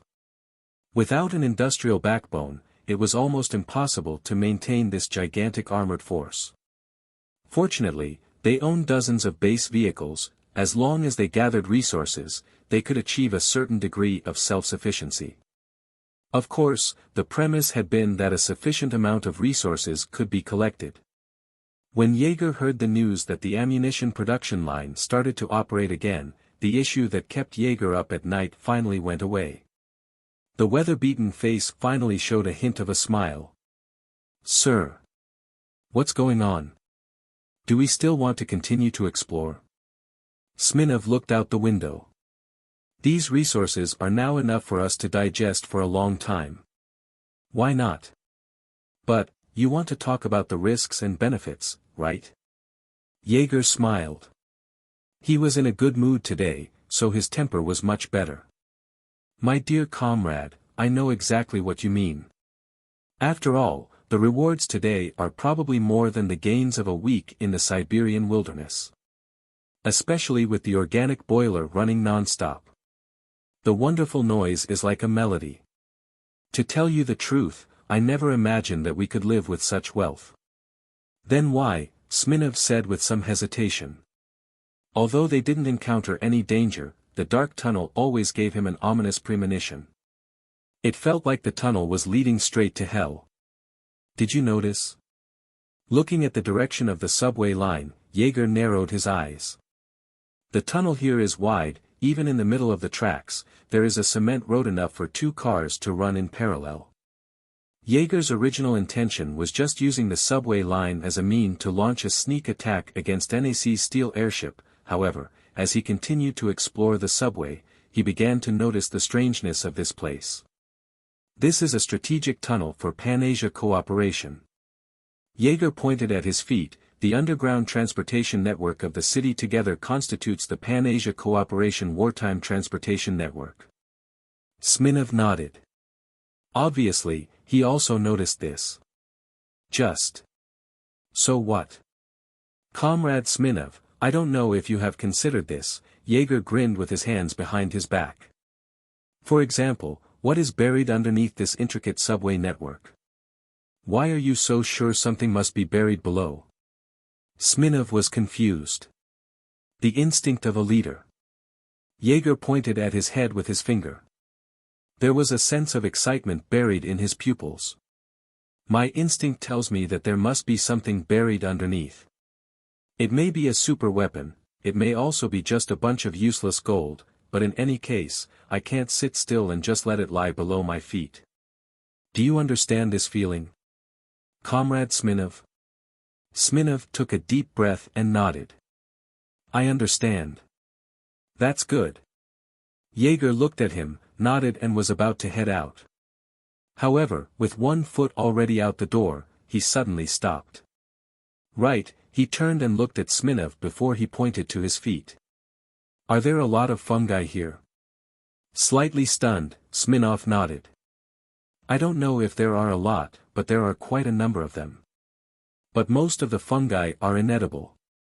Even if it is used as a raw material for nutrient supply, the organic matter percentage is not high either, and it is not comparable to mutants. It's not food, it has nothing to do with food. Jaeger opened his mouth. I heard that there is a kind of alcohol that seems to be called mushroom wine. Smirnov took a slight pause, and his expression gradually turned into ecstasy. Liquor. Mushroom wine. The 2 Russians looked at each other and simultaneously began to laugh hysterically. Alcohol was a wonderful substance. Even if it were a poisonous mushroom-brewed alcohol, as long as they could distill the alcohol and drink it. As for the taste, who cares? Anyway, vodka was almost the taste of alcohol, and many people had not tasted alcohol for more than 10 years. Even the most inferior blended alcohol would be the finest wine in the world for the Russians. As long as it was alcohol, they were never picky. I'll give you a task. Jaeger's expression changed. Select 2 field researchers and be sure to tackle the issue of brewing drinkable mushroom wine. As if he had already smelled the alcohol, Smirnov's back was straight as he shouted loudly. Guaranteed to complete the mission. Go now. Now. 1168 Good night, sweet dreams. After old Luo casually strolled out of the North Gate Commercial Street, he disappeared into a nearby dark alley. After he turned 2 corners, he walked into a dead end in front of the rundown wall. He put his hand against the wall and suddenly laughed. It's time to come out. With an applause, a man with a felt hat on and in an old black suit walked into the alley. Not bad. The 5 men standing behind him were all in black suits too. 6 automatic rifles were in their hands, and the 6 men stood at the entrance to the dead end. They blocked old Luo's only escape route. The man smiled happily as he looked at old Luo without any way to flee. "When did you notice?" "From the time you stared at me," old Luo grinned. The shadow of the alley blocked the disdainful expression on his face. "Oh." The man raised his eyebrows with interest. "That's interesting. But anyone with a little intelligence shouldn't be stupid enough to walk into a dead end. Or are you just lost?" Old Luo smiled and did not answer but asked. "Who sent you? The church? Wanpeng? Or the famous Ding Liwei?" The man did not answer and just looked at old Luo with a sly smile. Seeing that man didn't respond, old Luo burst out laughing. "Wait, is it that tiger's clan? Is it important?" The man quietly spoke while he snapped a finger. "You just need to know that someone wants your life. That is enough." The 5 gunmen behind the man all simultaneously loaded their rifle, took a half step forward, and pointed the black muzzles at old Luo in the dead end, stopping any chance of his survival. "Good night," the man gently lowered his felt hat and said in a hoarse voice, "Sweet dreams." Old Luo smiled. "Good night." The slender dagger, as thin as a scalpel, slipped from his cuff and was expertly pinched at his fingertips. Under the dim moonlight, the silver was like a shimmer of light, undetectable. Like feathers and the shackles of the Grim Reaper, the unspoken words blew into the black suit man's ear. "You too, sweet dreams." Pingon Street was already asleep, but the Pan-Asia Cooperation Building was still brightly lit. In the quiet Shangjing, like the candlelight of the civilized world, the last lingering flames swayed into the empty and dark night. In the conference room, where the Pan-Asia officials held their meetings, the senior officials of the Shangjing Survivors Alliance held another meeting. However, the nature of this meeting was somewhat different from that of the last meeting. The number of attendees was less than half of the previous ones. They were representatives of the forces working in the building, such as Ding Liwei, Wanpeng, and so on. Like Su Tiannan, although he led the Guardian sect as the archbishop, his force migrated to Shangjing, so he was only regarded as a foreigner. Even though his force was not to be reckoned with, he still couldn't squeeze into the core of Pingon Street. Mayor Lu sighed at the conference table. The city gate tax at 4 crystals is still too high, and the survivors have reacted negatively to it. The city hall received 1,000 complaint letters today. Among all the people sitting here, as the mayor, he was the one with the least amount of power. The reason why he rose to the position was probably the result of mutual compromise between the leaders. Either Ding Liwei or Wanpeng could easily be in this position with more stability. "Hi." Wanpeng snorted. "I feel we charged too low." Because of NAC's astronomical bill, he bled crystals with his warehouse shrinking by 1 million crystals. Even with the financial resources of his Sunday club, it was still a large expense. "We only got 5 million, Ding Liwei said. "After all, our expenses are not small. It's impossible to squeeze out 10 million crystals to the NAC. The city gate tax will continue to be maintained at 4. No matter how much resistance, it must be carried out.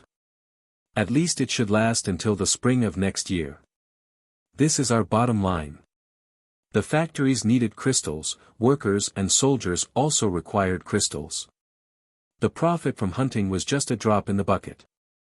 The capital chain and the supply chain got intermingled. Although they indeed possessed wealth, they still must be cautious of their finances as there was no room for error. "I mean, at least to make the news public." "Impossible," Wanpeng interrupted the words of Mayor Lu. "Are you considering the consequences of publicity? Why did we want to block the news of the Badaling military outpost at all costs? Think about it, Mayor Lu, if you let Pingon Street survivors know that hundreds of CCCP tanks have rolled to the doorstep of Shangjing, what will they do? The news will spread sooner or later." Mayor Lu smiled bitterly. "We'll deal with it when it does," Wanpeng said and stared at him. At that time, we naturally will let them believe that the tanks were not coming for us. Mayor Lu still wished to add something, but in the end, he swallowed his words. Wan Peng's opinion was naturally the consensus reached by the Survivors Alliance. As the mayor, he didn't have the right to comment, let alone change the mind of the leaders. The next question. Ding Liwei looked at the meeting table at the man wearing glasses. The man wearing glasses nodded. The next question. The Guardian sect plans to move to Pingon Street within 3 days.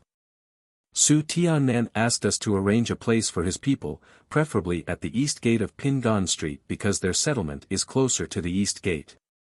Is he not staying in the gym? Ding Liwei frowned. Because of the Russians. Russians. Someone said the word. When the word appeared on the conference table, the whole room suddenly fell silent. After a long time. Approved, Ding Liwei slowly responded, then looked at Mayor Lu. Go arrange it. Move part of the slums at the east gate to the west gate. Okay. Mayor Lu nodded. Go now. Yes, Mayor Lu simply packed up the things on the table and left the conference table. The door of the conference room closed. After a while, someone broke the silence. Russians are in the subway. Damn it. Wan Peng slammed his fist against the table, and gnashed his teeth. Why couldn't they choose anywhere but the subway? Ding Liwei's expression was not so great either. Obviously, he also cursed the Russians in his mind. The man in the windbreaker sighed. He hadn't said anything since the beginning of the meeting, but then spoke for the first time. What should we do now? First, stop the project. We'll wait for the Russians and NAC to leave first. Ding Liwei slightly frowned while staring at the subway lines on the holographic map. Fortunately, they are at line 35. I hope they don't find anything. As long as they don't go there, everything will be fine. Stop. Okay, I'm going to the construction site now. The man in the windbreaker stood up and walked to the door. Wait. Ding Liwei suddenly stopped him. What else? The man turned around. Ding Liwei stared at him solemnly and said word by word. You must find that old Luo. The man in the windbreaker nodded and quietly responded. Rest assured. He can't run. 1169 Deal the Hand, Backdoor Program. Jiang Chen sat up on the bed and revealed a stern expression. What? Do you want to activate safe mode? Of course. In the holographic image, a stream of data flashed through Jean's pupils.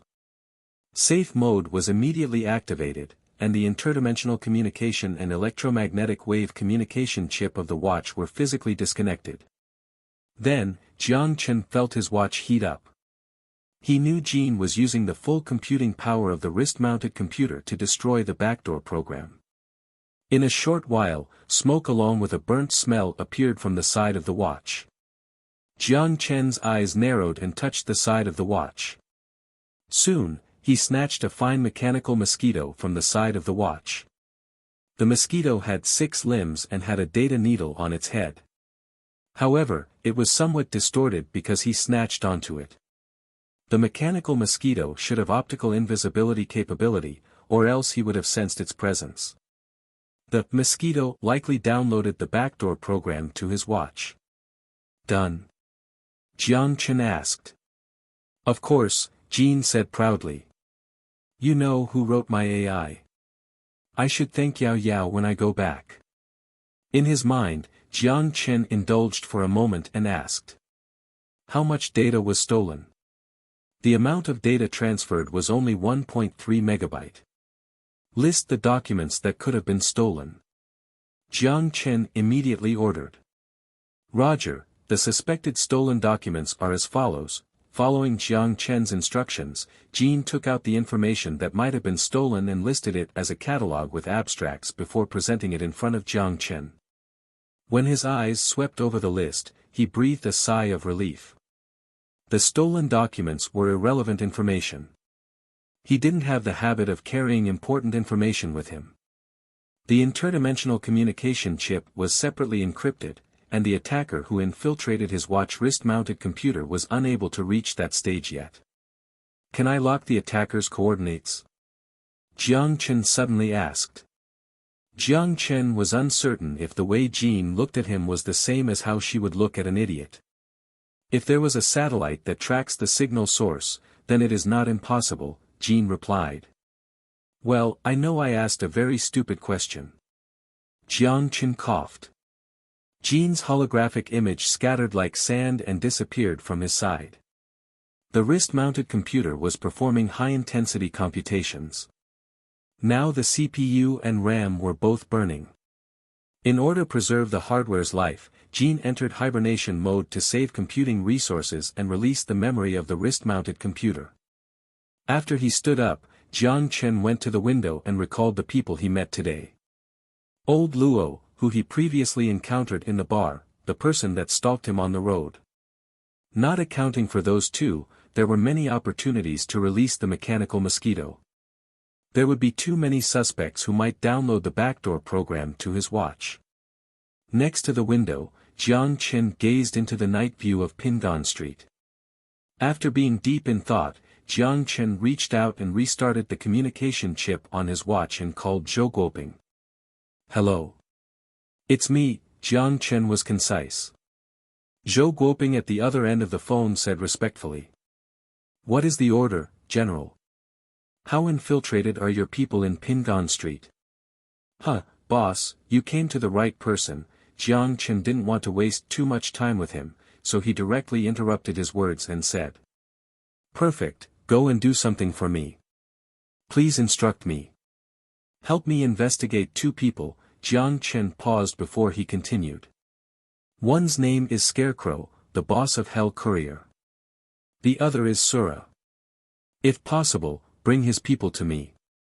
In the dimly lit room, the holographic screen flickered. Only the sound of the fan running could be heard.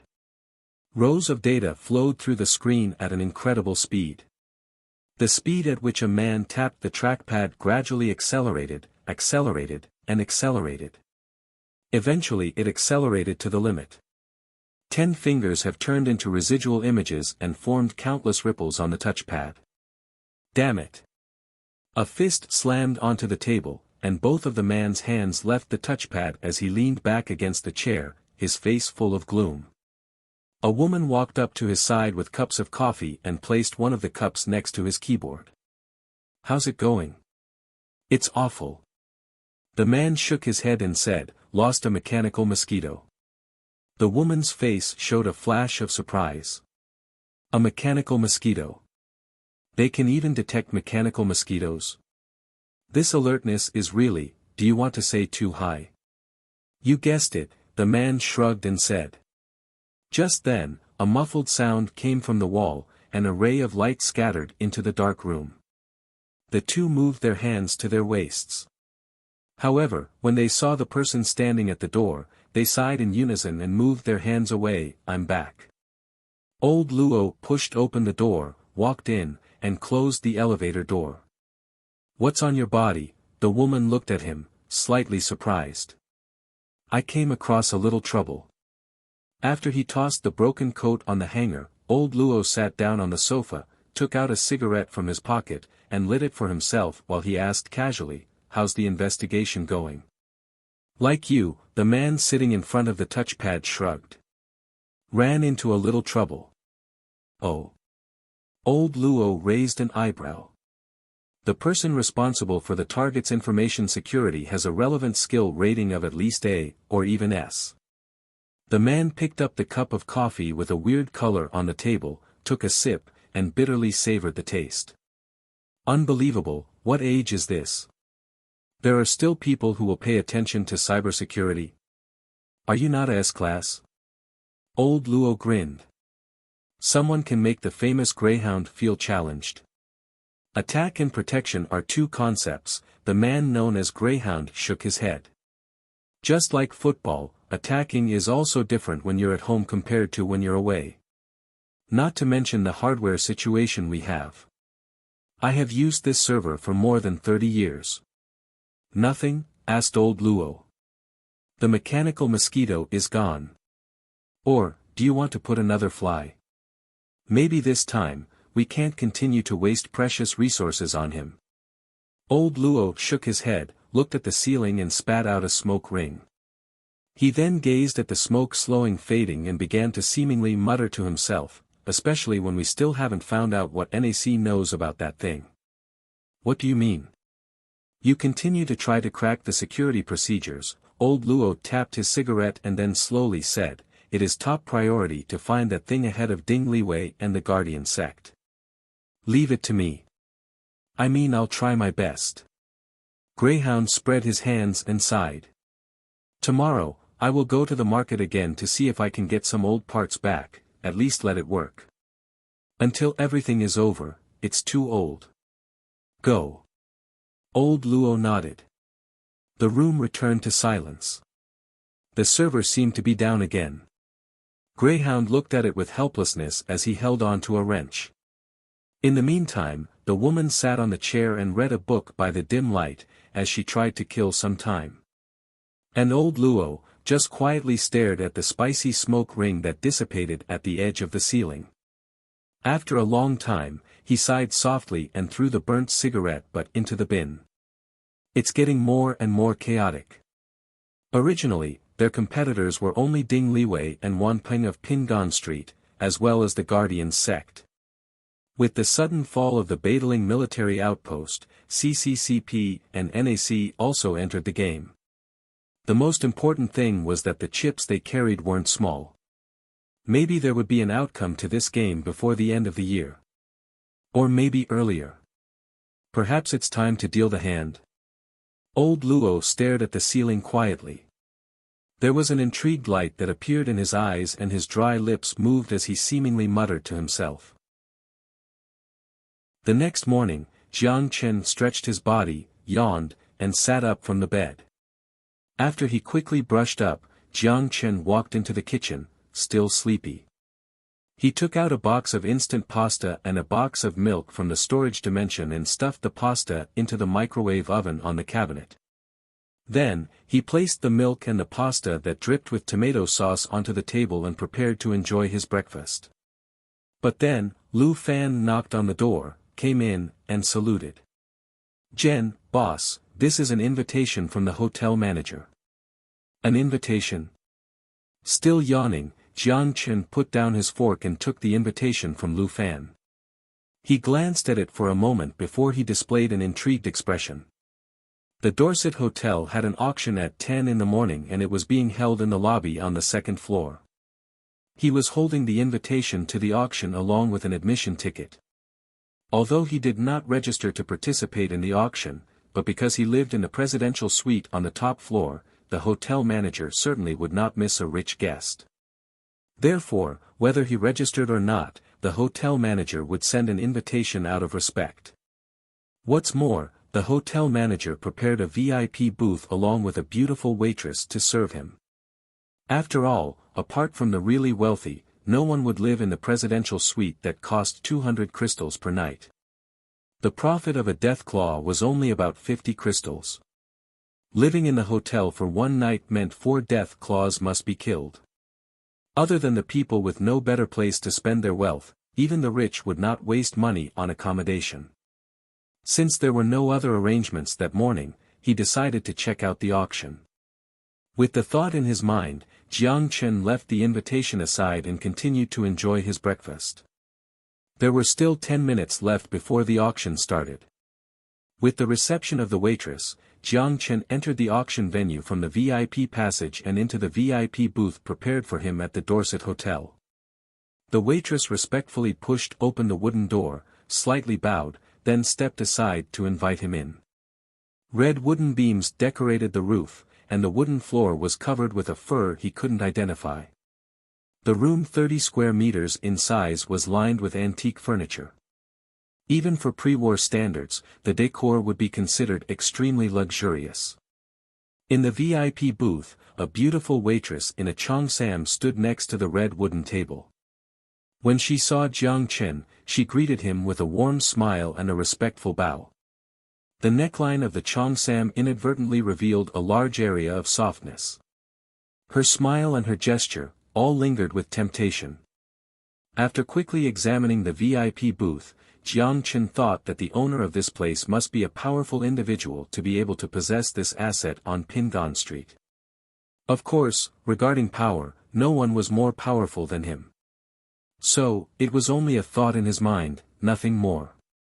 At this moment, the waitress took out a business card and courteously handed it to him with both hands. "This is the business card of our boss, and I hope you, sir, can accept it." Business card? After he received the business card, Jiang Chen smiled and looked at it. "Your boss is Mei Zhiyong."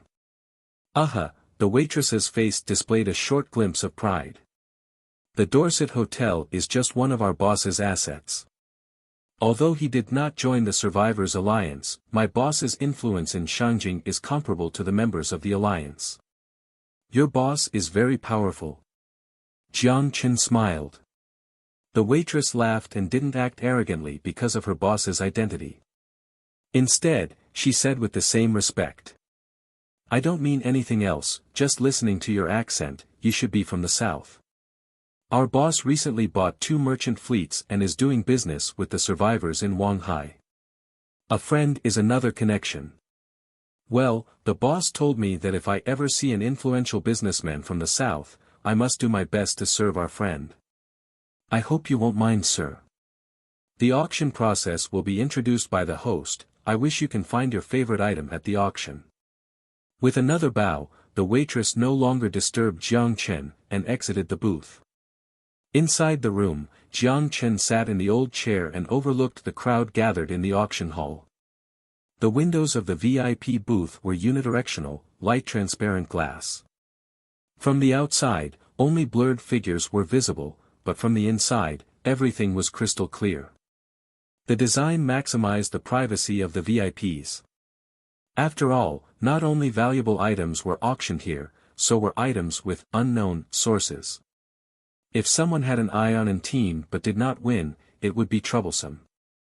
For this very reason, even in the regular seats, the bidders wore masks randomly distributed by the hotel. Only a card with a number represented their respective identities. A booklet was presented to Jiang Chen, and the beautiful host smiled. "This is the catalogue of the auction items. If you see anything that interests you, just let me know." "Aha, I see." At the same time, Jiang Chen took the catalogue and flipped a few pages. In terms of scale, the level of this auction was undoubtedly quite high. Aside from the dozens of VIP booths, there were hundreds of merchants and riches that sat in the auction hall. With such a large scale, there should be some interesting items. And it was indeed true. When Jiang Chen flipped through the pages, he suddenly showed interest, or an intrigued smirk. "It's here." Speaking to himself, his fingers slid over the item, remembered the number, and turned to the next page. The crowd in the venue spoke amongst themselves. Then on the platform in the center, a ray of light suddenly appeared. In the chatter, the auctioneer stepped onto the platform, clapped his hands to signal everyone to focus on him, and then announced the beginning of the auction. In general, the process was similar to the modern world. The auctioneer spectacularly praised each auction item and led many wealthy individuals to bid. The auction items also varied greatly. There were commodity items that bankrupt merchants were desperate to get rid of, ingenious high-tech products, a box of canned beef, and even people. The next auction item is Zhao Qiuran. Many people should have heard of her name. Yes, she is a lone traveler active in Haizhou. Because of an accident, she was captured by a raider clan. By the way, the seller, in an effort to receive a good price, has not done anything to her, if you know what I mean. Ahe. Muscle strength 41, bone strength 30, reflex 37, brain activity 13, gun rating S, combat rating A+, sneak rating B. Starting price, 1,500 crystals. A woman with her hair scattered was fixed on a metal cart and forced to kneel down. The cart was pushed by two bodyguards with guns onto the center of the platform. Under the light, the auctioneer grabbed her loose hair and showed her face to the buyers in the audience.